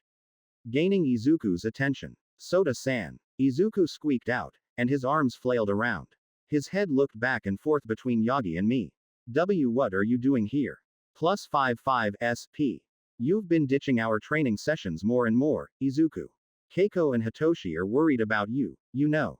So I took it upon myself to see what's taken up so much of your attention. I came to a stop in front of Yagi and gave the man a slight bow. Where are my manners? I'm Shimizu Soda, a friend of Izuku. It's nice to meet you. Man, it's a weird experience talking to a walking, coughing pile of bones that can quickly transform into a pillar of muscle that can punch a hole in the atmosphere. +35 SP. Shimizu Shonen. Yagi said under his breath before he tried to hide it with a cough. I mean, it's nice to meet you, young man. I'm Toshinori Yagi. I'm sorry, but I'm the reason why Midoriya Shonen has been so preoccupied. You see, I work for a large hero agency, and I've discovered Midoriya Shonen's great potential. I offered to help guide him on his journey to becoming a great hero one day. So that's the excuse you're using. Fine, I'll play along. Still, let's push some buttons. I see. How generous of you. I smiled at the man and looked over to a slightly nervous Izuku. Still, if you decided to take him on, then you must be aware of his quirkless status. Am I right? There aren't many people who would help someone without a meta ability. Tell me, Toshinori-san. How are you planning on helping him with that? +65 SP. Seeing Yagi's eyebrow twitch, it seemed that I had found the correct button to push. Ah. Well, Soda-san. Seeing his mentor trip over what to say, Izuku dashed in front of me and waved his hands in front of my face to distract me. Why you see? All I mean Toshinori sensei here is actually helping me to understand all the ins and outs of the hero industry and all that. Yeah, by picking up trash. I looked around at the dump-filled beach with raised eyebrows. Plus 50 SP. Plus 45 SP. Exactly. Shimizu Shonen. Being a hero isn't just about defeating villains and making flashy moves. It's also about lending a helping hand to the community. Yagi said loudly as he motioned to the junk on the beach and to the large, clean section off to the side. An important fact many in the industry don't seem to remember as they focus on rising through the ranks and looking cool. That's what I'm teaching Midoriya Shonen.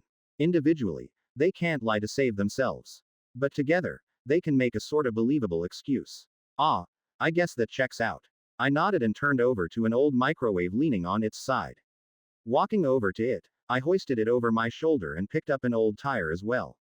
With them in hand, I began heading to the truck where Izuku had been pacing all his picked up trash.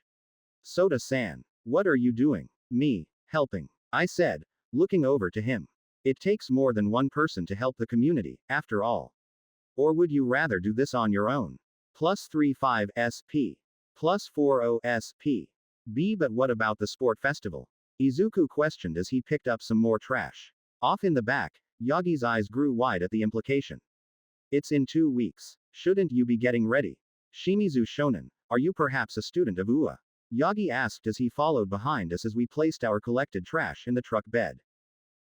Oh yeah, I'm in Gen Ed, so nothing too exciting, I said as Izuku and I moved on to a large rusty dryer. As one, we lifted the old appliance and began carrying it to the truck. Plus, I'm quirkless, so I couldn't make it into the hero course even if I wanted to. Not that I do. Plus 75 SP. Quirkless. Yagi muttered as Izuku, and I dumped the machine on the bed. Just like Midoriya Shonen. Izuku nodded. Yeah, Soda-san was the person I told you about, Toshinori sensei. He's the one who taught me martial arts and helped me get stronger. So that was you. Plus 60 SP. Yup. I don't care much for heroes, but Izuku here really looks up to them. So I decided to help him out. Besides, I'm not subscribed to the mindset that someone needs a quirk to become a hero. I believe that with enough hard work, will, and determination, anyone can be a hero. I said before turning to Yagi, my black eyes staring deep into his own glowing blues. What do you think, Toshinori-san? At my words, Yagi nodded with a smile. Behind his eyes, a small pang of regret and shame pulsed through. Couldn't have said it better myself, my boy.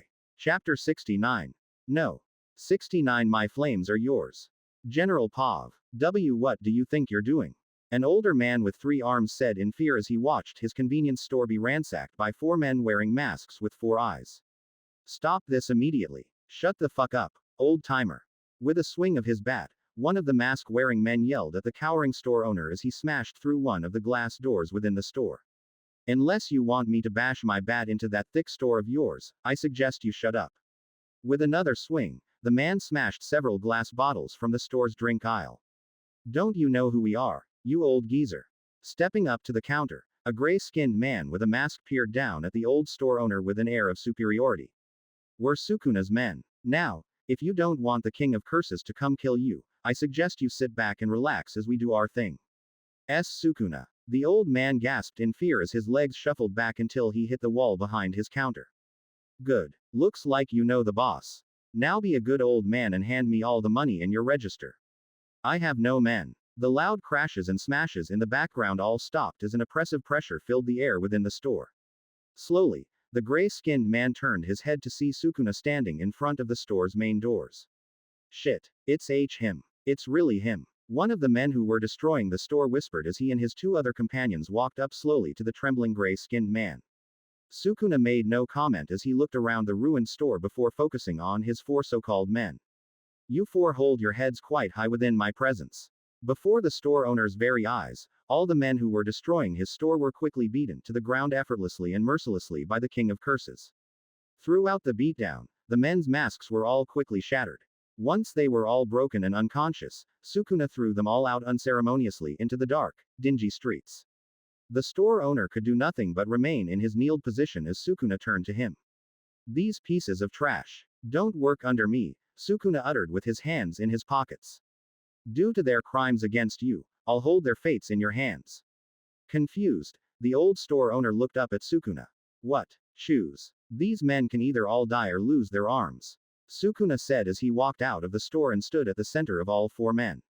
You have 5 seconds. The store owner stood in shock at Sukuna's offer, thanks to his old age. The man knew that the king of curses was dead serious. Still, even if he knew that the store owner couldn't possibly be responsible for the lives of these 4 criminals. Even if they did destroy his store. Even so, if he had to decide, the store owner would choose the option in which all 4 men continued living.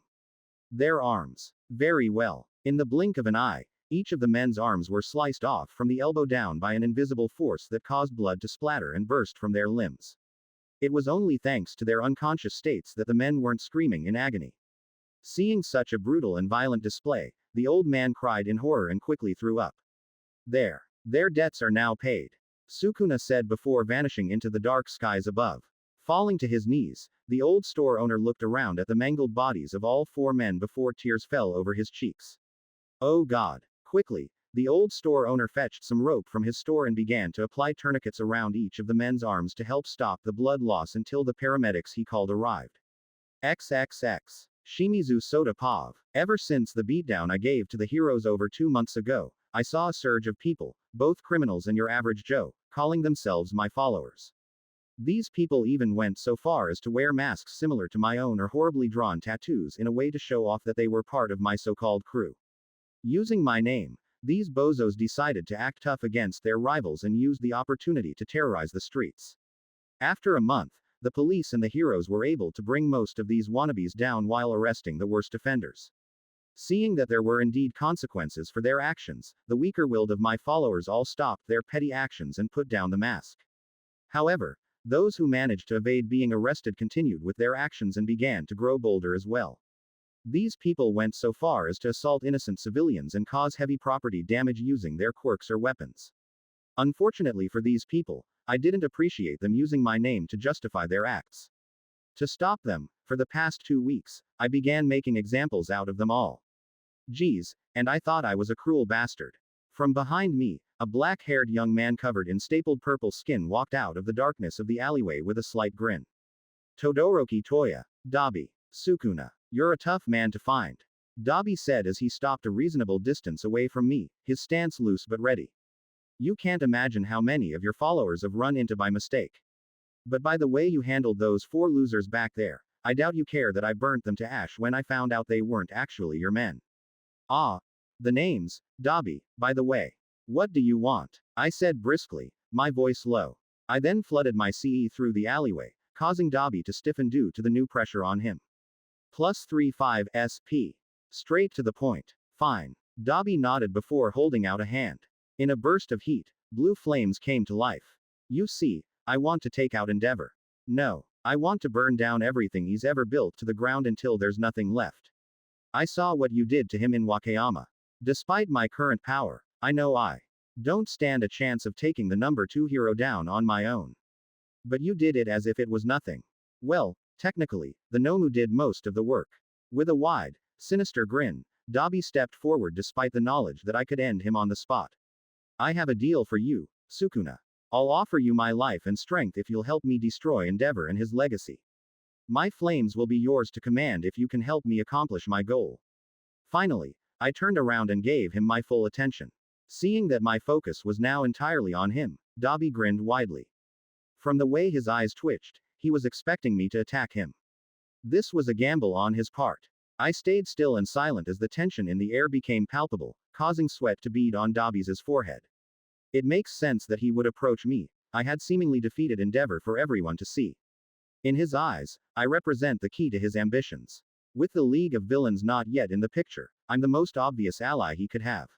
Unlike Himiko and Jin, Dobby is a walking grenade. His failing body and mind are focused solely on destroying Endeavor. Whether or not he succeeded in the original timeline, I'll never know. Still, despite his madness, I couldn't help but feel pity for Dobby. Or should I say, Todoroki Toya. His entire life had been filled with sadness, starting from his childhood and extending to the Paranormal Liberation War, where he revealed his true identity to the world. He struggled with deep mental issues. Then again, I was surrounded by people who also faced their own mental challenges. Wait. Do I have mental problems? Nah. You want to destroy Endeavor. I turned to Dobby, my body relaxed and loose, contrasting his tight and jittery body language. What a lofty ambition. Tell me, what use do I have for your strength? At my comment, Dobby frowned and cancelled his flames. Despite how powerful you are, eventually, those heroes will gather their numbers to the point where even you won't stand a chance. Add on the fact that if All Might finds you as well, I doubt that even you could stand a chance against the number one hero. Slice. Plus 55 SP. Dobby's eyes grew wide as the walls at his sides split apart, leaving behind deep gouges that began to crack and tremble before calming. Slowly, he turned back to see that the slashes reached all the way across the length of the alleyway. Turning back to me, Dobby's eyes widened when he saw me standing within an arm's length away with a finger pointed directly at his head. Easy there, Dobby. While I don't plan on killing you, I still have to play the role of Sukuna. Are you saying I'd lose to that man? I uttered lowly. I suggest you consider your next words carefully. Plus 30 SP. Despite his perilous position, Dobby's heart was calm. Right. Despite his arrogance, Dobby didn't intend to piss me off and get himself killed before his goals were realized. Sorry about that. Still, my point stands. Eventually, you're going to need strong allies. You're saying you're strong. Despite how I look, my flames are as strong as they come. If it weren't for Endeavor, I'd be the strongest fire user in all of Japan. Dobby grinned and motioned to himself. The way I see it, having me on your side can only benefit you. Besides, for someone like you, helping me take down Endeavor should be a cakewalk. Barely an inconvenience. He's buttering me up. If I was an egotistical prick, that would probably work. Now then, what to do? Very well. Let's find out how strong your flames truly are. Dropping my arm, I began walking away from him with my hands in my pockets. If you're capable of lasting more than 5 minutes against me, I'll allow you to work under me. Plus 25 SP. 5 minutes. Grinning madly, Dobby raised an arm covered in blue flames. That's it. I hope you're not underestimating me, Sukuna. Otherwise, you'll end up burned. We'll see about that. Now follow me. Fighting here will only grab unwanted attention. Hey, you got it, boss. Don't get ahead of yourself.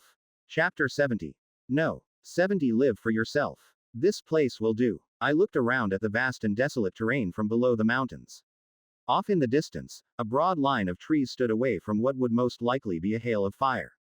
Standing far away from me was Dobby. He was looking around the location I had brought him to with careful consideration. Despite his goal of joining my ranks, he was still cautious of me and wondered if I had lured him into a trap. Not bad.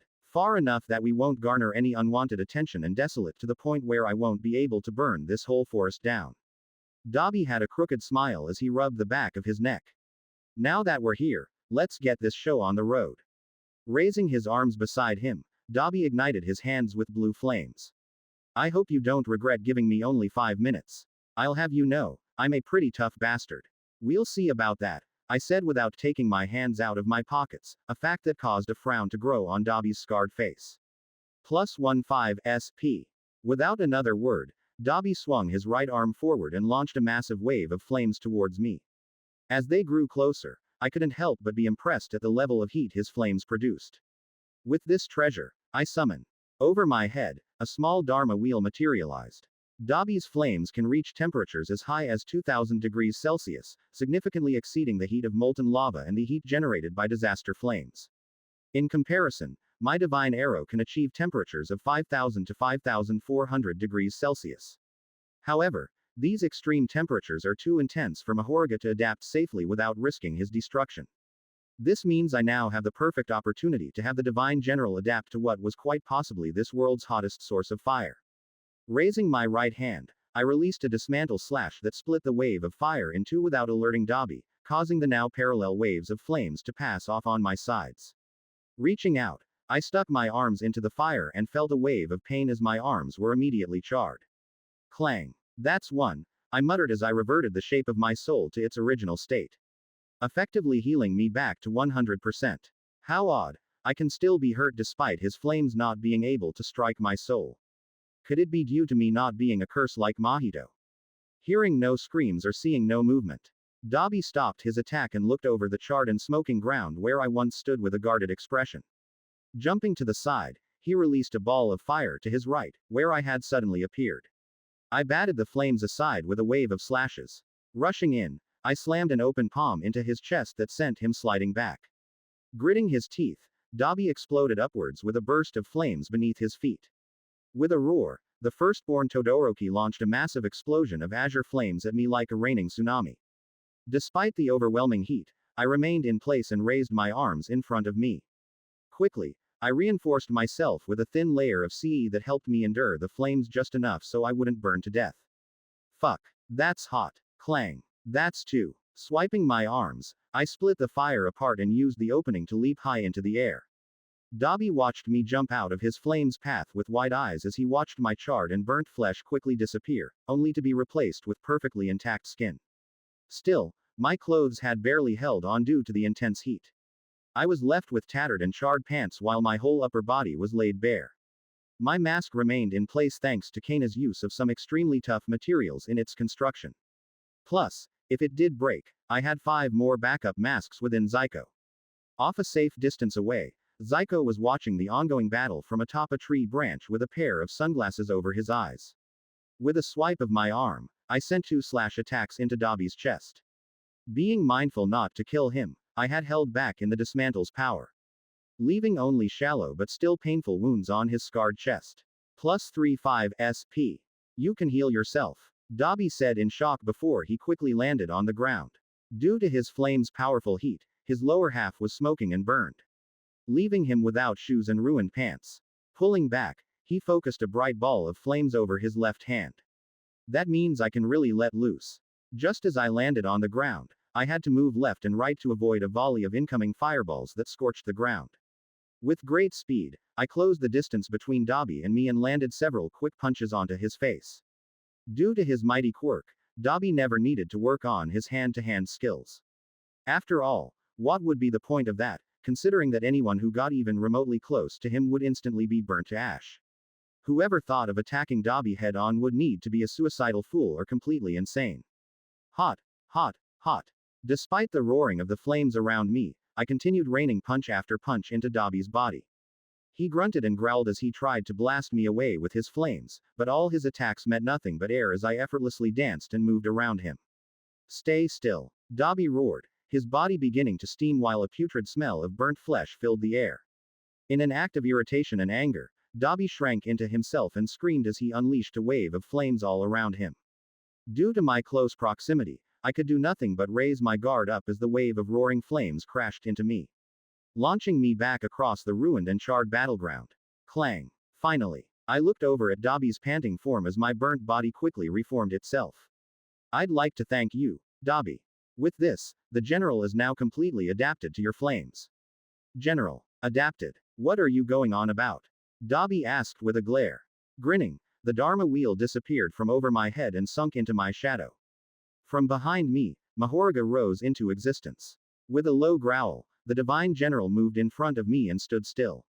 How about this? I'll stand completely still and I'll let you use your strongest attack on me. If I'm even so much as singed, I'll work under you. I held my arms beside me and stared at Dobby's panting form, who was looking at me suspiciously. Well, what do you say? Plus 3-5 SP. Is this some sort of trick? No, no trick. Just give it all you've got. One burn is all you need to win, I said confidently and made a come-on motion. Let's see what you got. Seeing that I was completely serious, Dobby grinned madly and held his arms beside him. In a flash, powerful blue flames roared to life around him. You better not die then. Here it comes. Flashfire fist. Dobby yelled as the world around us glowed a brilliant blue. Prominence burn. Like an unstoppable force of nature, a massive explosion of fire rocketed toward me like a tidal wave of death. Unbothered by the coming calamity, I slipped my hands into my pockets as Mahorga raised his arms. FWOOSH. Fire met Shikigami as the divine general stood as an unmovable shield between me and the massive wall of flames. Like a rock sitting within a stream, the flames passed around Mahorga and me and slammed themselves into the mountain to my back. Their intense heat quickly caused the mountain's surface to heat up until it began to glow a bright crimson. Quickly, the rocks began to melt before they combusted. Clang. At the sound of Mahoruga's wheel spinning, I watched with curiosity as his body began to grow black ice all over. Quickly, a chilly black armor made of pure ice began to push Dobby's flames back as steam rippled all around him. Seeing this, I promptly commanded Mahoruga to stop his counterattack. With a low growl, Mahoruga nodded and continued deflecting the attack. After what felt like an eternity, the roaring blue flames began to die until they completely stopped. All around me were scattered blue flames that continued burning away. Pillars of smoke bellowed all around as the very earth below me was pitch black and reflective. Obsidian, I muttered as the black crystal released waves of smoke and steam. Looking over to where Dobby was, I saw him kneeling on the ground with one of his arms wholly charred black while his right leg was practically just bones. Half of his head was skinless while his remaining left eye stared at me in complete shock. Plus 65 SP. That's impossible, Dobby said in a hoarse voice. You're not even singed. Walking toward him, I whistled at his body's state. I didn't think you'd push yourself so far. How are you going to destroy Endeavor looking like that? With a low chuckle, Dobby looked at his charred body with little emotion. Don't worry, I'll find a way. I've survived worse. His lone blue eye widened before a grin grew on his face. It's been 6 minutes and 35 seconds, looks like I made it. It seems you're right. Kneeling in front of his steaming body, I laid a hand on his chest. If you're going to work for me, then I can't have you in that condition. Let's take a look at your soul, Dobby. XXX. Opening square bracket ? Closing square bracket. What is this? Fire. Fire and destruction floated all around me within this expansive and chaotic space that was Dobby's soul. Off in the distance was a large floating Japanese house. Its surroundings were lit up with orange flames, and an enormous looming shadow in the shape of Todoroki Enji peered down with disappointed white glowing eyes. Is this Dobby's soul? No, Toya's soul, I asked as I looked down at my glowing body. I had no clothes, and the only thing I could make out was the shape of my glowing form. Touching my face, I felt my mouth, nose, and eyes while my now white hair floated within this infinite space.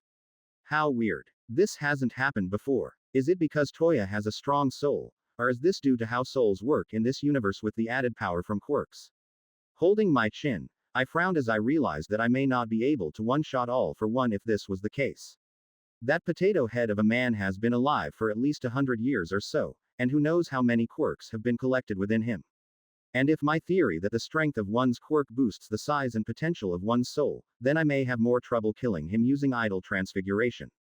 Shrugging, I decided to think about that later and flew in the direction of the floating Todoroki household. Entering through the burnt-down front door, I looked inside the dark hallways with a frown.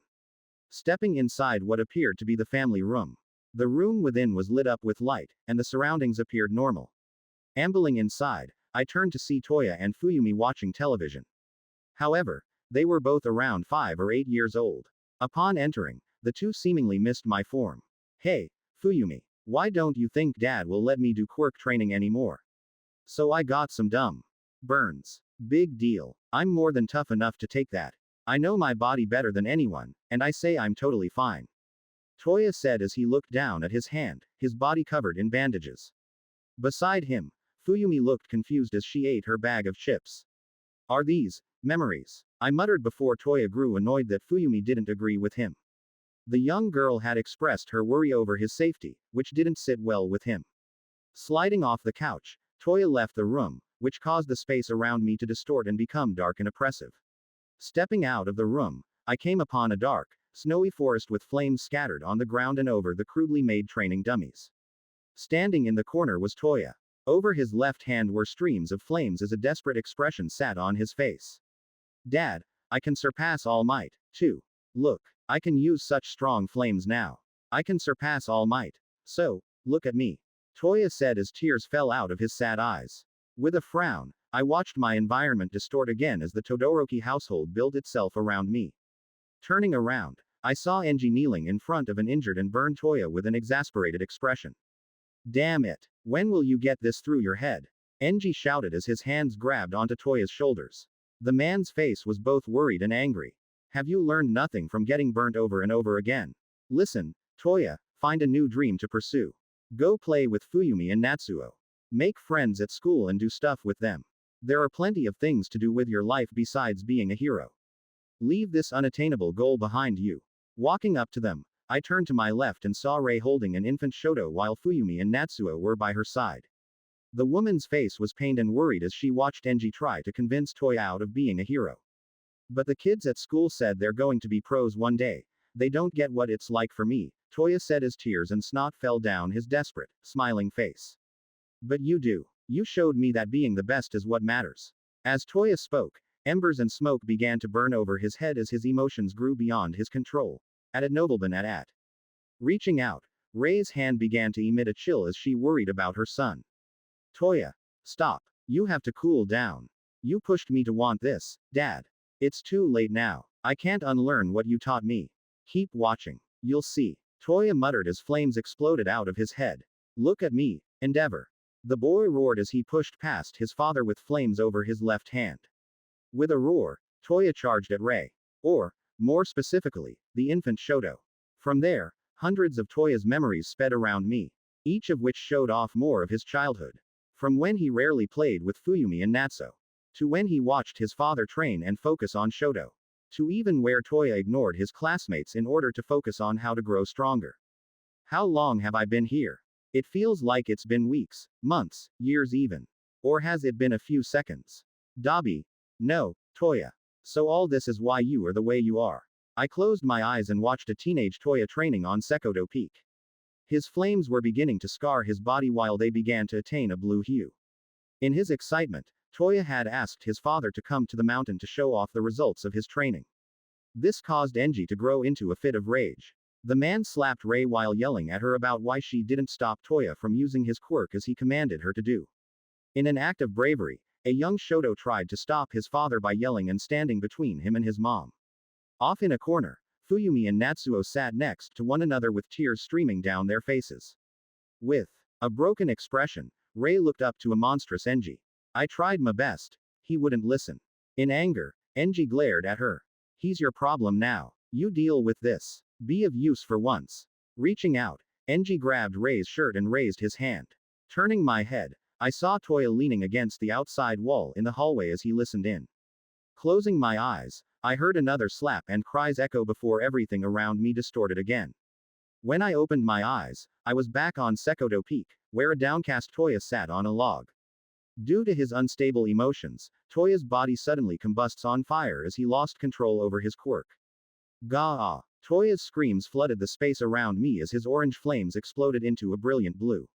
Quickly, his fire spread all over the mountain until his charred body sat within a nearby body of water, where he tried to put his flames out. You've been through a lot. Haven't you, Toya? I said as I walked up to the charred remains of Toya. Kneeling next to the dying boy, I placed my glowing hand over his head and activated idol transfiguration. So much so that your soul was shaped by it. Molded by your dreams of pleasing your father. In the end, your sadness and anger gave birth to Dobby. It's only thanks to that very anger that you're still alive. Dad. Toya croaked out as his charred hand reached out to my own. Did I make you proud? Sorry, Toya, I'm not your dad. I smiled as his body quickly repaired itself, thanks to my curse technique. Quickly, his body reverted back to its original healthy state. But I think it's time you stop trying to please him. Quote. I don't think I can, Toya muttered as he looked down at his hands. It's all I've ever known. Live for yourself instead of pleasing your father. Instead, you should surpass him. Show him just how great you were and that he was a fool to abandon you. Live for yourself. Not for him. But, my quirk burns me. Every time I try to use it, I burn myself. I'll never be a hero that can surpass All Might.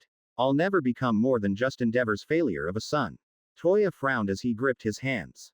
He jumped when I placed both of my ethereal hands over his own. Not anymore. I took care of that. I smiled and motioned him to try out his quirk. Go on. Try again. Anxiously, Toya raised his hands and activated his quirk.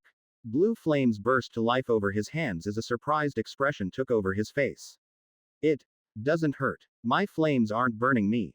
Around us, the once chaotic and blazing environment began to rebuild itself while Enji's large, looming shadow began to disappear. That's right. I manipulated the shape of your soul so that your body could better handle your flames. Still, I suggest you be careful. It wasn't easy. I tried doing this dozens of times before, but you kept rejecting my help. Standing up, I smiled and held out a hand to Toya. I'm not sure if you'll remember our meeting when I leave, but I hope you remember that your life isn't tied to your father. Be your own man and surpass endeavor. Live for yourself. With a thoughtful expression, Toya looked down at his hands for a long time before he finally nodded. Looking up at me, Toya smiled and grabbed my outstretched hand. You're right. I'll surpass Dad, and I'll show him just how much more powerful I am than him. I'll make him regret ever ignoring me. He's still focused on his father. But this is a start. Smiling, I nodded at him as the soul space around us glowed a brilliant blue. XXX. Slowly, my surroundings grew into focus. Looking around, I blearily found myself in a dark and ruined forest with pillars of smoke all around me. It feels as if I just woke up from a long, long sleep. What did you do? Plus 350 SP. I Looked up and saw a fully healed Dobby, or should I say, Toya, looking over his fully restored body in disbelief. No longer did he have patches of purple, rubbery skin over him stapled together. No, he now held healthy skin with no signs of his past self. Even his black spiky hair had reverted back to look like his white childhood hairstyle. Just a bit longer and with large red patches on the sides.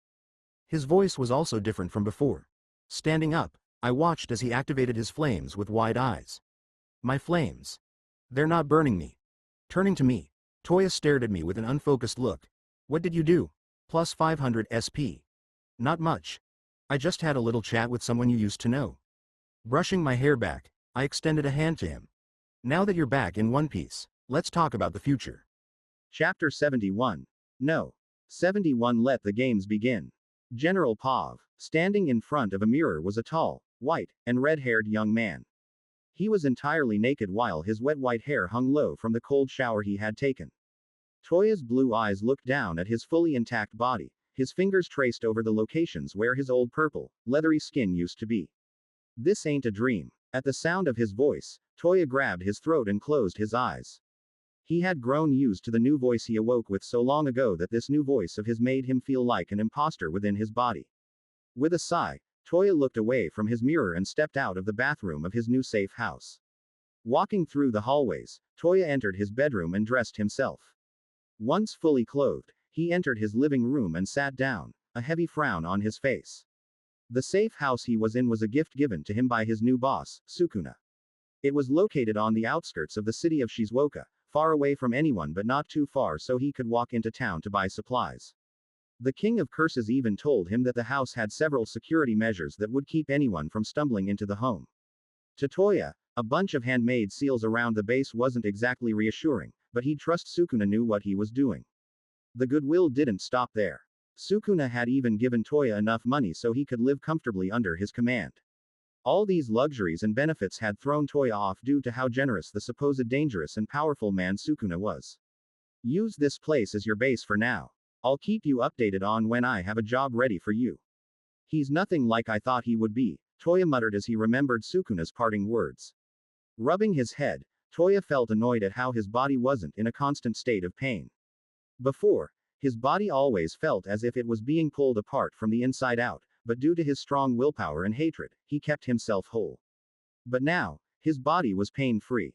He no longer had to worry about coming undone because of whatever it was that Sukuna did to him. His once dull senses were now fully restored as well. Unlike before, Toya could now feel the subtle sensations and textures of his environment. When Toya asked how this was possible, all Sukuna said was that he had changed a part of him back to the way it was. To Toya, that made no sense. What did that mean? Even that doctor and that man who retrieved his destroyed body couldn't restore him. They said it was impossible to heal him back to the way he was. Impossible for them, but not for the King of Curses. One touch was all it took. And Toya was back to the way he was back when he climbed Sekoto Peak. Sukuna had performed a godly feat with seeming ease. For all intents and purposes, Dobby was gone. Todoroki Toya was now back. At least physically. A fact that should have elated Toya ended up becoming a double-edged sword. He may no longer be in constant pain, and his quirk no longer burned him, but this new freedom only allowed his mind to fall into deep thought now that all its past distractions were gone. Be my own man. Toya muttered the odd words that had been plaguing his mind ever since his body was healed. With a shake of his head, Toya stood up and exited his base. No, I have to focus on my goal. Toya stopped in the middle of an extensive training field and lit up his hands with blue flames. Beneath the flames, his skin remained unblemished and perfectly fine. Destroying Endeavor is all that matters.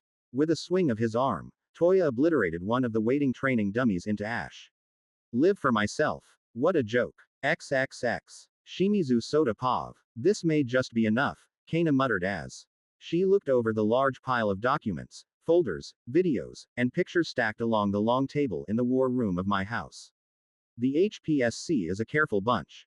Very careful, I said as I picked up a picture showing off one of the safety commission's employed heroes standing over several dead corpses. Still, most of what I collected could still be disputed. Plus 15 SP. You're probably right. Kana walked over beside me and opened the laptop on the table. However, combining all this evidence with these audio logs your crows collected, we now have undeniable proof of the Commission's dirty methods. Even if this isn't enough to completely shut them down, it'll get the ball rolling on an outside investigation to shut them down. Sorry, this took so long. Those suits don't work out in the open if they can help it. Especially the chairman. He's more elusive than a shiny munchlax. We're lucky my crows collected all this after a couple of months. I told Kana as she turned to me with a smile. It'd be faster if I just killed them all. But that would just make the HPSC martyrs. No. This is more than I could ever collect on my own. Kana said before she took on a pensive expression. Still, once we release this onto the world, all of Japan's HPSC's dirty secrets will be out in the open. Nodding, I looked at a picture showing a member of the board handing an envelope of money off to a high-profile villain. Once that happens, Hero Society as we know it will suffer. The public's trust in the system placed to keep them safe will be shattered. Not only that, but the public will begin to doubt the very heroes meant to protect them. As I spoke, a large smile broke onto my face. That's the best case scenario. Plus 20 SP. Kana sighed and sat down on one of the room's chairs. Yes, the truth of what the HPSC truly is will finally come to light. Raising her hands, Kana smiled bitterly as she began to shake. Everything that I had done will finally come to light. Seeing her trembling form, I placed a hand on her shoulder. That's all in the past, Kana. That's not who you are anymore. Now, you're so much more than what the HPSC created. Arie and Himiko rely on you, and you keep Jin in check. You're an integral part of our little family. Kana looked up at me with wide eyes. So just leave the destruction of the HPSC to me. You've done enough. Just keep watching over Arie and everyone else. That'll be enough. Plus 95 SP. I've done enough. Kana muttered, her eyes deep in thought. So, you're saying I should leave everything in your hands? Yup. I am the strongest, after all. I think All Might would disagree. Quote. XXX. General Pav. The UA Sports Festival, an annual event held by UA High School where students from all 3 grades and courses have the opportunity to showcase their abilities in different competitions in order to be scouted by pro heroes and support agencies. This event is an excellent opportunity for students from each of the departments of the UA High School.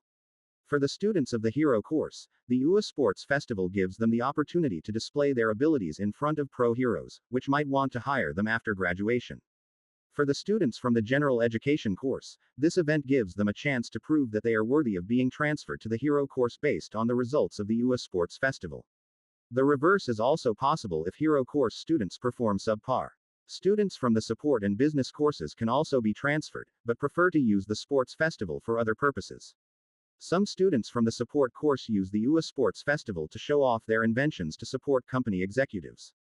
Meanwhile, business course students generally have nothing to gain from the festival itself, so they use it to hone their skills as salespeople and run business simulations by selling snacks and souvenirs to the crowd and calculating the odds of other students. To summarize, the sports festival was an excellent opportunity for any UA student to show off to the world their potential and to build future connections in order to become successful. I can't believe it. I'm actually going to watch the sports festival in person.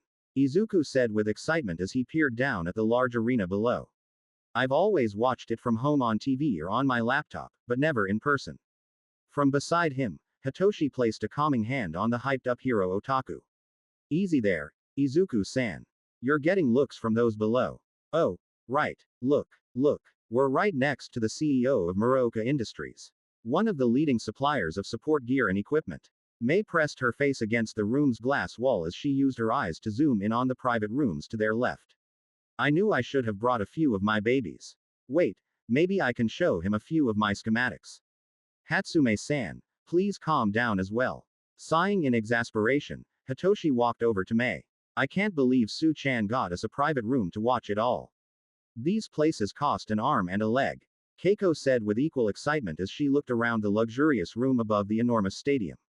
The room was large and equipped with several comfortable seating options, while a wall lined with televisions showed off several different angles of the stadium below. Off to the side was a table full of snacks and refreshments, while 2 private bathrooms sat off in the corner. The room was indeed the best way to experience the UA Sports Festival. I helped pay for it too, Jin said with a small smile, only to be ignored by Keiko. It seems she still doesn't like me. From beside him, Kana smiled in amusement and patted his shoulder. She'll come around. Eventually. Jin could only nod with hope. Wow, it's so big, Arie said with a large smile as she looked down at the massive crowds below. When are Onichan and Onichan going to show up? Kneeling beside her, Keiko smiled warmly at Arie.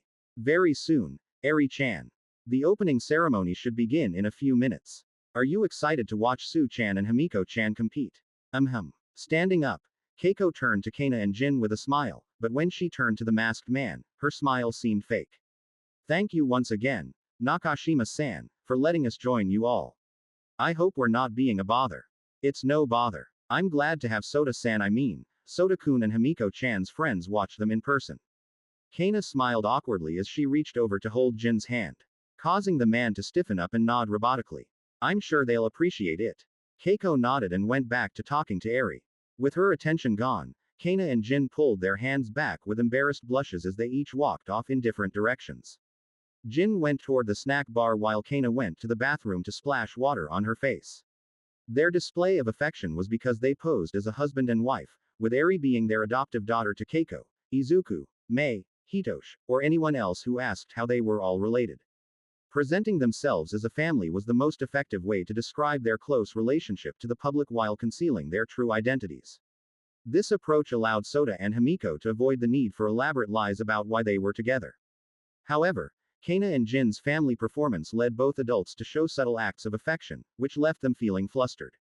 Hey, make some noise, everyone. Let's get this sports festival underway. Present Mike's loud, boisterous voice shook the stadium, causing the extensive crowd in the stadium to cheer. Let's hear some cheers as our students make their way onto the big stage. It's starting. It's starting. Arie shouted as she jumped excitedly. Up above the stadium, several fireworks popped off, illuminating the sky with a dazzling array of colors. Welcome back to the UA Sports Festival, where up-and-coming heroes leave everything on the field as they fight for the chance to achieve worldwide fame and celebrity. This first group consists of our up-and-coming students with bright futures, coming hot off the presses as the hero course of Class 1A. Present Mike announced with great energy. As everyone approached the glass wall, they gazed down at the stadium with big smiles on their faces. Izuku and Keiko bounced with excitement while Hitoshi scanned the stadium entrances with wide eyes, searching for his sensei and friend. Kana picked up Arie so the young girl could have a better view, and Jin walked out wearing a headband that had the word, Victory, painted on it. Not to be outdone, here is the hero course Class 1B. Next up, General Studies C, D, and E. Everyone in the room leaned in, scanning the incoming wave of students. After a quick glance, Izuku pointed out Soda and Himiko, who were walking together in their class group. Himiko was all smiles, waving enthusiastically at the crowd, while Soda appeared bored, his sleepy expression accentuated by his hands stuffed in his pockets. There they are. Arie cheered as she turned to one of the televisions on the wall that zoomed in on Class 1D. It's Onichan and Onichan. Keiko turned to the screen and sighed as she saw her older brother figure look uninterested in being a part of one of Japan's most popular events. Yup. That's about what I expected from him. Support classes F, G, and H. And finally, business classes I, J, and K. Give it up for all of UA's first-year contestants. Present Mike finished announcing as all the gathered students lined up in front of a tall podium. Standing on the podium was a person dressed in a white space suit-inspired outfit featuring a puffy jacket instead of an actual suit. They wore a black helmet with white eyes and a pair of yellow boots while holding a microphone in their hands. Oh my god, it's Space Hero 13. Izuku geeked out at this year's UA umpire. So cool. At Nobleman at. Okay. Everyone. Settle down. 13's calm but confident voice echoed through the stadium speaker as she motioned to the gathered students.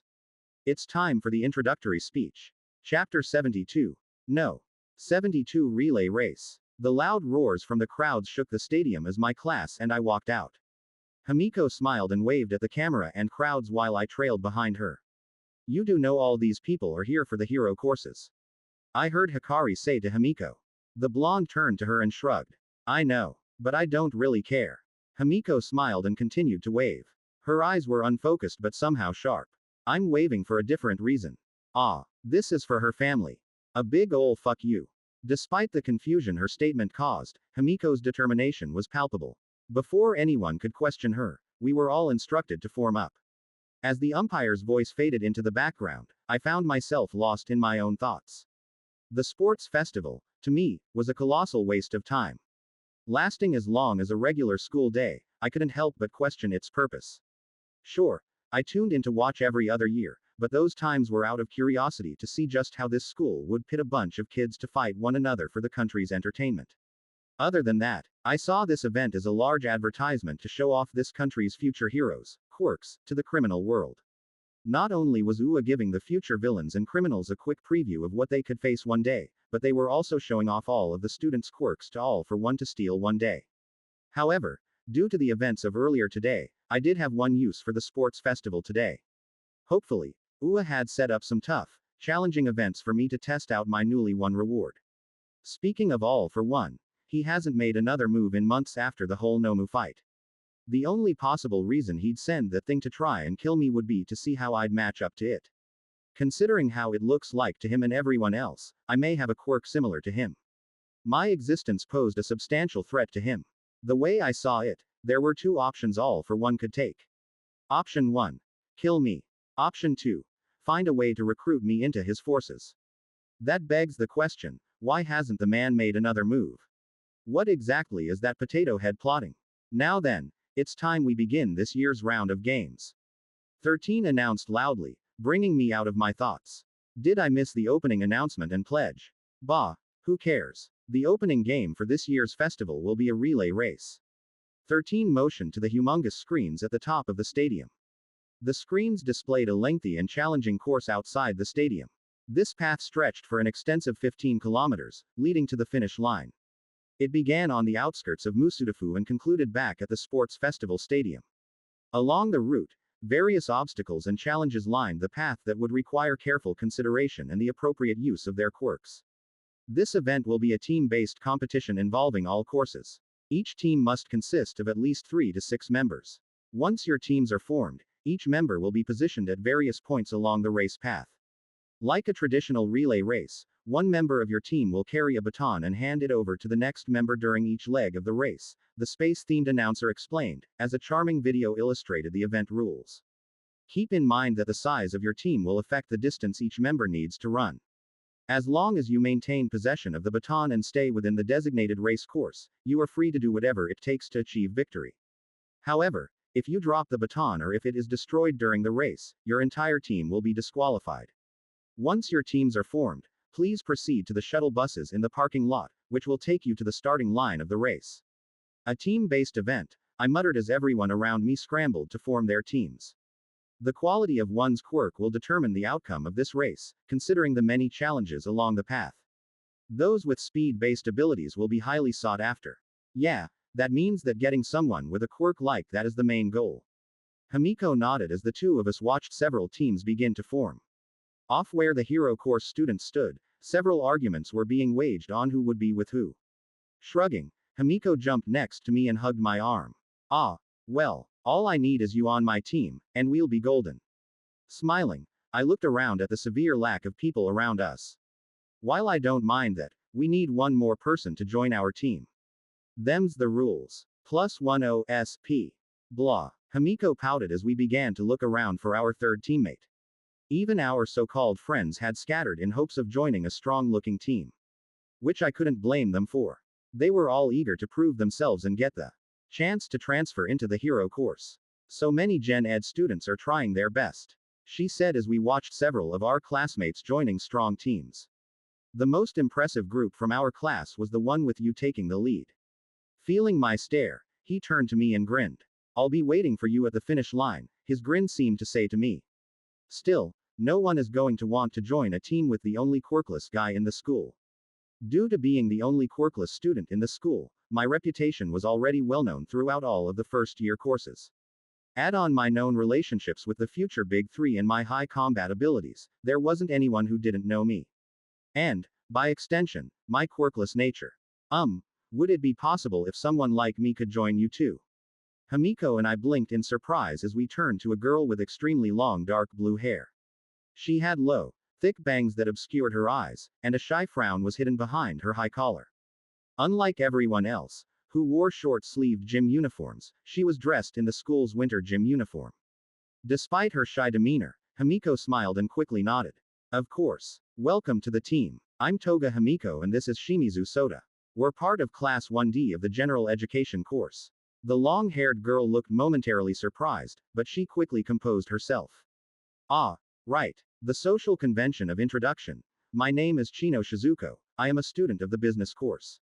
Class 1J. The business course. That's odd. Those guys tend to choose to hang back and not try at these events. Well then, Chino, I said casually and walked up to the shy girl, causing her to squeak. No honorifics, Shizuko whispered as I inspected her. +7 SP. What can you do? XXX. General Pav. Shuji Cydo's quirk is called Overcome. Overcome allows Cydo to slowly evolve his body to overcome any physical damage done to his body. However, the process is painfully slow. When he was a child, Cydo had broken his arm while playing at the park. Thanks to his quirk, his body had evolved to withstand any more fractures or pressure that would result in a broken bone. Essentially, his skeleton is unbreakable due to conventional injuries. But this evolution took over 8 years to take place, making what would normally be an incredibly powerful quirk impractical for hero work. After all, for Cydo's body to evolve, he would have to wait for his body to slowly evolve from any injury or ailment done to him. One could have concluded that thanks to his quirk, Cydo's skin would have been tough enough not to be pierced through the box cutter knife Toga Himiko used on him the day she drank his blood. After all, at a young age, children were prone to injury or cuts. This remained true for Cydo as well. Unfortunately, his body was still in the process of evolving and was still 5 years away from having his skin become impenetrable to cuts or slices, resulting in him being sent to the hospital after being attacked on that fateful day. This quirk may be impractical to most, but to me, it's the height of potential. All for One smiled in glee as he stood next to a short bald man who wore round goggles over his eyes while a bushy brown mustache sat over his upper lip. This man was All for One's faithful servant, Dr. Garaki Kyudai. The two stood deep within the underground laboratory underneath the Jaku Hospital. Nodding. Drive. Kyudai watched in fascination as he and his master watched from the safety of the very thick glass wall as Cydo screamed bloody murder. His body was lined with several pipes while he was continuously being pumped with electricity, fire, ice, and several more elements. Young Cydo's body has acclimated to the quirk you gifted him, fast forward, rather well. Doctor. Kyudai said as he watched Cydo throw up a glob of blood. Thanks to it, his body is now pushed to evolve 4 times as fast. He is indeed a subject brimming with potential. If only my subordinate at the Dakar University Hospital handed me young Cydo's file much earlier, you would have had the perfect weapon long ago, master. Chuckling, All for One continued to watch as Cydo's body continued to be punished, attacked, and torn, pushing his body to evolve quickly. It matters not. What matters is that we now have the perfect weapon to use against All Might and even Sukuna should he foolishly turn my offer down. He would be a fool not to accept, master.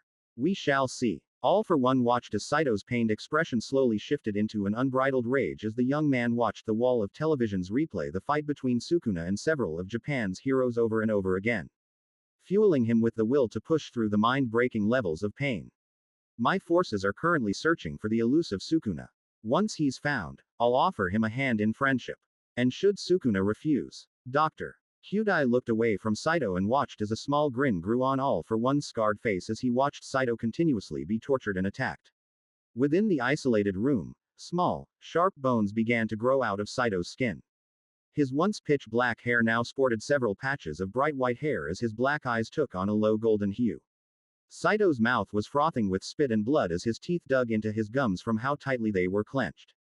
Despite all the pain he was currently undergoing, his vision remained razor-focused on the replaying video before him. Most specifically, his focus was zeroed in on the mask-wearing King of Curses himself.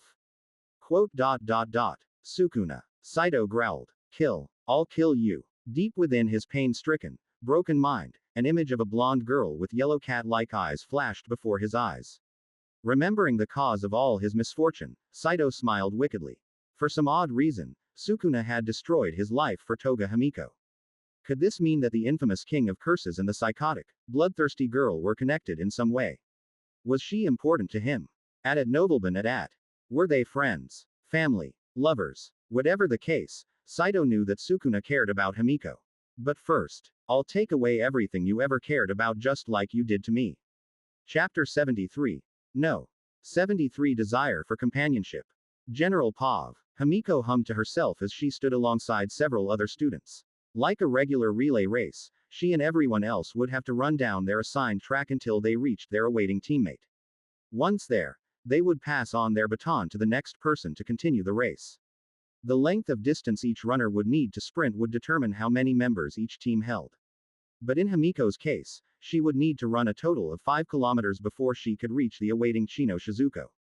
It was a long distance for any one person to run at a constant fast pace. The ideal solution would have been to have 5 members in a team to reduce each member's overall run time. However, due to Soda's well-known quirklessness status during the first years, no one else wanted to join their team. Not even those within their oddball group of friends from their class. Sorry, Himiko-chan. From beside Himiko, Hikari said with regret as they watched the timer count down from a floating balloon in the sky.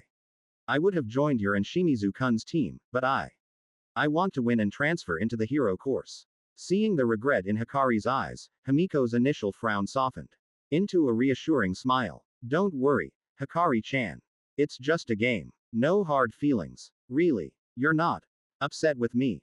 Nope. But you're buying me lunch for a week. Okay. Himiko smiled as she leaned forward. The timer on the balloon was now at 0 hours 0 minutes and 5 seconds.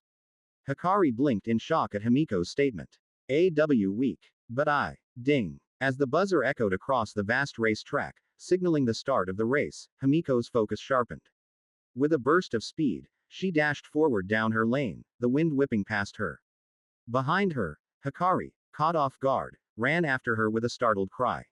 As she ran, Himiko watched as she quickly passed her fellow competitors with ease. Looks like all that running through the mountains wasn't a waste of time. Still, Soda-kun is such a slave driver when it comes to training.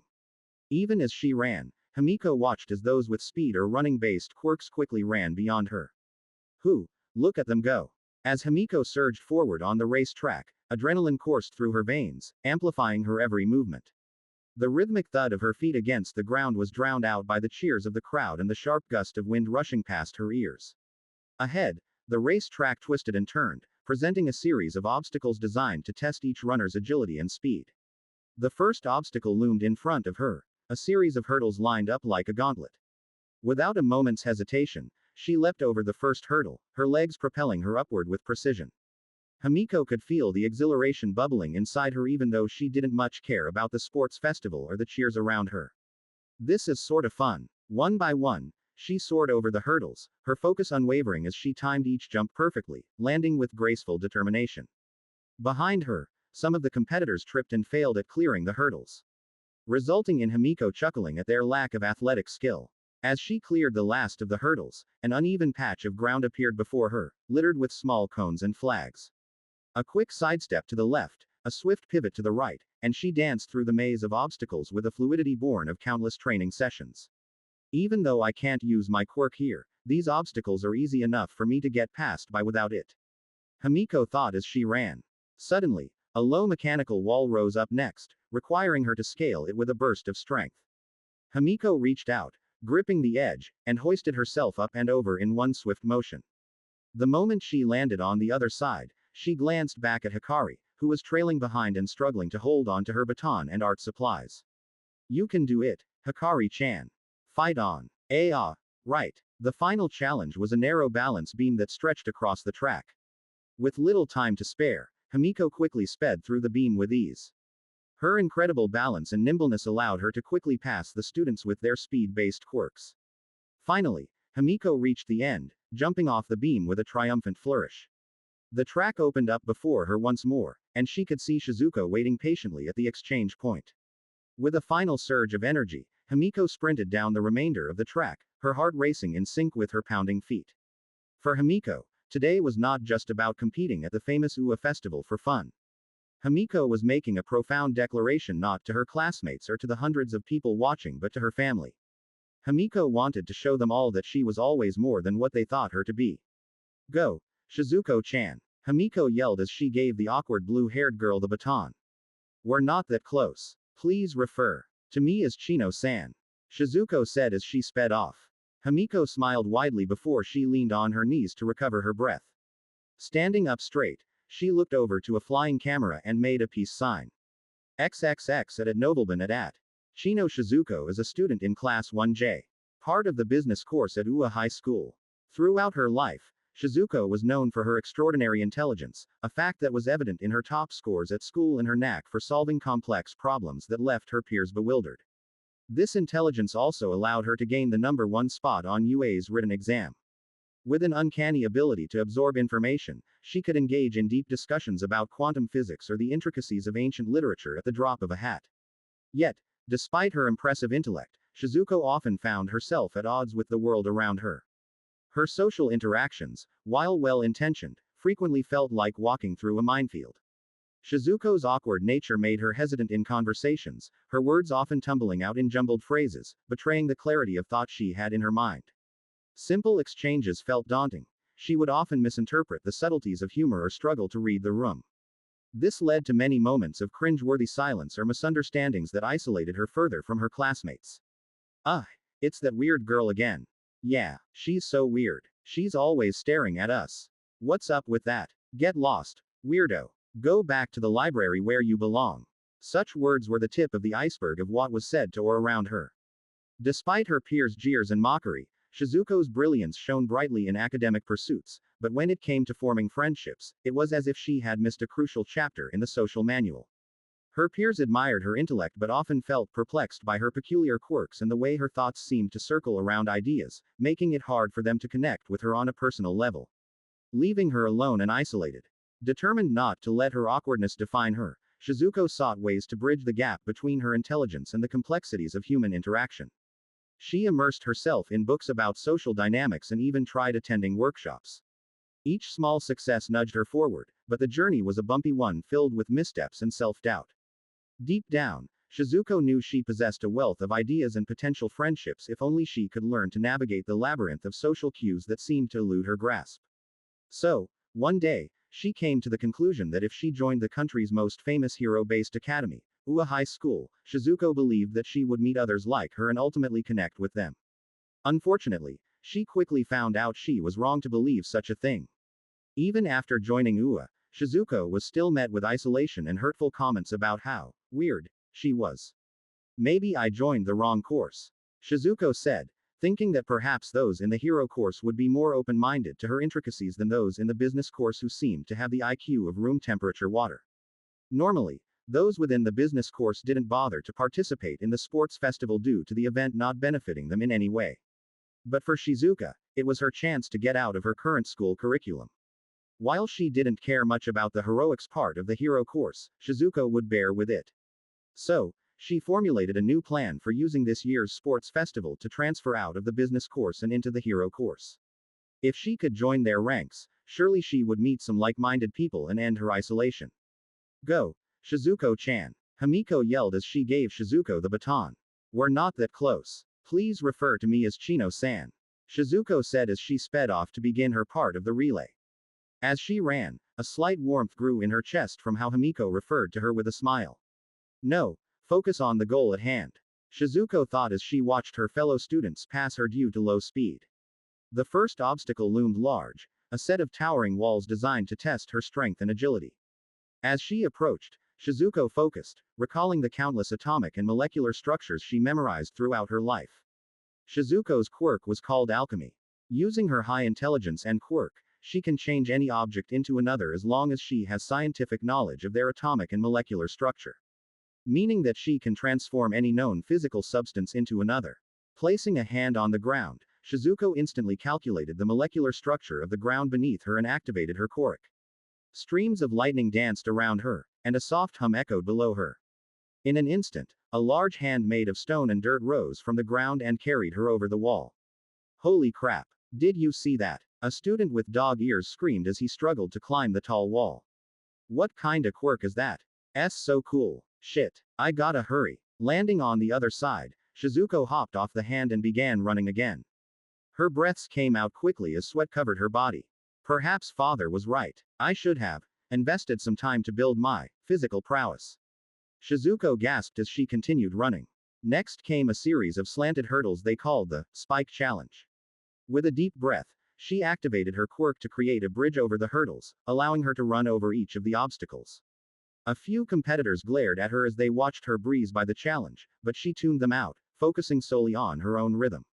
The wind whipped past her as she ran with all her might toward the following challenge, a treacherous zigzag of tall metal cones. Shizuko's heart hammered in her chest. My heart is beating too quickly.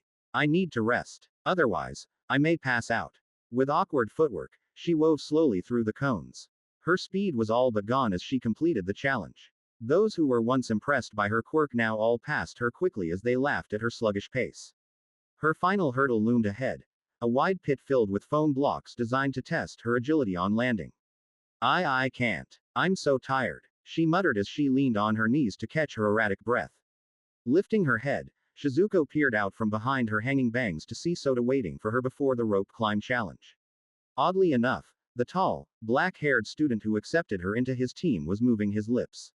Using her lip-reading ability, Shizuko quickly realized what Soda was saying to her. You can do this, Chino. Just take your time. Does he believe in me? Shizuko thought with wonder as the new sensation from earlier filled her chest once again. Looking down at her baton, she took a deep breath and nodded to herself.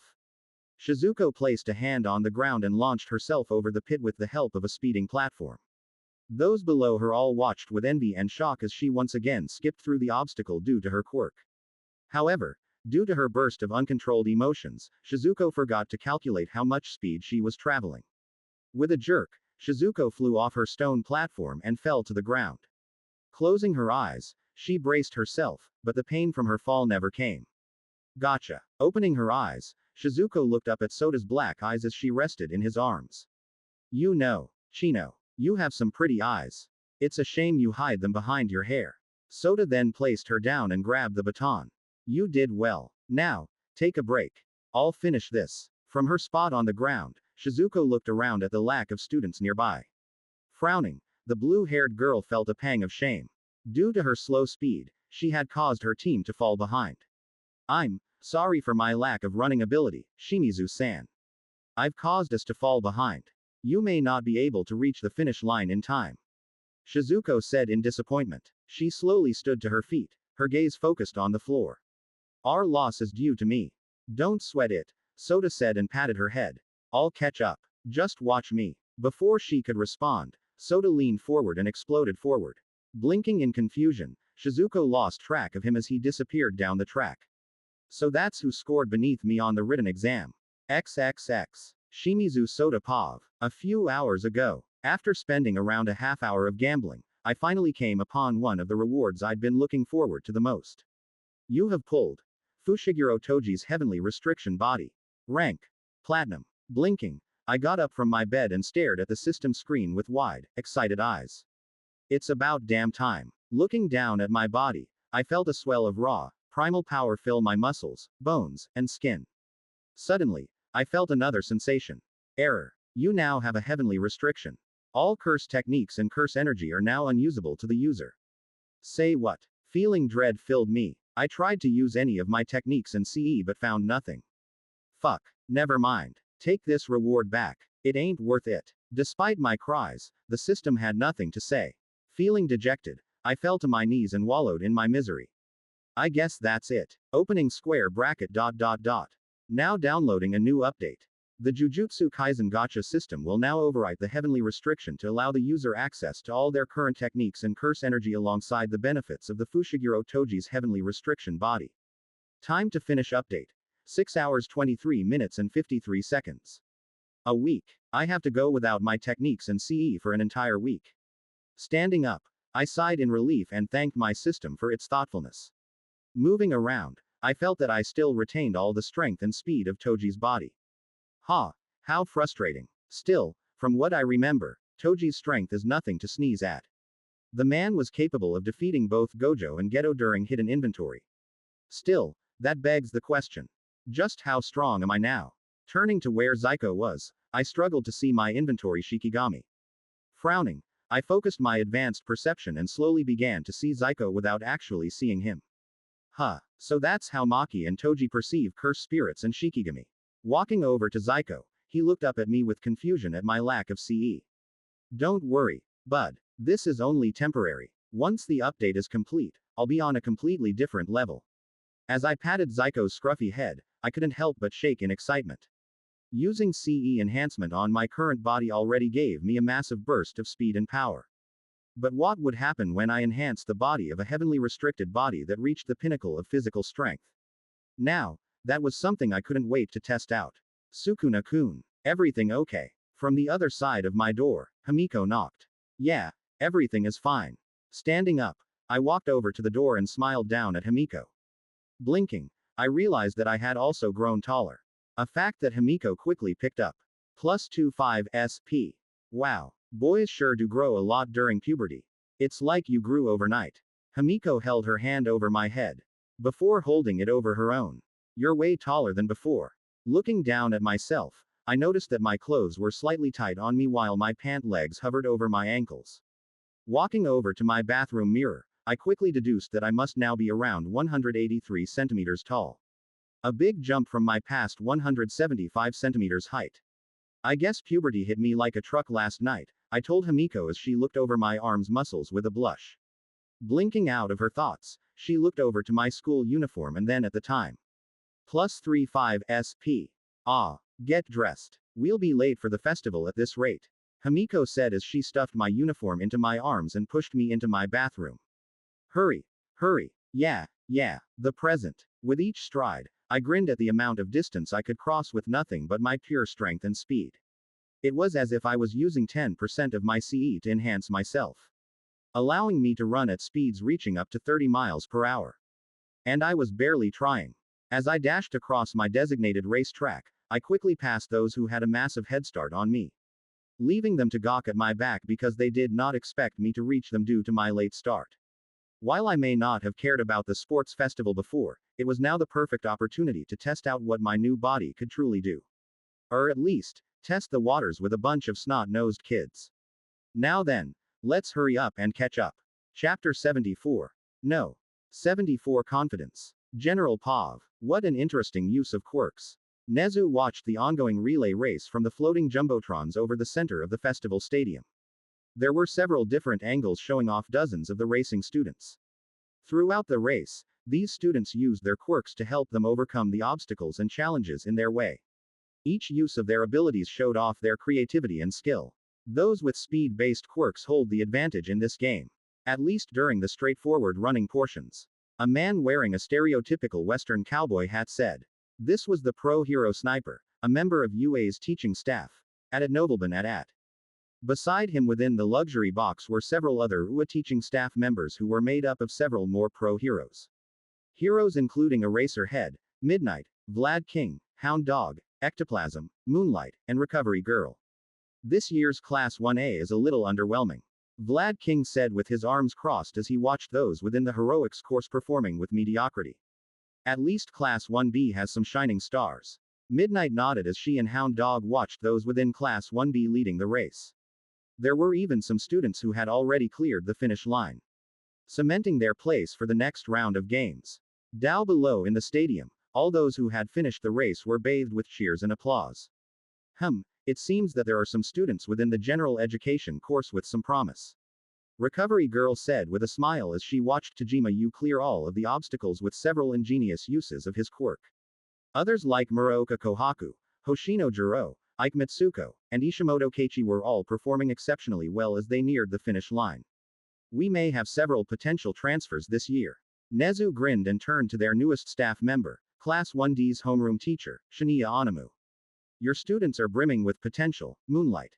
If they continue to perform at this level, they may end up leaving your class.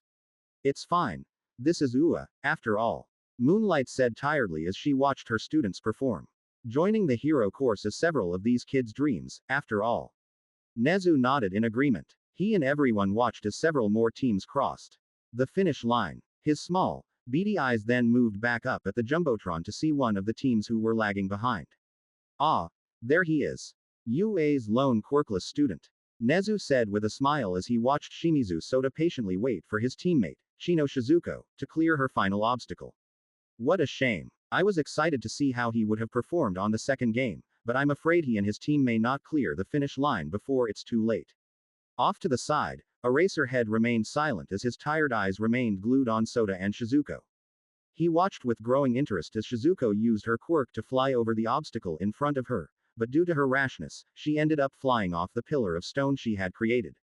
Oh dear. Recovery Girl muttered as she watched Shizuko fall to the ground at a fast speed. Injury seemed all but certain. But before she, the blue-haired girl, could fall, Soda leapt high into the air and caught her effortlessly. How curious. Nezu frowned as he watched the black-haired boy gently place Shizuko down. That was an incredible display of physical strength and speed. Almost too incredible, Snipe muttered with suspicion. Could Shimizu have lied about his quirkless status? That move he performed shouldn't be possible without a quirk. He leapt well over 3 meters into the air. He's quirkless. Eraserhead said, gaining everyone's attention. I used my quirk on him during a spar he had with one of his classmates, and nothing changed. The only logical reason for this is that Shimizu either trained his body to its utmost limits or was born with incredible physical prowess. Either way, his combat and physical abilities are on a completely different level than his peers. On the screen, Soda grabbed his team's baton and leaned forward. In an instant, the boy all but exploded forward with incredible speed. Quickly, Soda began to catch up and even started to surpass all those who had a significant head start on him in record time.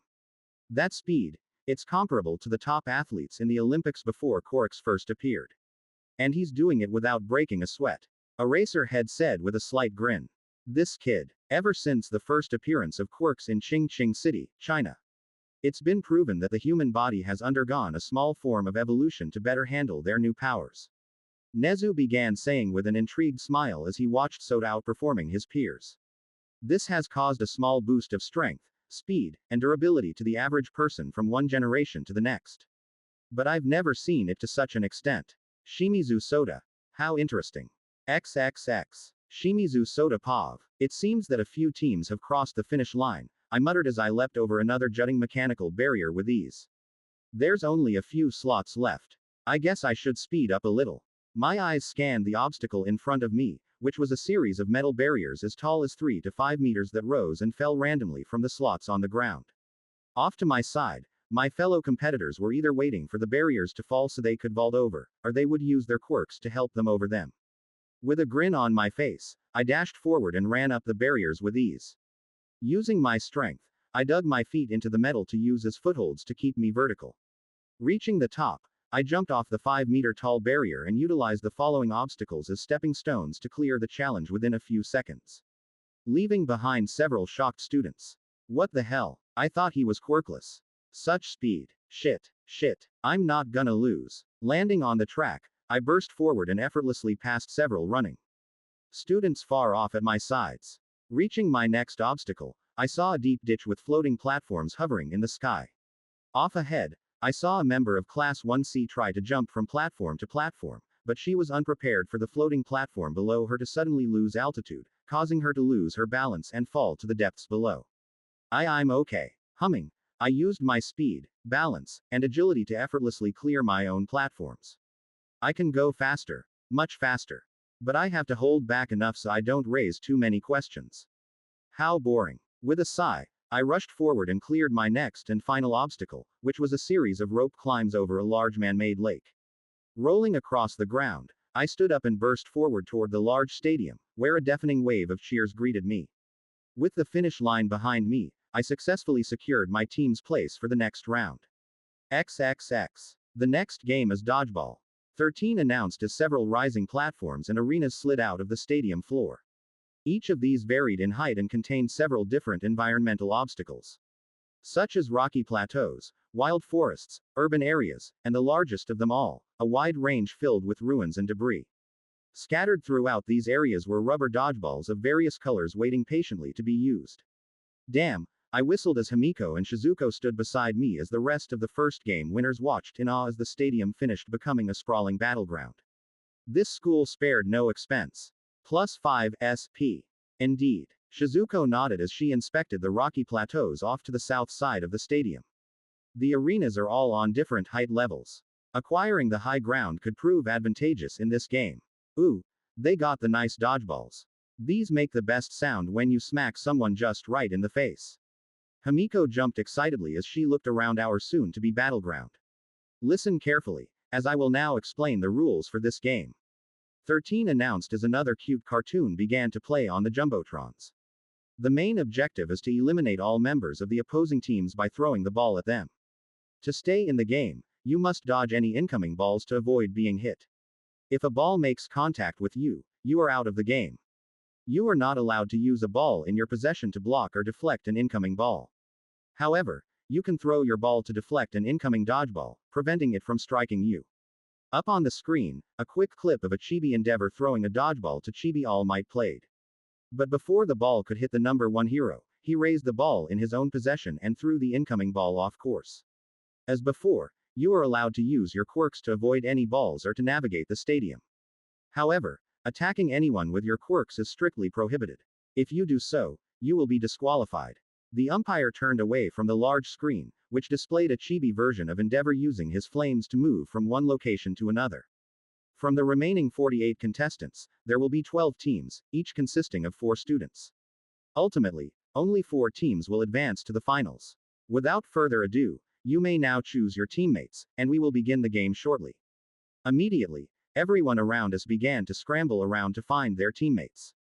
Some students broke off from the teams they created from the relay race, while others outright kicked some people out to make room for someone else. Some of these kids are cutthroat. Nice. Huh. Where are you going, Shizuko-chan? I turned back and saw Shizuko pause misstep. She looked surprised as she turned to Himiko and me. Quote. I'm sure you, too, would prefer team members with better suited quirks for this game. I may only hamper your chances of victory, Shizuko said in a small voice. At her withdrawn body language, I could immediately tell that this girl was used to being left out. Thank you for helping me to have made it this far. What are you talking about? I muttered and placed a hand on her shoulder, causing her to squeak in surprise at the fact that I was touching her. She didn't seem too keen on physical contact. Your quirk doesn't really matter to us. Just stay here. We'll make it to the finals. +8 SP. Yeah. Besides, I saw some of the replays of your race. Your quirk is super cool.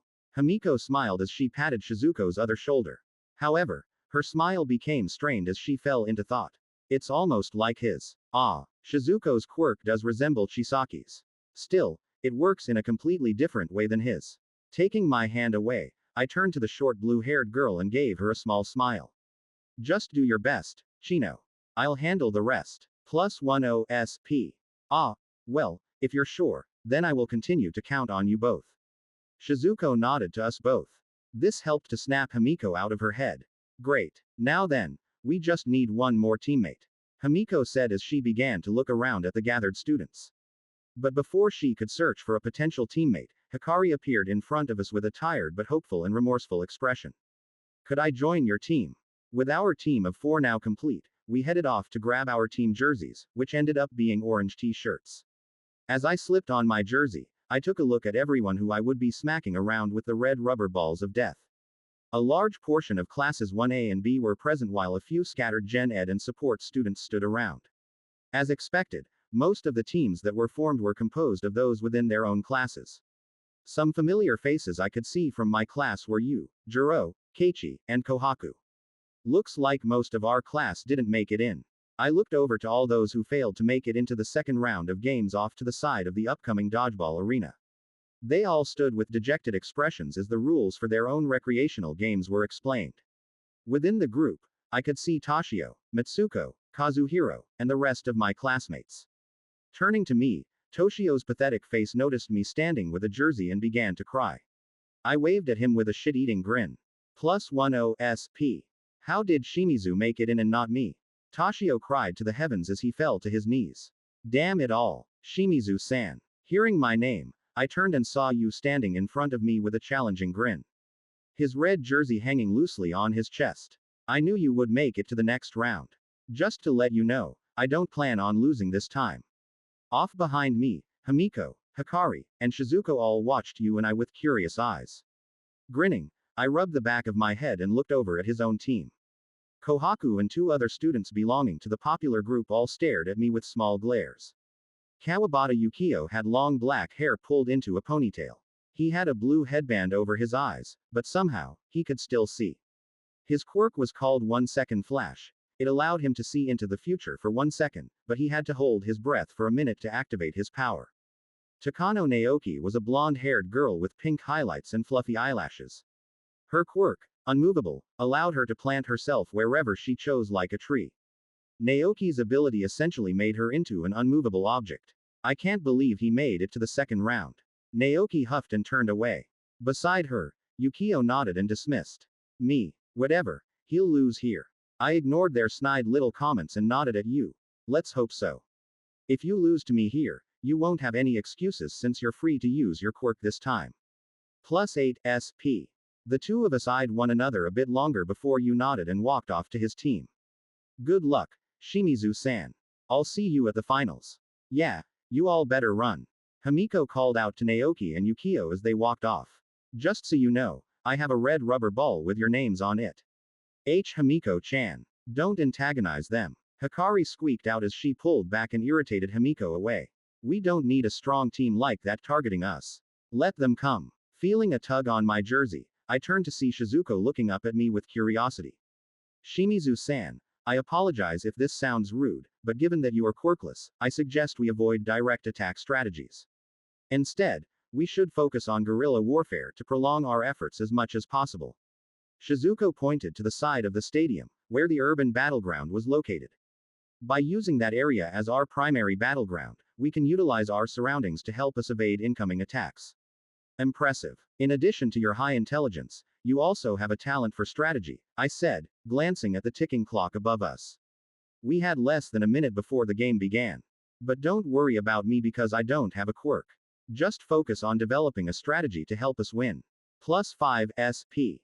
Very well. I'll revise our attack strategy to improve our chances of winning. However, there's something about you that confuses me. Despite lacking a meta ability, you seem the most confident among everyone here. How do you do it? Shizuko asked, her eyes sparkling with curiosity. Her hands were clenched into fists at her sides. Where do you find all that confidence? Why am I so confident? I muttered as I leaned down to stare into her eyes with a grin on my face. That answer to that is easy. It's because I'm strong. Chapter 75. No. 75 Dodgeball. All right, first years. I hope you are satisfied with your chosen teams. Let's get this party started. Present Mike yelled over the stadium speakers, eliciting a roar of cheers from the audience. One last countdown before the game starts. 3, 2, 1. Begin. 13 roared, prompting everyone below the stadium arena to move. Right then. Himiko, Chino, and Ogasawara. You 3 ready? I said as I watched our competition rush toward where the balls were scattered. Ready. My 3 teammates called out from around me as we stood within the rocky plateau area of the arena. Good. Now, let's follow the plan. I called out, and we all dashed off to the side of the area, behind several jutting boulders. Dashing forward, I found a lone red ball and grabbed it. Shizuko's new plan was straightforward. The dodgeball game would take place across 4 distinct areas, each with its own unique environment. Currently, we are in the rocky plateau area. The other areas included a large, tree-filled section, a space composed of small, isolated buildings, and the largest environment, which featured ruins and debris designed to resemble a devastated battlefield. The plan was for us to move in a counterclockwise circle around all 4 areas. From there, we would use the environments around us to attack our enemy teams from the safety of cover while covering our backs. It was a good plan. If we followed it closely, our odds of making it into the finals without being hit were high. However, for me, this plan was a little on the safe side. But if it helped those on my team, then I'd go along with it. Looking behind me, I saw that Hikari and Shizuko had anxious expressions as their eyes darted all around them. In search of anyone. Himiko, on the other hand, looked like she was having the time of her life. Remember to stick to the plan, I said as I handed the ball in my possession to Himiko. And if any of you feel like you're getting overwhelmed, get close to me. Plus 5 SP. Plus 5 SP. The two long-haired girls nodded. As we continued moving through the area, the sounds of rubber smacking against flesh rang out in the distance alongside frustrated yells. The game was now well underway. Ha! Got you. The four of us turned up to see a student who had the features of a horse jump over a tall boulder. The student then threw the ball in his hand toward a surprised Hikari with all of his strength. Thwack! But before the ball could strike our teammate, Himiko threw her ball with incredible precision and threw the ball off course, shocking the long-faced student. Without wasting another second, I rushed across the field and caught the ball Himiko threw midair. Twisting around, I launched the ball and struck the student straight in the stomach, knocking the wind out of him and eliminating him. Plus 8 SP. Plus 5 SP. Plus 5 SP. Plus 5 SP. Seiji. From around us, 3 more students wearing purple jerseys came out from their hiding spots.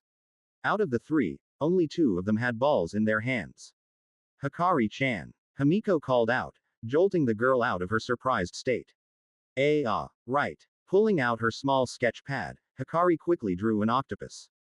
The creature burst into existence, its heavy ink-like features moving around in front of her and Shizuko. From behind the safety of the octopus, Shizuko used her quirk to create 2 new dodgeballs out of 2 rocks. Toga-san. Shimizu-san. With an accuracy one wouldn't expect from the girl, she threw both blue balls toward us. No way. How is that fair? One of the horse students' teammates yelled in annoyance as Himiko and I caught our balls. As long as they only use those balls for defense, I'll allow it. 13 announced loudly, causing our 3 enemies to groan. Gah, whatever. A girl with shoulder-length brown hair yelled as she threw a ball right at me with a glare. This is for Seiji-kun. Grinning, I threw my own ball straight at the dodgeball and knocked it off course right into Himiko's other hand. The both of us rushed forward with speed that surprised everyone around us. As we moved, Himiko threw the ball Shizuko made for her at me to use. Across us, the 3 students who thought they had the drop on us all began to look fearful as we quickly closed in on them. The boy, who seemed to be perpetually sweating with the last remaining ball, looked back and forth between Himiko and me before focusing on Himiko. But before he could throw his ball at her, I launched the ball in my hands in front of his face, causing him to yelp and throw his ball off course. Plus 5 SP. With a wide smile, Himiko launched her red ball at his face with a satisfying rubber smack. The brown-haired girl looked agitated that another of her teammates was eliminated, but she didn't let that stop her. Rushing in, she tried to grab the rolling red ball that took out her teammate, but she was unprepared for the ball that hit her in the back of her head. What? The girl said in anger and frustration as she watched the bouncing red ball roll behind her. You're out, Hikari said with a shaky grin as she pumped a fist in the air. After she had created her octopus, Hikari rushed to grab the ball that Himiko had thrown off course from when the horse student tried to hit us with his surprise attack. With 3 out of his 4 teammates gone, the lone student with a purple jersey looked around him as we all slowly closed in on him. In my hands rested a red rubber ball of death. Mercy. The shaking boy asked. Sorry. All out of mercy. Plus 10 SP. Thwack. XXX. General Pav. The ongoing match between all 12 teams was quick and intense. All throughout the 4 different areas of the battlefield were students in different colored jerseys throwing red balls at one another.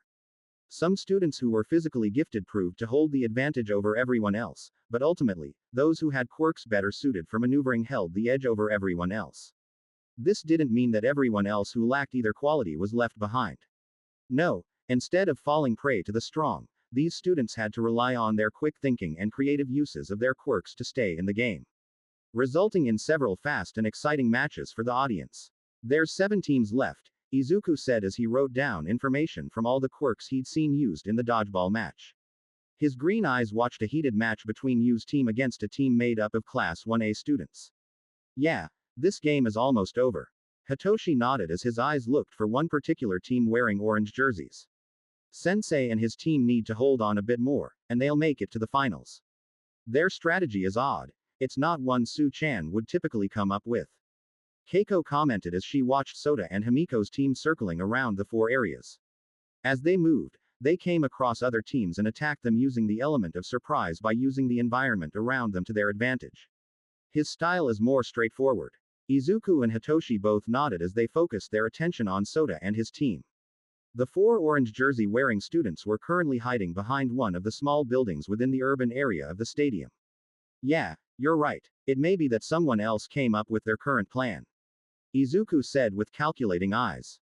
Still, the plan they're using is an effective one. They're avoiding any head-on battles and staying away from the center of the battleground. If they keep this as, they'll guarantee their spot in the next game. Still, something's bugging me. Mei spoke up as she intently watched Soda and his team enter another match with a team they sneaked up behind. Her cross-haired eyes zoomed into Soda's grinning face as he threw a ball into another student's face. Why is Soda trying so hard? I didn't think he cared about the sports festival. He called it a waste of time. Oh, the reason for that is simple. Jin turned to the 3 teenagers and motioned off to the excited Arie, who was cheering on her 2 elder siblings. It's because Arie-chan said she wanted to see him and Himiko win. Is that it? Yup. That's it. XXX. Shimizu Soda Pav. Shimizu-san. Tajima. Staring in the center of the destroyed ruins area of the stadium, Yu's team and my own stood in front of one another with red balls in our grasps. His glowing pink eyes stared into my own as a challenging grin stretched across his face. Behind him, Kohaku, Yukio, and Naoki looked surprised to see that my team and I were still in the game. 2 minutes left. I glanced over at the ticking clock and felt the tense air between everyone. Behind me, Himiko stuck out her tongue while Hikari and Shizuko nervously stood behind me. The 2 short girls' faces were tired and sweaty as they tried to control their breathing. After having fought off 3 other enemy teams, it seemed that both of the girls were now running on fumes. I was hoping I'd run into you in this game, Yu said as he leaned forward, his red dodgeball held tightly within his glowing armored arms. So that's your quirk. Pretty flashy. I nodded and kept a careful eye on my gray-haired classmates' teammates. Kohaku was also seemingly running on fumes, while Naoki and Yukio seemed to be slightly winded. We're at a disadvantage. Before my eyes, Yu's glowing mechanical arms deconstructed around him before reforming around his legs, increasing his height and most likely augmenting his speed. Thank you. Yu smiled before Kohaku stomped her foot, causing a much smaller golem to rise up in front of her. It was half the size of the one she created in our match. Enough chit-chat. We're running out of time. She growled out as she looked at Yu with urgency. Yu nodded and raised his ball toward me. Very well. May the better team win. Fine by me. Thwack. Not needing to be told twice, Himiko threw her ball at Naoki's face, but the girl leaned all the way back and avoided the ball. Naoki's quirk was called Unmovable. This ability allowed her to plant her legs anywhere she wanted, and she'd remain rooted to that surface for as long as she wanted. TCH. Himiko sucked her teeth as she jumped back to avoid the ball thrown by her by Yukio, who had his cheeks puffed up while his face began to turn red. He'll be a little tricky. Yukio's quirk was called 1 Second Flash. It gave him the ability to see 1 second into the future as long as he held his breath for over a minute. Ha! Take this! Hikari yelled as she drew a tall, lanky Minecraft Enderman, who quickly threw her own ball at Kohaku with a raspy growl. Ew! What a nasty creature! Kohaku commanded her golem to smack the ball away from her with a loud, rubber smack. Running beside her golem, the orange-haired girl threw her ball right at Shizuko. Despite her fatigue, the awkward girl touched the fallen wall behind her and used her quirk to create an impromptu shield in front of her that deflected the ball away.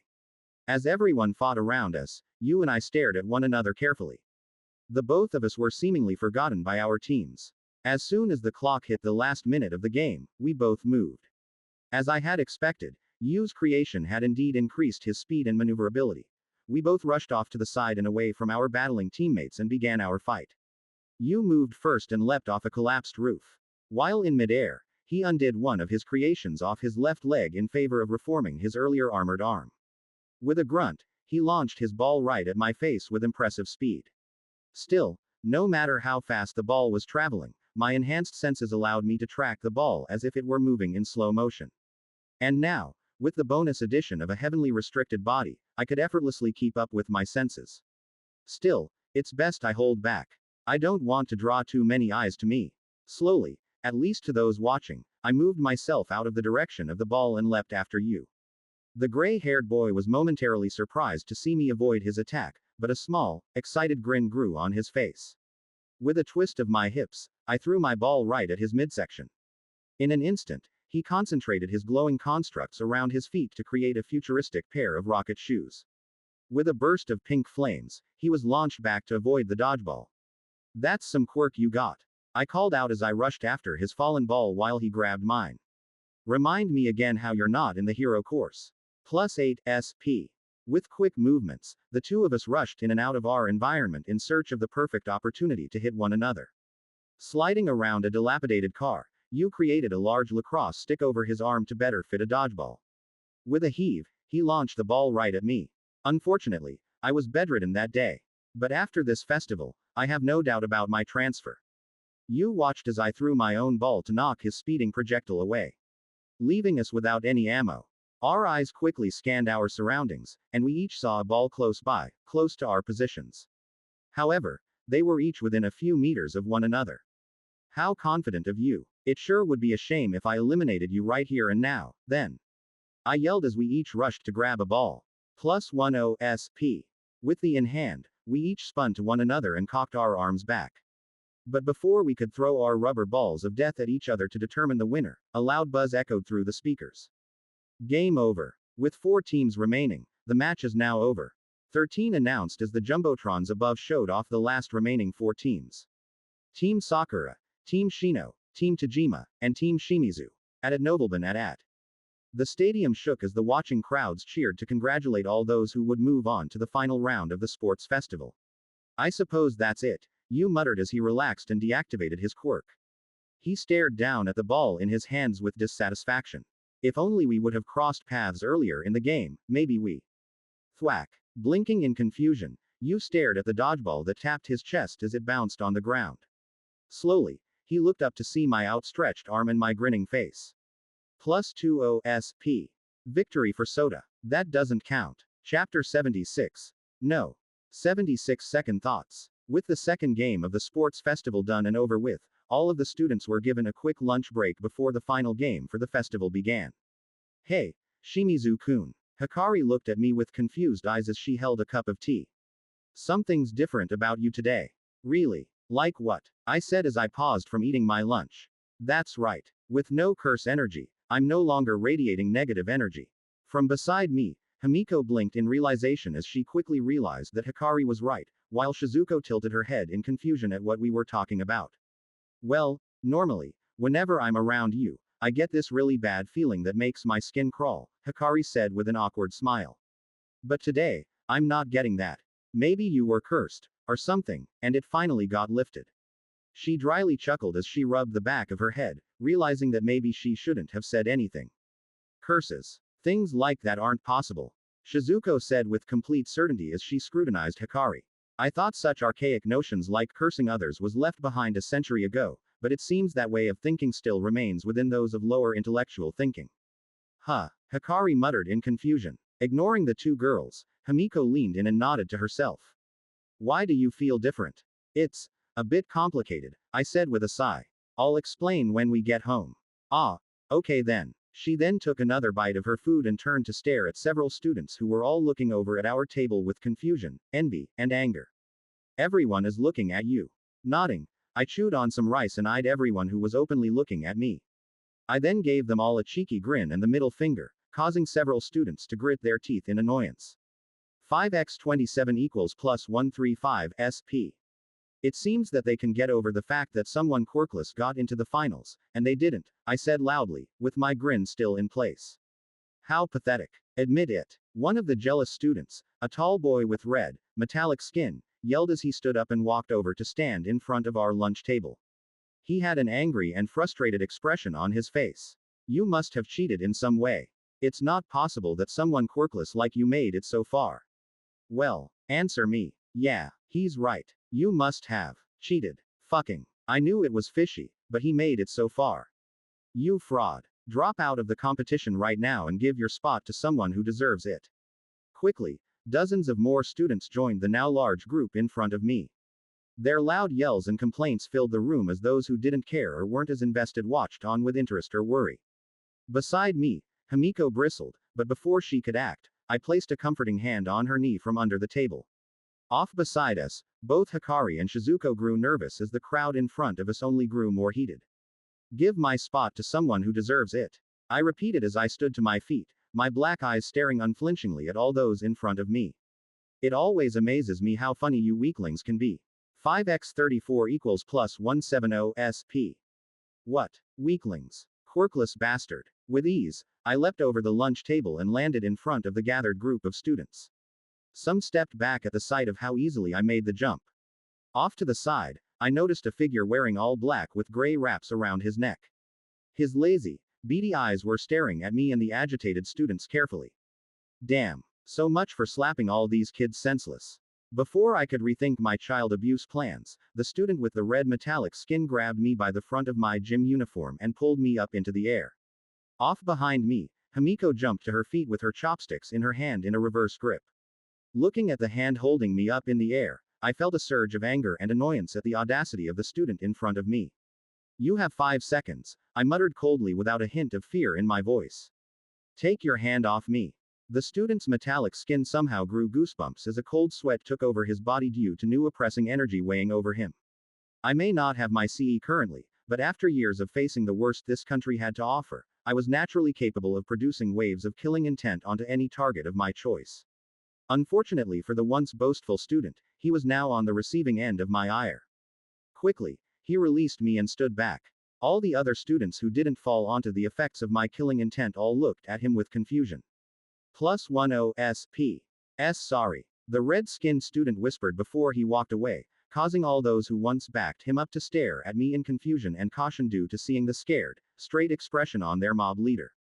My eyes looked them all over, causing them all to leave in silence one by one. What a freak. Let's get out of here. He's not worth the trouble.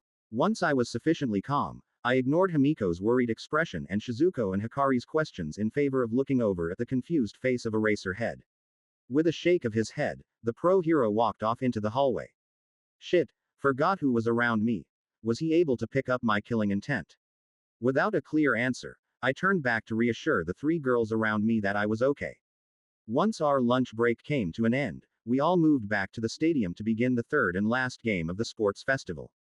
XXX. General Pav. With the sports festival's second game over and done with, the remaining 16 students will now enter a 1 versus 1 tournament-style competition. Each year of the competition, the way these students competed always changed in order to keep the games fresh and keep watchers interested. This year would be no different, unlike the last year, where they had the first-year students compete in a 1 versus 1 sumo match. This year, the students would compete in a foam sword battle over various suspended platforms. The rules for the event were simple. Use the foam sword given to you to knock down your opponent to the ground below.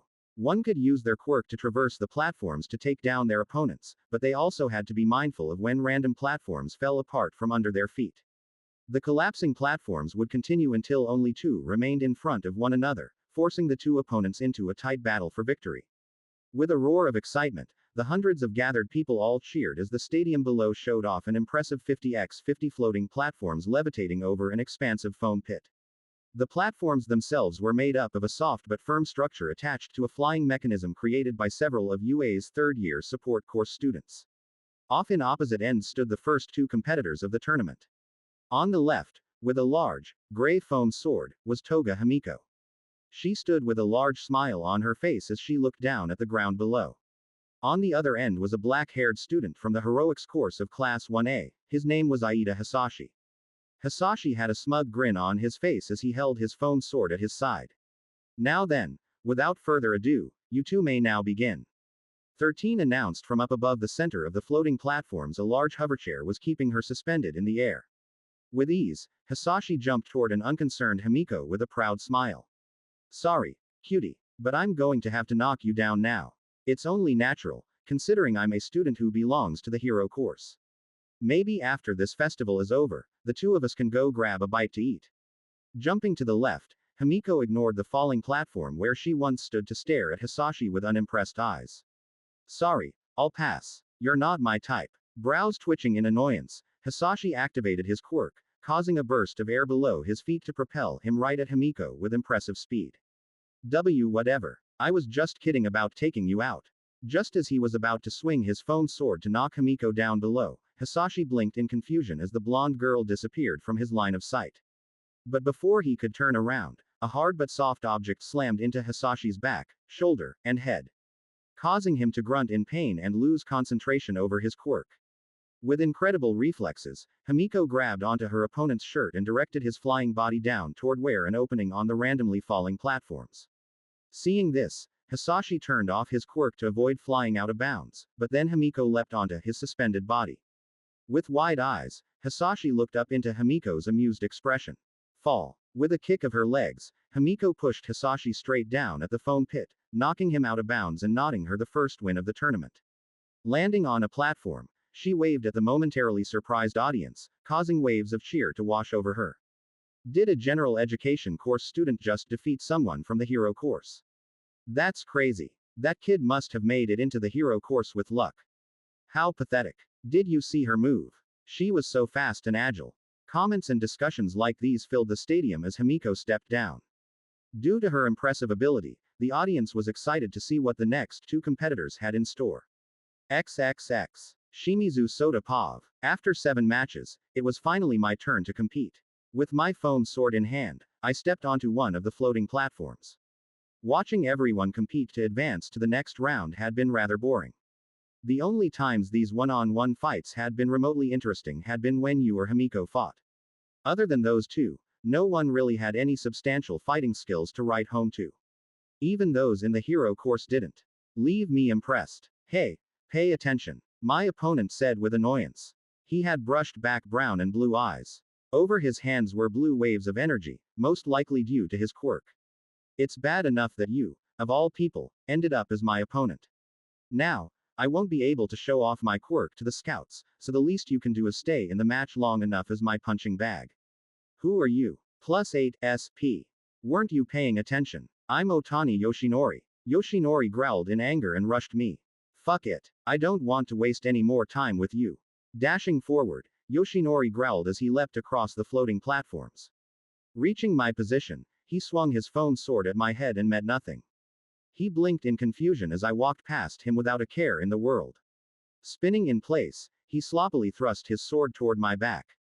With minimal movement, I parried his sword away and jumped back a few platforms. Ignoring his incredulous expression, I looked around the flying platforms and watched as random sections began to fall. This is like a spleef battle. What does your quirk do, exactly? Other than making your hands glow? I asked Yoshinori with a bored look, causing him to blush in anger. +8 SP. Shut up. Ah, I hit the nail on the coffin. Exploding forward with pathetic speed, Yoshinori began to swipe his foam sword all around me in an effort to strike me. As he did, he tried to discreetly lead me toward a large opening in the platform behind me. At Nobleman at. Stop moving. He growled as I effortlessly avoided each of his sword swipes. Okay. +10 SP. Like a statue, I stopped moving abruptly with my body tilted away from my opponent. Not expecting this, Yoshinori wasn't able to stop his rush and ended up tripping on my outstretched foot. With a cry, he fell forward in the large opening he tried to lead me toward. Leaning over, I saw him lying face down on the foam pit. Well, that's that. Winner. Shimizu Soda. 13 announced, causing the audience to cheer. Their roars of approval and clapping hands filled my ears. Clap, clap, clap, clap, clap. Instead of feeling a sense of elation or pride from the audience's praise, I only felt apathy and boredom. This match wasn't even worth watching. My opponent was nothing more than a child with glow-in-the-dark hands. After facing many powerful enemies and even several heroes in combat, I found having to fight a bunch of kids to be a waste of time. This sports festival was a waste of time. UA was a waste of time. Fighting heroes in one night gains me more points than a week of attending UA, so if the entire reason for my attending UA was to gain SP, then wouldn't it make more sense to focus on fighting actual heroes to earn even more points? Shimizu-kun, are you alright? 13 asked in worry as she patted my shoulder, snapping me back into the present. Even the cheers had mellowed out. Blinking, I nodded and began to walk off the tournament arena. My expression pensive. Yeah, I'm fine.